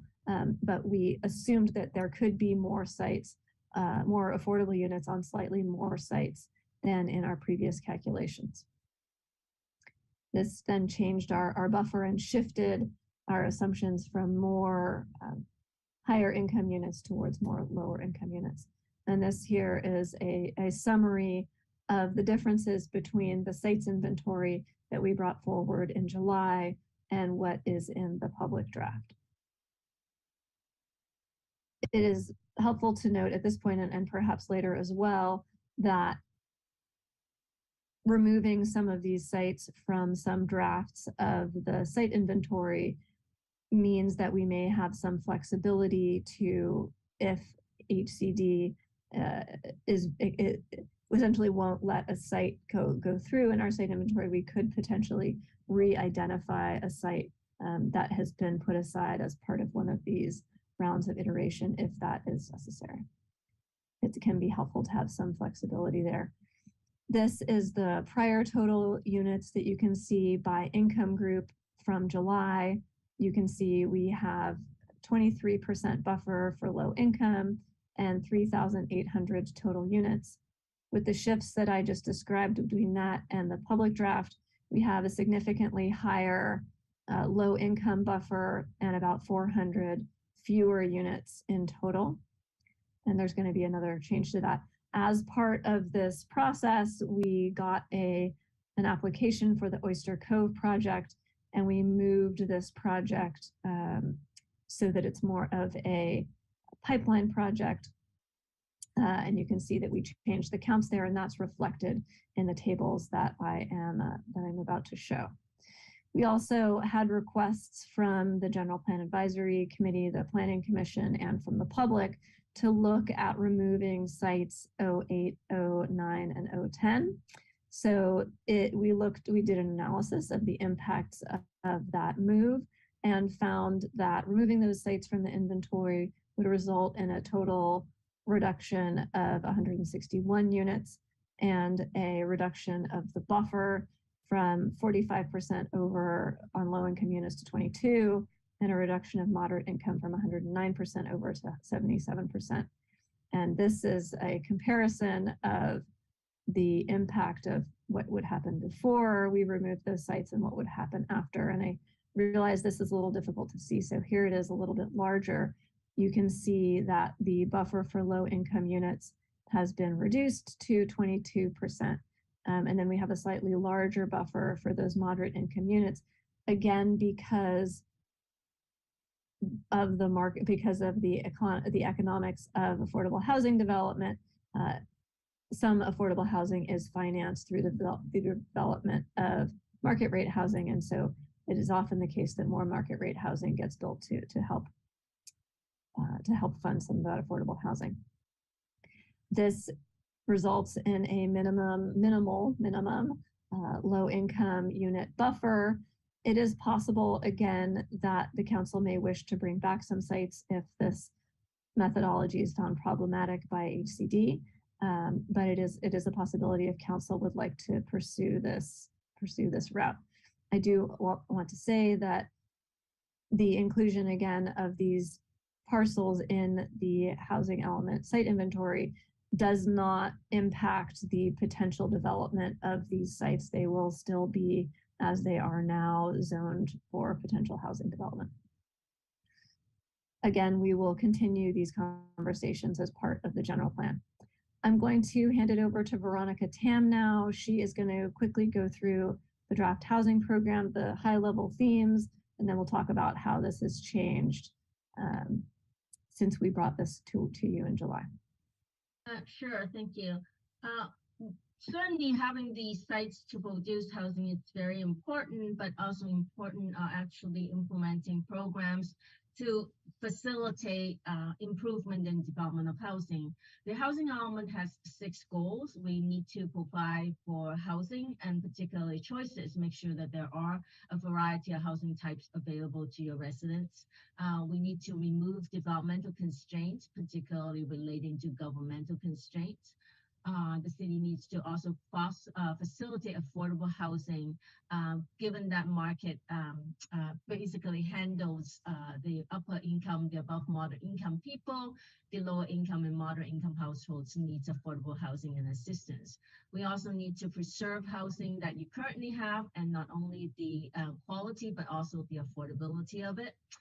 We also need to address the special needs of individuals or families that may have different housing needs. And last but not least, is fair housing. We must promote equal access to housing. Next slide. Regarding a variety of housing choices and housing availability, there's been a lot of new changes to state law. The most important ones are definitely providing adequate sites for your arena and monitoring no net loss. And that's the reason why Christina mentioned about the buffer, why we need to have extra housing. Replacement housing, accessory dwelling units. These are new state laws that require special attention. Next slide. Development constraints, that's a legal application of the housing element to make sure that you mitigate governmental constraints like development standards, policies, rules, and regulations. So there are programs in the housing element that particularly point to zoning code amendments that would address those constraints. One thing we do also want to mention is that because we are including some shopping centers in the site's inventory, there are maybe special strategies that we need to devise in order to convert some of the shopping center areas into housing or mixed-use development. Next slide.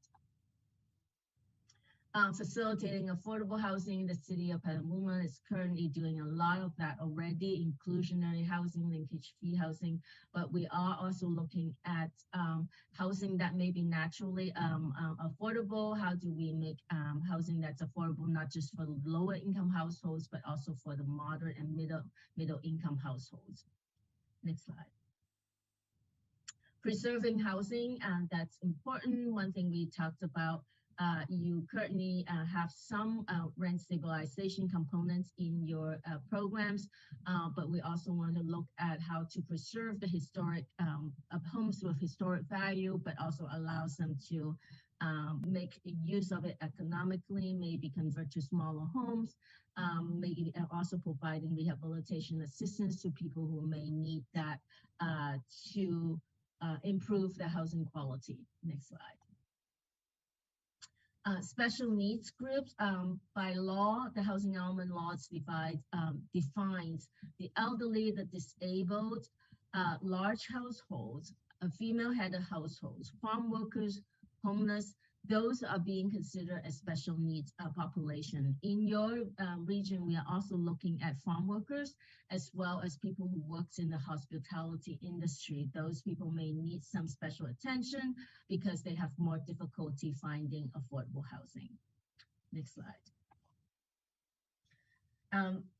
One of the key changes to state law this round of the housing element is fair housing, looking at housing, the provision of housing with the lens of equity. So providing fair housing programs and particularly anti-displacement, tenant protection, those are important focus of the state right now. Next slide. While the overall housing element has 29 programs, there are a lot of them that are consider minimum requirement of the housing element.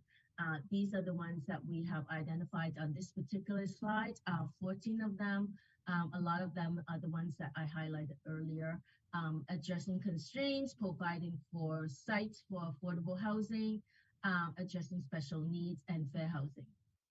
Next slide. And actually with that, I'll pass it back to Christina. Thank you so much, Veronica. So when we brought this forward for discussion in July, we got the following feedback, that it was important for us to consider supporting a range of unit sizes, consider parking ratios, ADU development, and particularly partnership with the Napa Sonoma ADU Center, a focus on fees and revisiting the fees, 15-minute neighborhoods, I'm skipping a little bit, focus on support on affordable housing rather than necessarily market rate housing, transit-oriented development, prevention of housing speculation, thoughts about updating our zoning code, and thought about environmental considerations. In response to these comments, again, all of these themes are themes that will come with us as we move forward in our general plan process. When you look specifically at the public draft, we developed Program 9, which is targeted at that shopping center parking lot conversion question. How, if parking lots are going to convert into housing, will we ensure that that development has a positive urban design and knits in with the fabric of the city? So we have a new program focused on that. And then in response to the high priority of looking at fees to incentivize and disincentivize preferred types of housing, and then to update zoning, we reflected those priorities in the housing element itself, noting that those two pieces of work will be completed in 2024, directly following the expected completion of the general plan, and that other programs will be completed in 2025. We also noted the many programs that are currently underway so that folks can understand that a little bit better.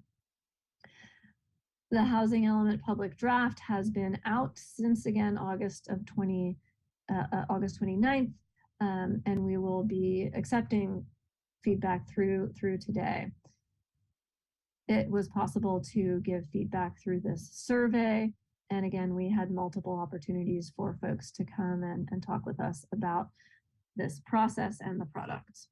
We got over 200 individual comments from Planning Commission, the General Plan Advisory Committee, and community members on specific sites and programs. We have logged all of this in an exhaustive database so that we can reference particular comments to particular pieces of the housing element draft.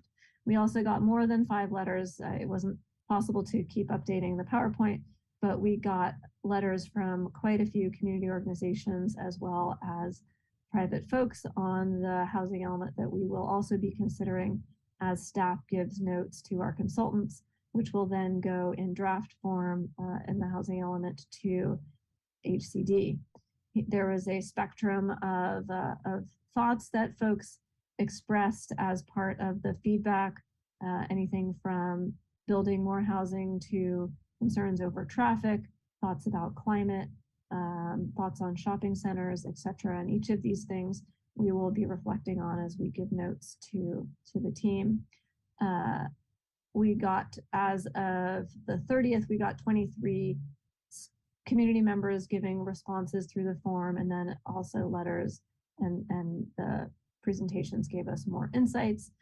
Again, folks asked us to revisit the sites 08 through 010 to look at affordable housing near transit and resources, a lot of concern around drought conditions and water supply, traffic, lots of various thoughts on shopping centers, concerns around development on the floodplain and potential sea level rise, desires to continue these conversations as part of the general plan, and then some back and forth around high VMT sites. Folks were pretty interested in impacting the VMT landscape in the city by increasing transit headways or shortening transit headways to make more areas lower VMT. We were heartened to see quite a few very positive notes in our letters from community organizations. One that stood out in particular was, we commend staff for putting together one of the more comprehensive drafts we have seen and appreciate all of the work that has been undertaken so far. It appears that broad public outreach efforts have been made, and that was from quite a large group of community organizations with various interests. We also got a letter from the ADU Center appreciating their mention in our housing element and some feedback on what we could do to further our work around ADUs. And then you can see these other comments here. We also, in general, got several other recommendations, including having transportation policies support lower income folks, ensuring compliance with HCD guidance to ensure quick certification, facilitating housing construction and ADU development, ensuring affordability, moving away from predominant single family zoning, and updating parking regulations. I will summarize the schedule so that we're all clear on that moving forward. Through late August and then September, we had this public draft open for review for slightly more than the required 30 days. Looking forward into October, we will take the feedback that we received tonight and have received over the course of the last month and consolidate comments on the element to give to our consulting team. We will then turn a draft housing element over to HCD for their commentary. They have 90 days to provide us with a formal letter, but we hope that they will be working with us throughout that period to talk about concerns and potential edits to the housing element. After that, we will make some more revisions and bring a further draft to Planning Commission and City Council for review and potential adoption in February or March of next year. And that final draft will go to HCD for review for potential certification. That is my presentation. We welcome your questions. Well, thank you very much. And we have a couple of hands, Vice Mayor Posake and then Councilmember Healy. Thanks a lot. I had a few questions. The People's Village being in the pipeline, I was wondering, maybe I've just forgotten, but I thought there were people living there before mid-June. I suspect it's there because it wasn't full and/or everything wasn't done. Can I get some more information on that?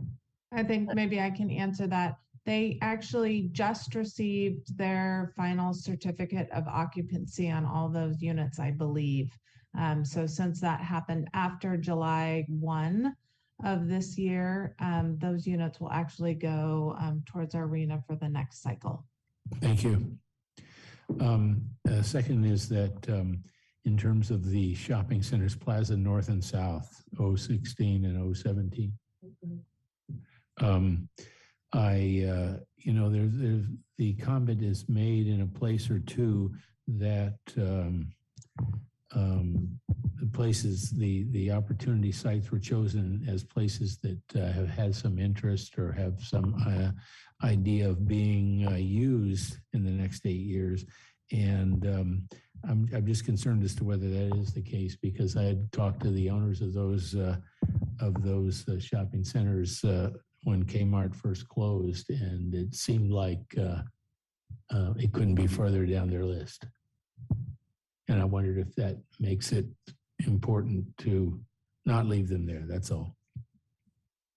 So I will say that we have talked with many shopping center owners, not all shopping center owners, about that potential. All of the shopping centers have zoning that currently would allow residential development without any change to it. So they do show the capacity. Now, the site inventory is a demonstration of capacity.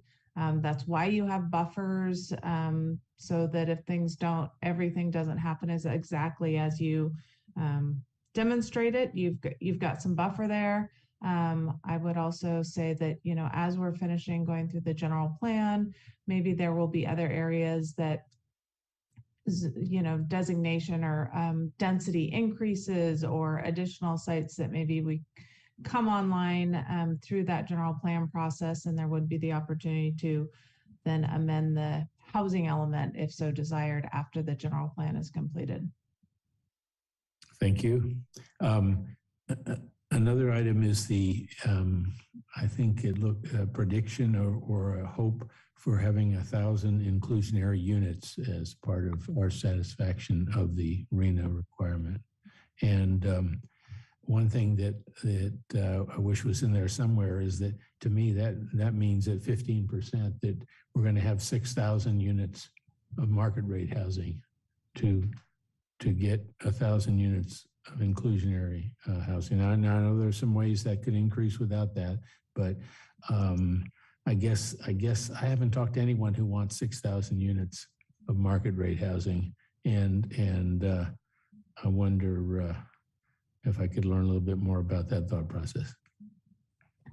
Yes. So, and Heather, please feel free to add if you have something else. That is an important point.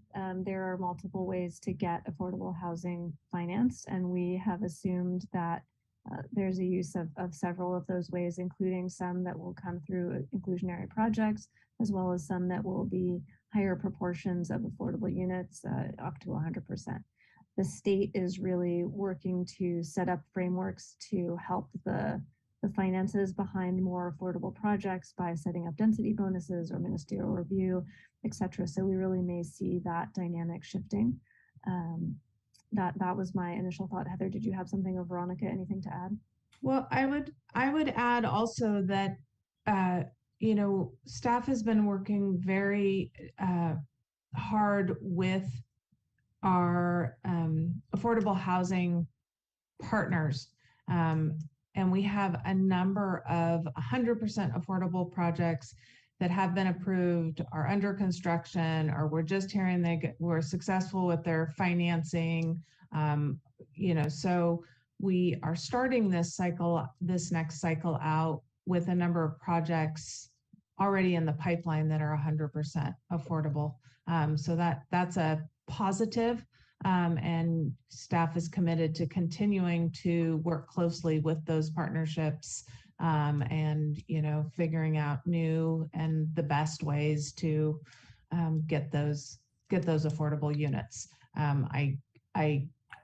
Your point that our inclusionary housing is 15%, and if you looked at it strictly through that lens, yes, it's a lot of above market or at market, above moderate at market, to get approximately 1,000 of the lower income. But we are confident and have a number of pipeline projects already listed that are 100% affordable.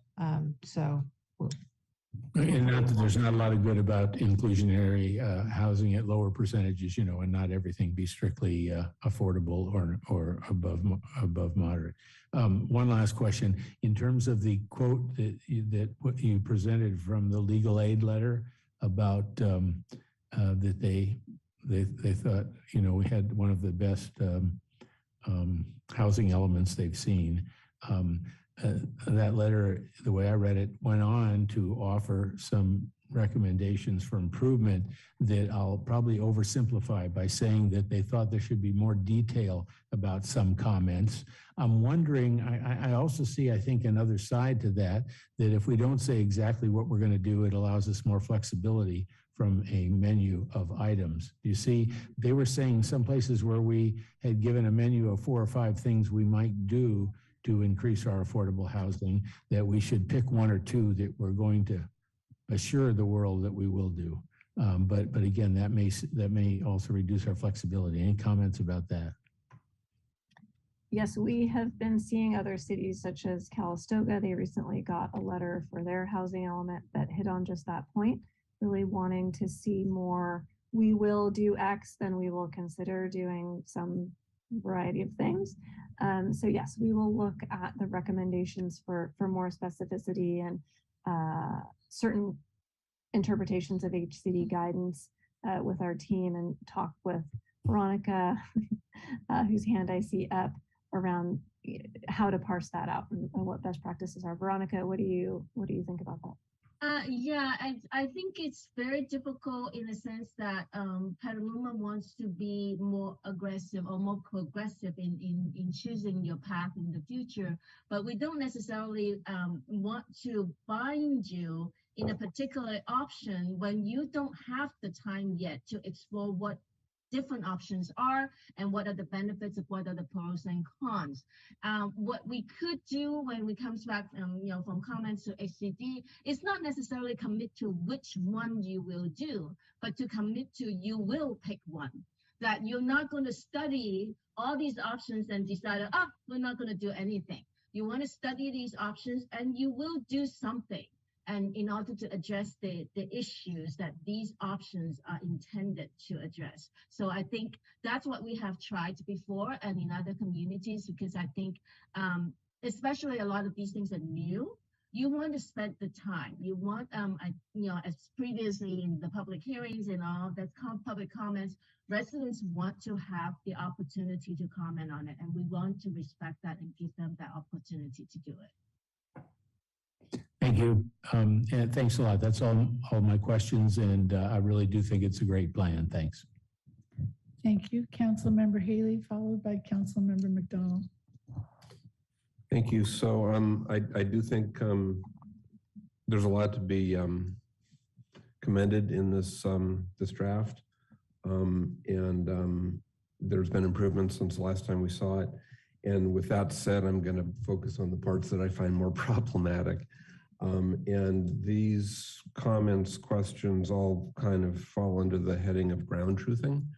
And so I'll start with the new 023 parcel, 307 Pedestrian Boulevard South, which came under city ownership 15 years ago.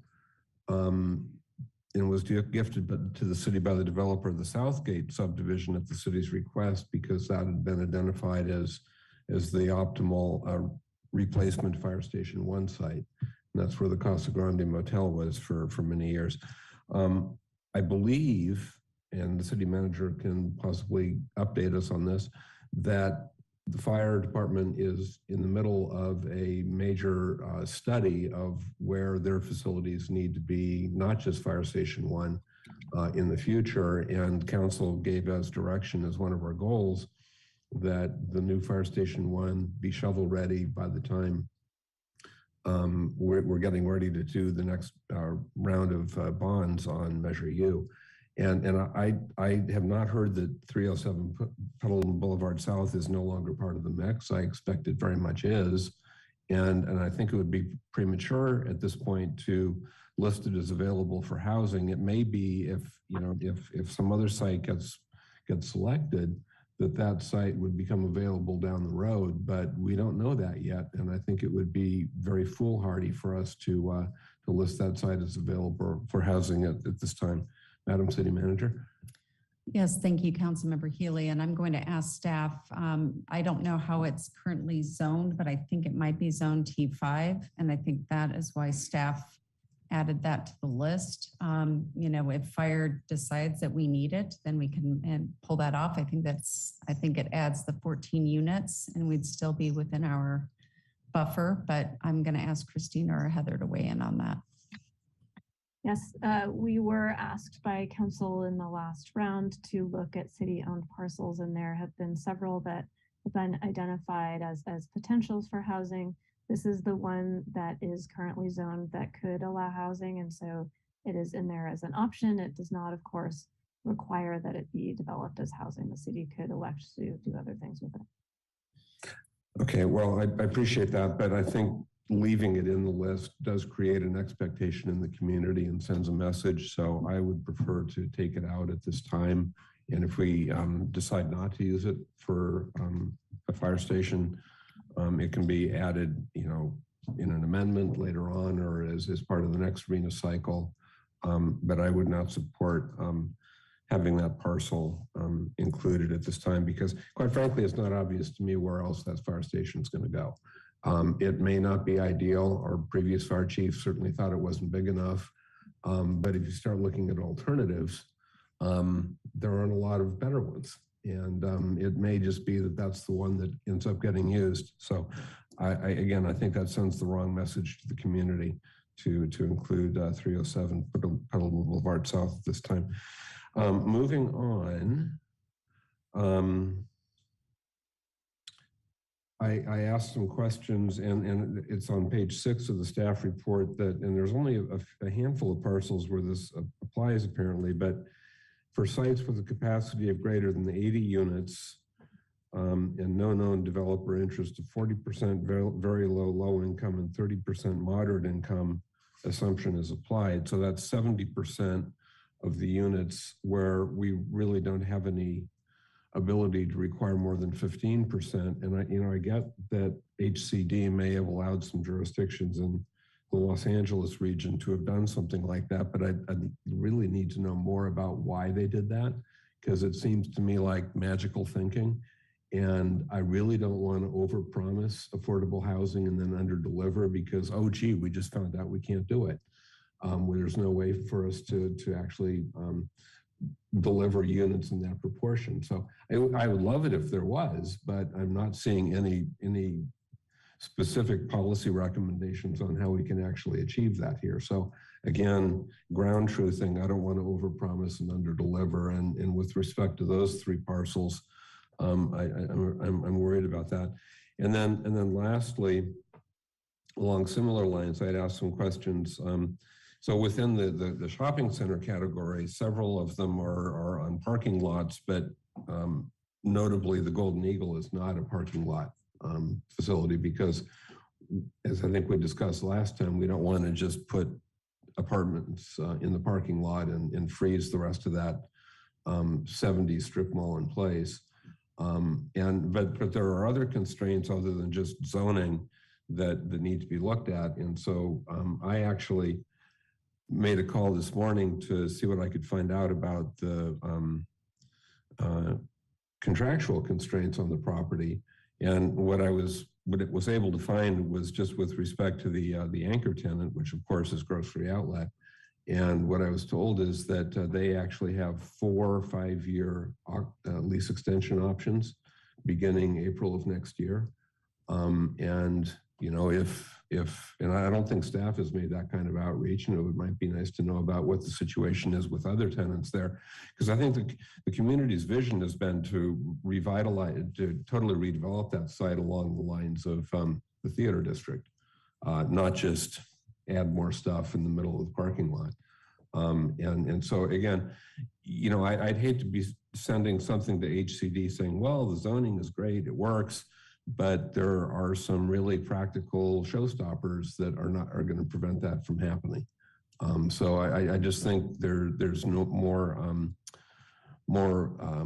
work that needs to be done before I'd have a comfort level supporting that. So those are my comments here. Again, overall, I think it's great, and I'm sorry to nitpick on the stuff that I find problematic, but this is moving in the right direction. Thank you.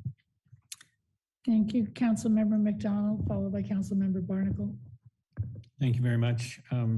Yeah, I have to echo that I mean, this is a dense document with lots of really great policy and goal in it. But I too get kind of hung up on maybe numbers and whether that table for how much very low and low we're presenting, it doesn't have the buffer it should have, or the projects it maybe should have.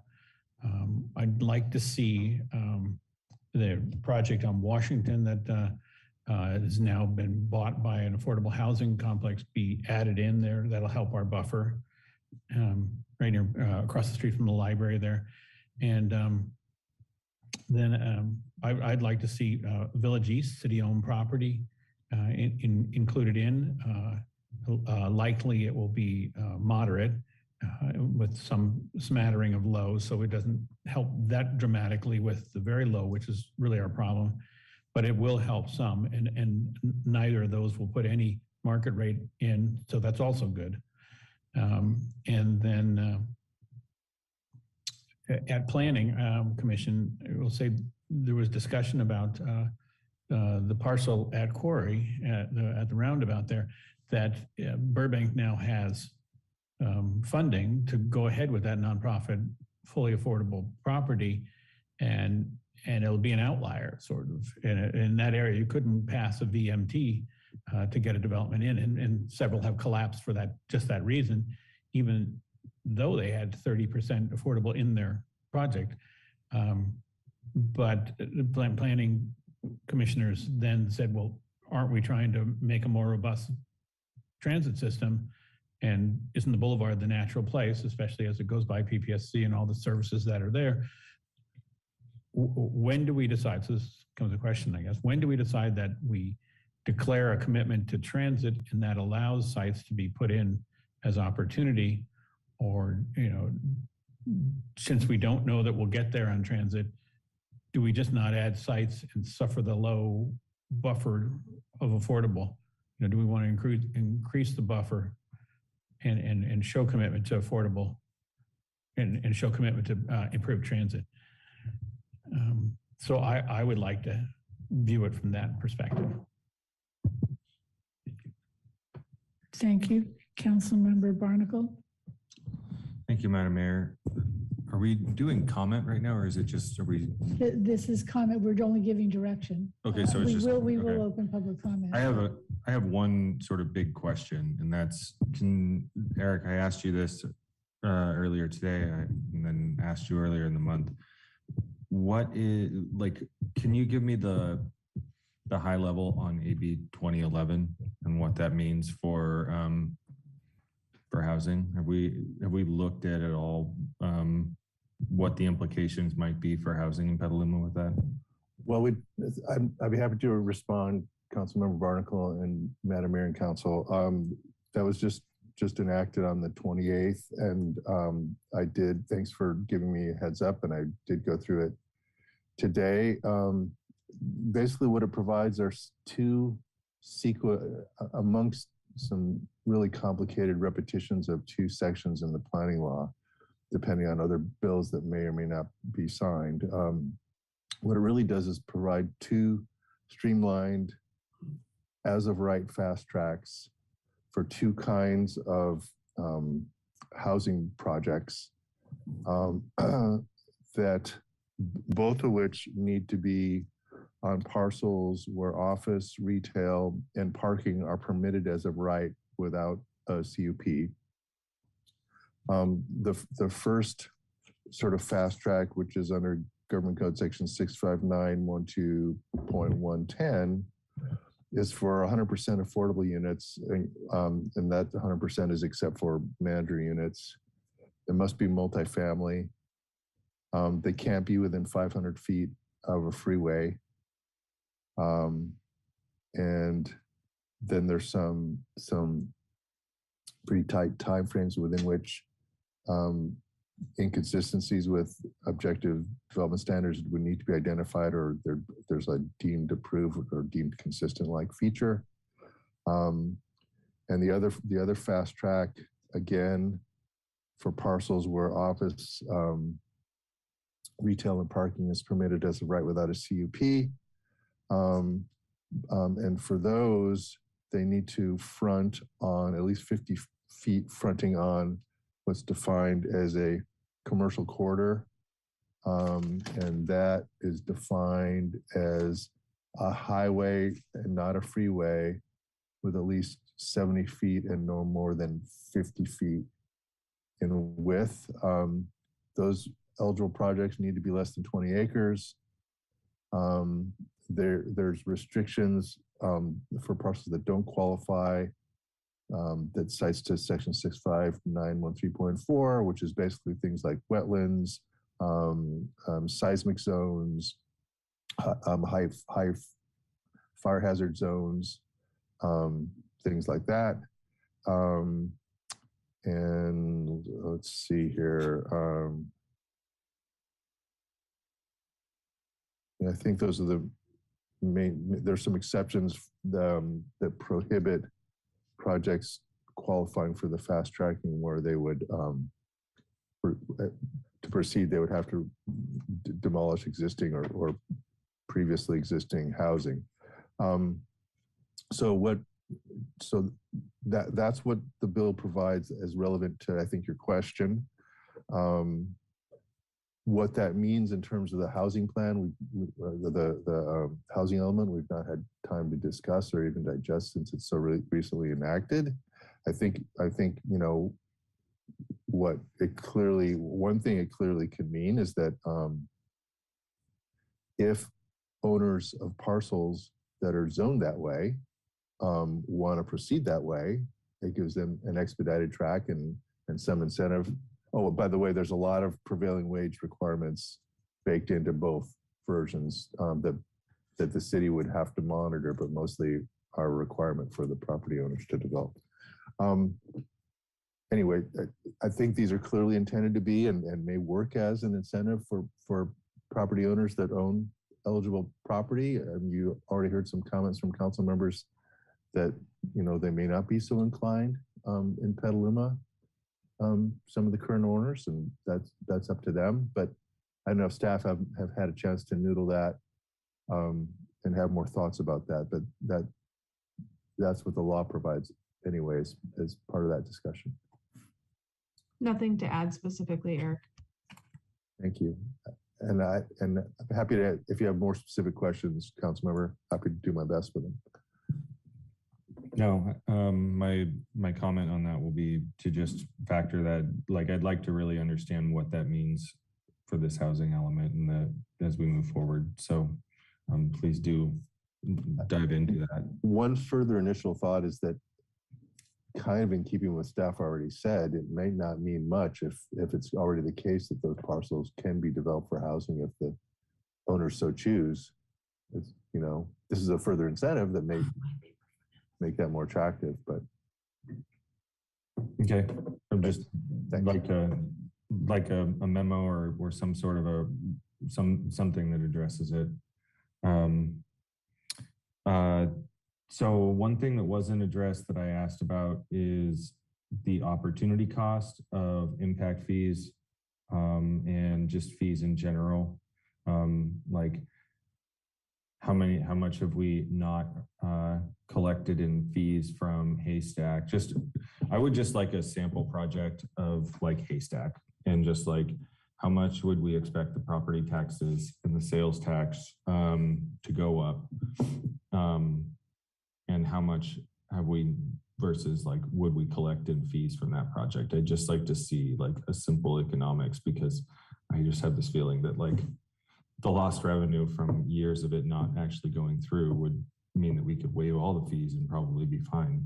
But I'd like to see some analysis of that. Can someone in a future iteration, can we commit to like actually providing just a sample case study of like Haystack? We could do that if that's council direction to do it. It's be kind of speculative. One consideration too is that kind of a waiver would make the work prevailing wage work, and it might be exempt if there's some kinds of affordable housing that are exempt from prevailing wages, so it's no impact if that's the case. But it also has the effect potentially of defunding improvements that we're relying on the revenue, and it's a little bit complicated. It may, you know, it may be hard to do that before the studies are updated following the general plan update, which will be a natural consequence of the general plan update and the new capital. I'm not trying to update any fee structures, Eric. I'm just trying to get a sense. Like all the fee stuff in here, it says by December of 2024, there's other things by 23. I'm trying to understand relative priority of like what we're talking about here. And I need a sample. I need some analysis done on that. I'm not trying to enact policy with it. I'm just trying to understand better. Councilmember, I'm sorry, but when you say in here, I'm not sure. I'm just not clear on. I'm trying to understand the opportunity cost of our fees, right? Right now, that land's sitting there vacant with a low property tax. The people that would be living there are not spending money in our downtown, supporting our local businesses. And I want to understand how much revenue we haven't collected from property tax and sales taxes, potentially because of our fees. Okay, so it's hard for me to,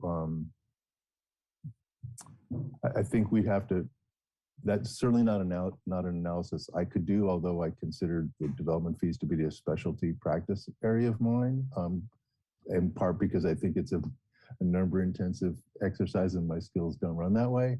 But we could check with, I don't know if there's anybody on staff and planning who's well, able to.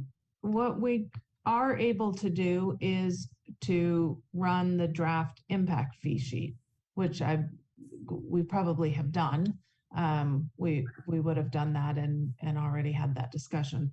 To show what the fees would be. What our development impact fees would be, the estimate based on what was presented as part of that discretionary review. I can't remember, 187 units and 20,000 of retail, or, you know, there's going to be some assumptions there. But what I would have to see if what I'm less able to know quickly is what the property tax would be with that if that had been developed, or the sales tax increase in sales tax revenue.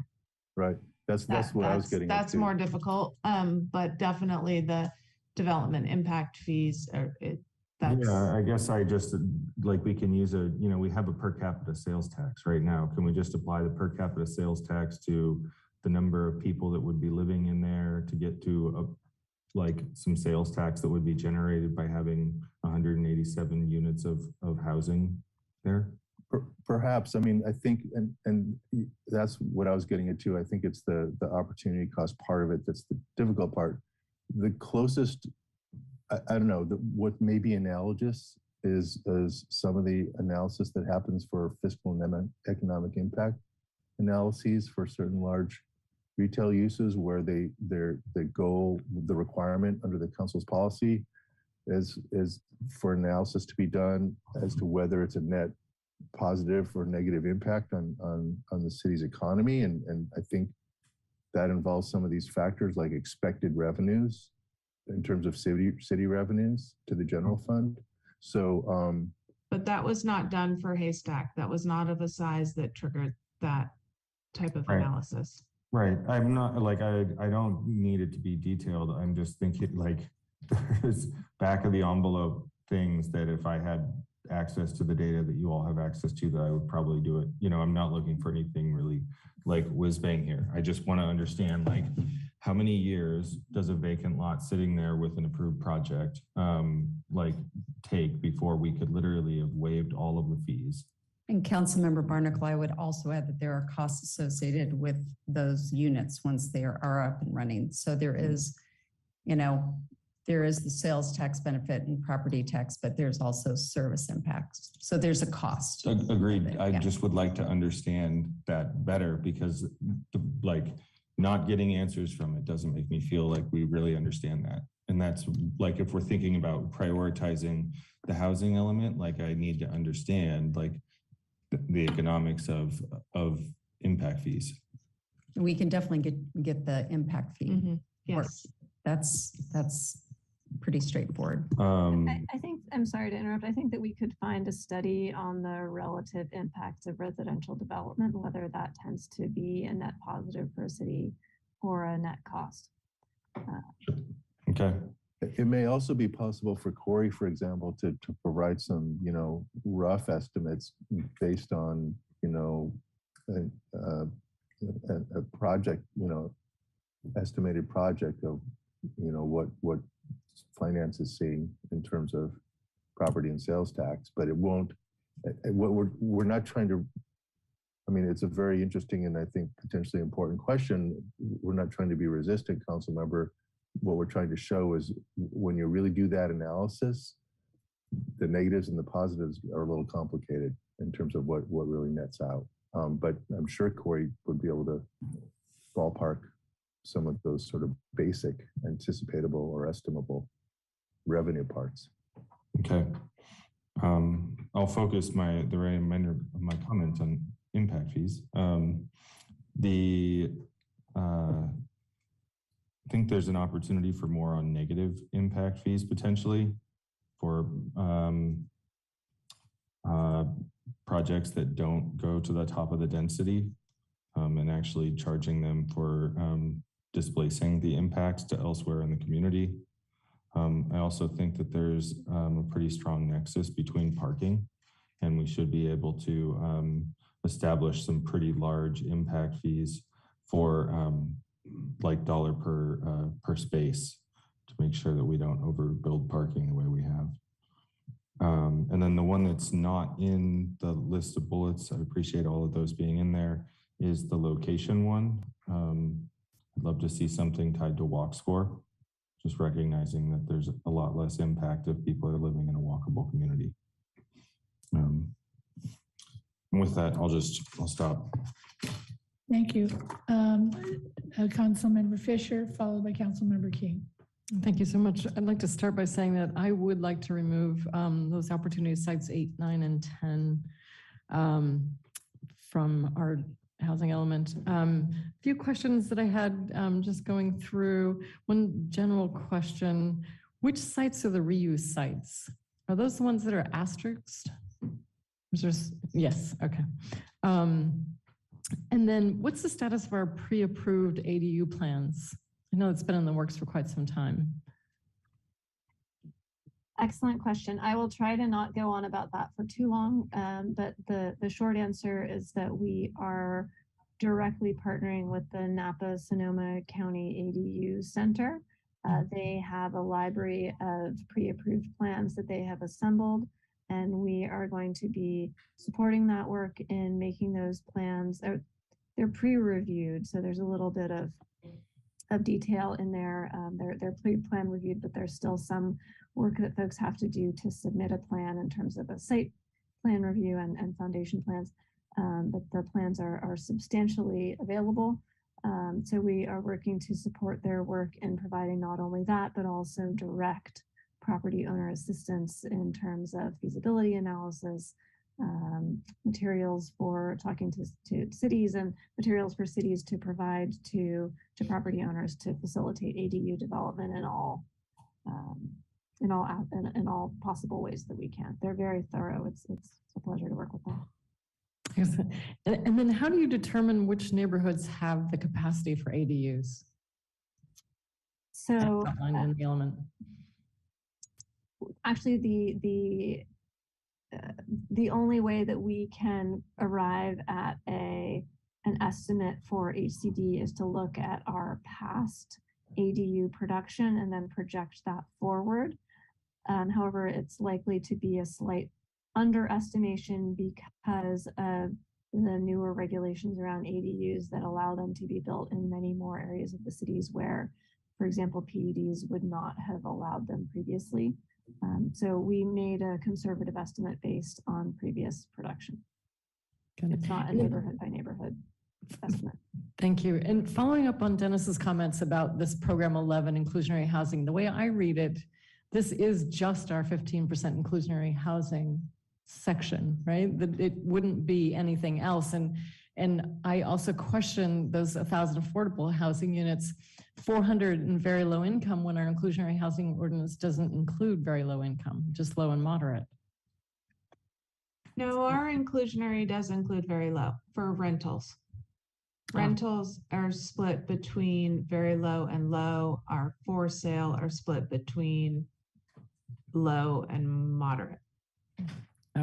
Thank you for the clarification. I didn't realize we had a difference. Anything else? The program 17, housing rehab, we said by 2025, we want funding for decarbonization of housing for low income. I would suggest that with the IRA funding coming down for those kind of fixtures, that we might want to make that sooner so we can take advantage of that funding as it comes.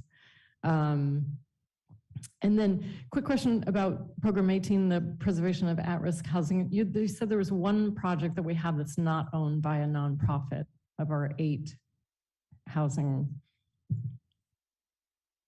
developments. Do you know which one that is? Karen, are you able to take that question? May I ask if that's jokes? Pardon me? Would that be Vintage Oaks, which is a real estate investment trust? USA Properties? Vintage Chateau. Vintage Chateau, thank you. I see that Karen is off mute. Karen, do you recall that specific project? I would need to look into the details of it. I'm sorry, I'm calling in for the meeting tonight and I don't have my full screen and files in front of me. I can follow up on that. We can follow up on that. Okay, my apologies. Councilmember Fisher. Okay, thank you. And then two other quick things. Program 28, again, updating our website about the fair housing programs that we have. We said that would be December of next year.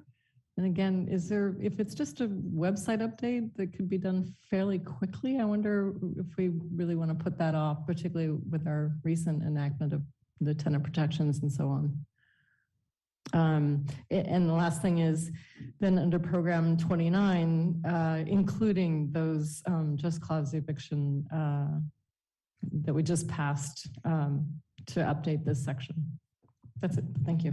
And Councilmember Fisher, we are actually working on fair housing information under the whole tenant protection package. So I believe that's going to be updated a lot sooner than next year. I think that was just we're trying to spread things out, but I think that's going up a lot sooner. Thank you, Councilmember King. Thank you, Madam Mayor.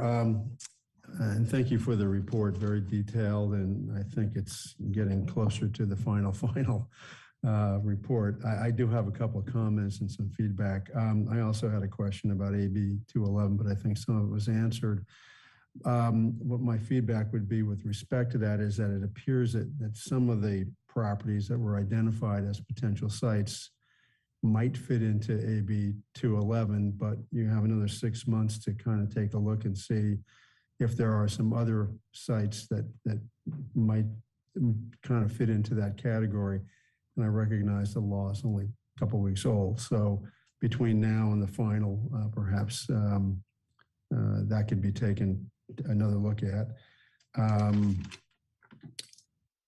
And I agree with Councilmember Healy's comment about removing the property that is potentially the new West Side Fire Station, the old Casa Grande Hotel site from this, because I think representing that is housing is not necessarily the case, depending on where the direction goes as to where the location of the new fire station might be. So those are two comments there. I don't think you included it, but I would be very reluctant to include any properties outside the current urban growth boundary. I don't think there's community support for that, even though there might be some temptation in certain areas, but it's not something I support personally, and I don't know that there's community support for it. So my feedback is to refrain from that. And I do have a couple comments. I know we pulled several properties, including the Vartnaw property from what's being reported to the state. And I know those properties, it doesn't preclude development, but I just, my comment that they don't comply with the VMT, that one is the council has some discretion with respect to that, as does the Planning Commission. And two, if we're going to include the Burbank housing, which is in the same neighborhood, it doesn't make a lot of sense to inherently exclude those. But if you want to keep them as a buffer, that's fine with me, but I just wanted to make that comment. And I'd also comment that with the changes from Petaluma Boulevard South, basically the new road construction and all the road dye with the pedestrian and bike improvements as well, I think we're going to see some, it'll be slow, but we'll see some changes to Petaluma Boulevard South that probably put any housing out there in a much better place with respect to transit. And I would point out that there is a bus station right near there too, actually, on each side of the road. So that would be my comment on that. And this is something just out of all the data that was in there, one of the things that struck me as something that probably should be tracked on a more regular basis, and that is the commuting pattern numbers, both in the 20,000 or so that leave and the 20,000 or so that come in, and whether those patterns have improved over time, and what, to the degree we can determine what has improved them. It really probably has less directly to do with the report that's being submitted, but it certainly has something to do with, traffic issues in town, economic development, and I think it's important for the city to have that information. And my last question is, within the report, there was a reference to incentives and requirements for smaller units, smaller square footage units, both for single family homes and apartments. And one of the incentives listed was fee reductions. Are you aware of any other incentives that are used elsewhere in California to try to convince developers that apartments like studios and if they're going to build any single family housing, if they make it smaller, exist? Because I think you've heard probably from the council, I know you've heard from me that is of interest. And the question is, we can set a policy for it, but we have to still have it come before us. So I'm not aware of, perhaps you are, of whether other incentives for that type of construction are out there that we can implement. So that's my feedback, and I think a couple of questions. Councilmember King, the one other incentive for like smaller units would also be parking. Right now, a 600 square foot house and a 4,000 square foot house has the same parking requirement. So that theoretically could be another incentive is around fees, is around parking, some of those requirements. Okay, and we've had a number, I think you've had feedback from the council with respect to that. All right, if any other city or municipality starts coming up with other incentives, I think that would be good information to have. It doesn't seem to be working as well as I would have liked, over the years. So, and I think, if we have other incentive options, we should be taking a look. Thank you. Thank you. So before we go to public comment, I would just like to say the difference that you asked about why would we allow Burbank but not the other project. Burbank by right, because it's 100% affordable. We'll have that right. No, I'm not asking why we're not making any judgments on what's going to be built. I'm talking about including it in a potential list of sites for housing. We're including shopping centers where I think we're more hopeful and pragmatic about that. I'm more hopeful about it, but so far I haven't seen anything come forward. Right. But my point is not, whether they have the, by right, but it's the location. And why would we, include that in something that can get past BMT? And it is by right, but yes, and VMT is something we're working at trying to address, and it is a problem. And it, Councilmember McDonald brought it up when he was saying we should make a commitment to transportation, and which comes first, making that commitment or building the housing. Well, we've seen how building the housing without the commitment has worked out for all the people on the east side with no Rainier crosstown over crossing. So I think we should be very careful about that. But when it is 100% affordable, we as a jurisdiction don't have the right to say no to that, because that is where we've been preempted by state law. So, we should take control of what we can take control of. So with that, I will ask our city clerk if she's received any comments prior to the meeting on this item. Madam Mayor, yes, we received 8 public comments prior to the meeting, which are posted online with the agenda packet. Thank you. And I have 2 comments cards for people here in the council. And after we hear from them, we will go to people who are in the virtual audience. And hopefully, and then we'll have to extend the meeting time. So the first speaker is Darren Racuson. We're going to open public comment on this item.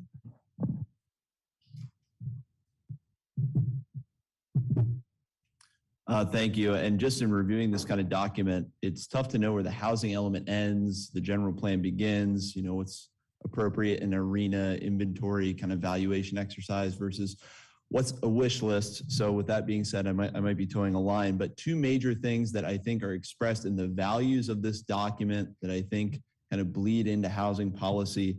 The first of which being other than car transportation. And I say that very generally. I love the idea of having something in here, an item in here focusing on transit, and maybe that's calling out like the transit master plan. I think that's kind of akin to what we're doing with the water master plan. That's something that's already going to happen, and putting that as a priority item, because if we really focus on transit infrastructure, maybe that does open up new sites as part of our valuation without violating, or as part of our inventory without violating BMT. I would also love to see in there a focus on ped and bike infrastructure, street trees. You know, I'm thinking back to that SDAP presentation we had, and I think some of those principles really are valuable, things the community wants. And again, maybe this is outside the scope of this RENA process, but I think it would be really good to have those principles in there if this is something more broad than strictly validating our inventory choices.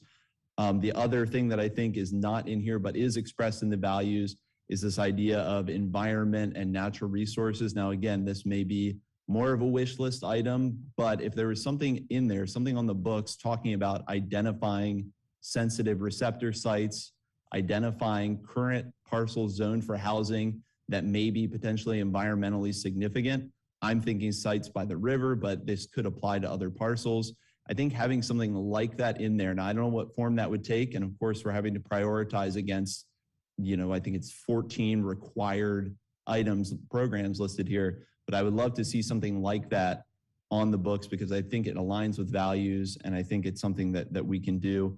Obviously, that goes along with, you know, the sites 9, 10, and 8. I say 09, 010, 08, because that's my order of preference, starting with that Cinnabar property. I would love to see those kept off. I think that's a great step that staff has made in responding to public outreach, but also Planning Commission and other committees that have reviewed this. And then just a final thought about affordable fees. You know, in talking with some folks about this element, we threw out some things like, could we potentially double our in lieu of fees? Could we see much more aggressive cutting of fees? You know, if people scale past that 15% affordable, could we really turn the dial on these fees aggressively, or at least more aggressively? And would that help us achieve higher affordable numbers in kind of a realistic sense? Because I think the 45% right now with no developer interest, that calculation's a little tough, but maybe there's some things we can do to really help us hit that number just using fee structure. Thank you very much. Eileen Morris.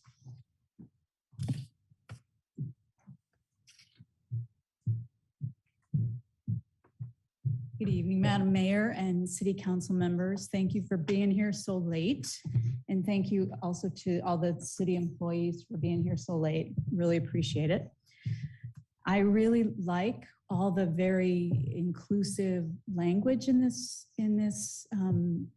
draft. You know, we talk about dignity and inclusion and opportunity and diversity and affordability. And so I know that everyone in this room wants to bring those words to life. And at the same time, we really do have to acknowledge that we have failed for more than a decade to meet our affordable housing goals. And it wasn't always that way in Petaluma. In fact, we took a lot of pride in the fact that we were one of the only cities in the Bay Area to meet our housing goals. And the last housing element calls out the reason why. They said we had robust local subsidies. And so much of that was from the redevelopment agency, RIP, but a lot of it was also from donation of land. So I was bummed when I saw the inventory and there was only one city-owned property on it, and now it looks like there may be none. So I think, you know, that's the only thing we know is that it's expensive to build affordable housing. And I read the report and, you know, looked at the partners, the potential partners, the potential funding. And there were a lot of mays and mights. The only thing we know is that we do have land and we have the fairgrounds. And so, you know, I'm watching the citizen committee prepare to suggest to you that you build no land on the fairgrounds. And I think I want to ask, if you decide to do that, can you lay out to us with specifics, how are we going to make affordable housing a reality in this city? Because so many people, so many of your constituents are struggling. And so, you know, I know that much of this work is required by the state. You have to provide this inventory. But my hope is that it's going to be something that we can really use and make come to fruition. So I urge you to look at the fairgrounds because I think it's the most basic, you know, it's next to transit and shopping and schools, everything we say we want in affordable housing. So again, thank you for this discussion. Thank you. And before we go to the virtual audience, I would need a motion to go beyond 11 o'clock. Motion to extend. Okay, we have a motion by McDonald and a second by Posake. And with that, is there any opposition? No. Okay, so we're going to extend past 11. And I will ask our moderator to check with the virtual audience. Thank you, Madam Mayor. At this point, if there's anyone in the virtual audience that would like to provide comment on our draft housing element, please raise your virtual hand or press *9. First speaker that we have is S. Kirks, followed by Dwayne. Susan, I will now allow you to speak. You can unmute and begin. Thank you. I'd like to first say that I don't think you've had a break this evening. Maybe I missed it because during the course of your meeting, I've been to the grocery store, listened to all of your discussion on my cell phone and fed and watered my horses. And then my internet went out when Councilmember Barnacle started to give his comments. So I missed some, but I think you probably should have had a break long before now. I attended all of the Housing Element Commission and Committee workshops and meetings. And I would like to say that environmental considerations that were mentioned are very important. And this document should have identified properties where environmental sensitivity exists that would have been completely possible, including the potential for open space conservation. Some of the parcels in North Petaluma along, excuse me, Petaluma Boulevard North were completely inappropriate to include. And of course, the staff received quite a bit of feedback about that, but those parcels should never have been put into this housing element. And they are parcels on the west side of Petaluma Boulevard North. We really must protect West Petaluma and North Petaluma for the environmental benefits that we have. There's a lot of advocacy about the river, the North River. I, of course, understand that because that's the area of one of my nonprofits' focus in addition to West Petaluma for over 20 years. But we have land area that also must be considered that's just not necessarily river. So this could well have been done, and I'm very disappointed that it is not, because it's a proactive way of addressing how we are going to fit our housing element into our environment. Another point is about the urban growth boundary area that so many people keep mentioning extending over near the Corona station. Because the Brody subdivision was so poorly planned and constructed, there really cannot be any more take of land around that urban growth boundary. The rural area, the character there is very much impacted by the prior planning. So I strongly oppose any kind of discussion about extending the urban growth boundary there. And lastly, I just would like to think that we're moving in a direction where we have both ground truthing and we're going to have an effective housing element, 3 city-owned properties that could be identified for housing, or the named fire station, police station, and city hall to move the complex to the fairgrounds. Thank you. The next speaker that we have is Dwayne. I'll now allow you to speak. You can unmute yourself and begin. Good evening.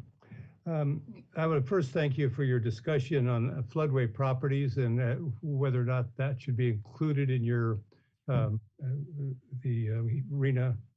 That obviously it doesn't do any good to build housing for the lower third income people in the floodway. Second of all, I'd like to mention that Petaluma is not the cause of the housing affordability problem. You don't control the income tax rate on speculation, and you don't control the interest rate on building structures, which is the main government control over housing construction. I would like to suggest that the RENA methodology as required by the state is defective. It covers statistics on income and affordability, but the place where we should really be looking, and all communities should be looking to build housing, is for the people who work in that community. We should look at thousands of people per day enter our community. We should figure out which group, which housing would most appeal to that particular group, and to build housing for them. That's what the RENA number should be directed as a correct analysis of where people actually need housing, that they don't have to drive 50 miles a day. And one last point, I would mention to both Mr. King and the previous speaker that the citizens of Petaluma twice voted to have an urban expansion area around the Corona station. They voted, it's clearly in the ballot initiative. And if we don't, if we continue to have only the Brody and the Danco around our Corona station, you could very well effectively kill SMART.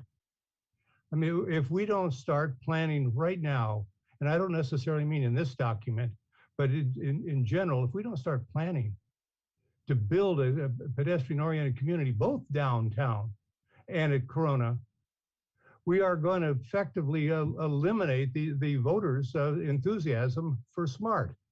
We went from 76% in favor of SMART on the east side, and then because of games being played with the design of and the parking, we ended up with placing a parking lot only on East Petaluma and not planning for a community.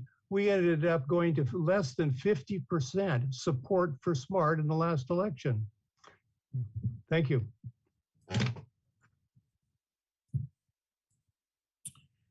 The next speaker that we have is Callum, followed by Shakti. Callum, I'll now allow you to speak. You can unmute yourself and begin. Good evening, Mayor Barrett, Vice Mayor Posake, council members and staff. This is Callum Weeks, Policy Director of Generation Housing. I'll keep my remarks brief as the hour is incredibly late. I'm sure everyone wants to get home. I just really want to encourage, as kind of one of the top line things that you guys should be pursuing, and we're certainly advancing as to other jurisdictions as well, is really actually coming to alignment with the spirit of AB 602 and really looking to switch to a square footage assessment when it comes to impact fees. I think this very much aligns with, kind of the direction that I think Councilmember Barnacle is headed in, but don't let me quote you on that. I do appreciate the conversation around pulling back the impact fees. That is one of the principal things that we've been working on and really trying to advocate for. From a policy standpoint, it could be a really effective tool to help spur those desperately needed affordable units. So we will certainly continue having those conversations with you all. And if you want to have some sort of separate conversation, feel free to send me an email. I'd be happy to chat. But in the meantime, I just like to thank everyone for their participation in this housing element. I can honestly say I really tried to find a violation of state law, and I didn't find one. So I do tip my hat to all of you. So very well done, and thank you. And I look forward to working more with you on this. Have a wonderful evening.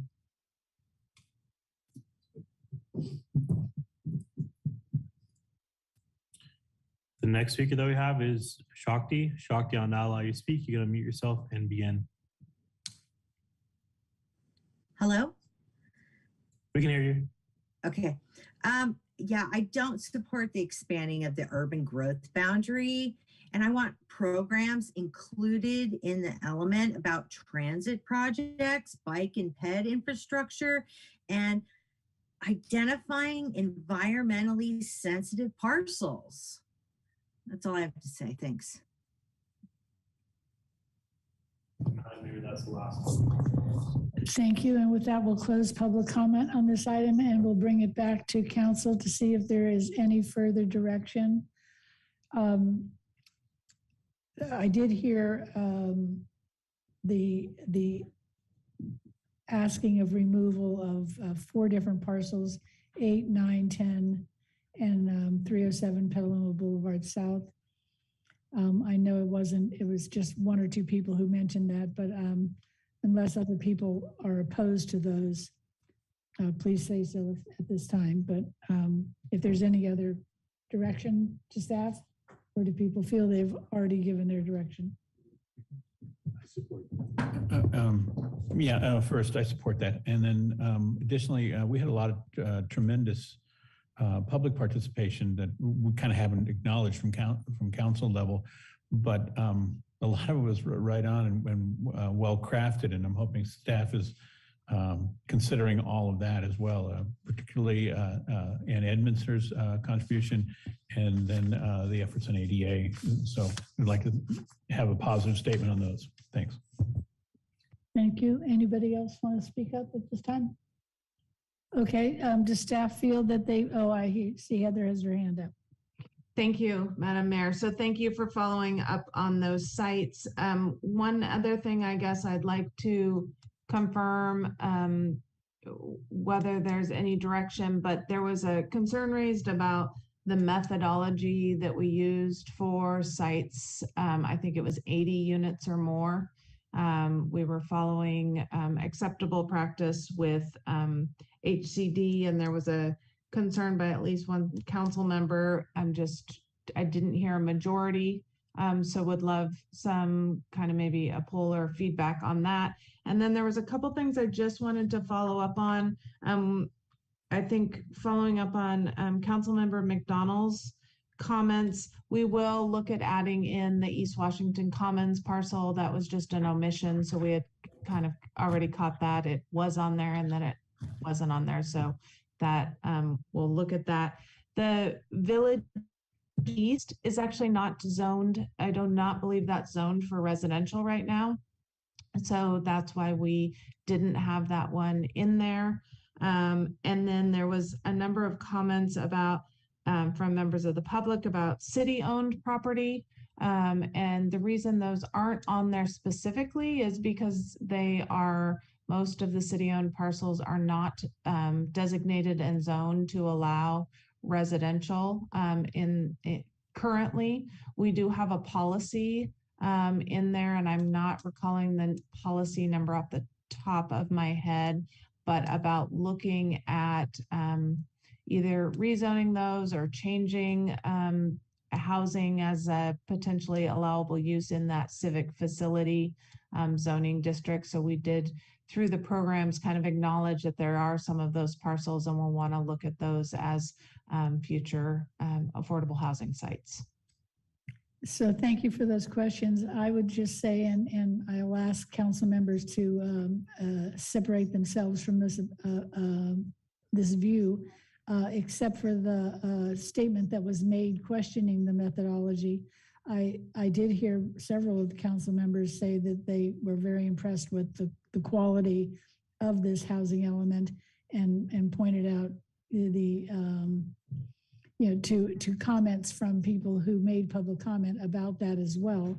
And we just heard one actually from the Colin Weeks from Generation Housing that, I think there was general agreement on your assumptions. And those of us who've been following the general plan group and all the discussion that's happened there, understand the underpinnings that have been going on and the invaluable work that group has done. So unless other council members wanted to separate themselves from that idea, I think that this housing element is on the right track. And there's just, the small things that people have issues about. So anybody else want to add in anything? Go ahead. Just, I'm not clear. I mean, you again mentioned withdrawing sites 8, 9, and 10, Yes. and I just want to go on down in support of that as Yes. well if Okay. anyone's looking for more. All right. Anybody else? So thank you again. A lot of work, a lot of hours, and we look forward to seeing how it evolves. So Thank you. Thank you. And with that, that is the end of our business today. And thank you, council, for a good meeting. And we're adjourned.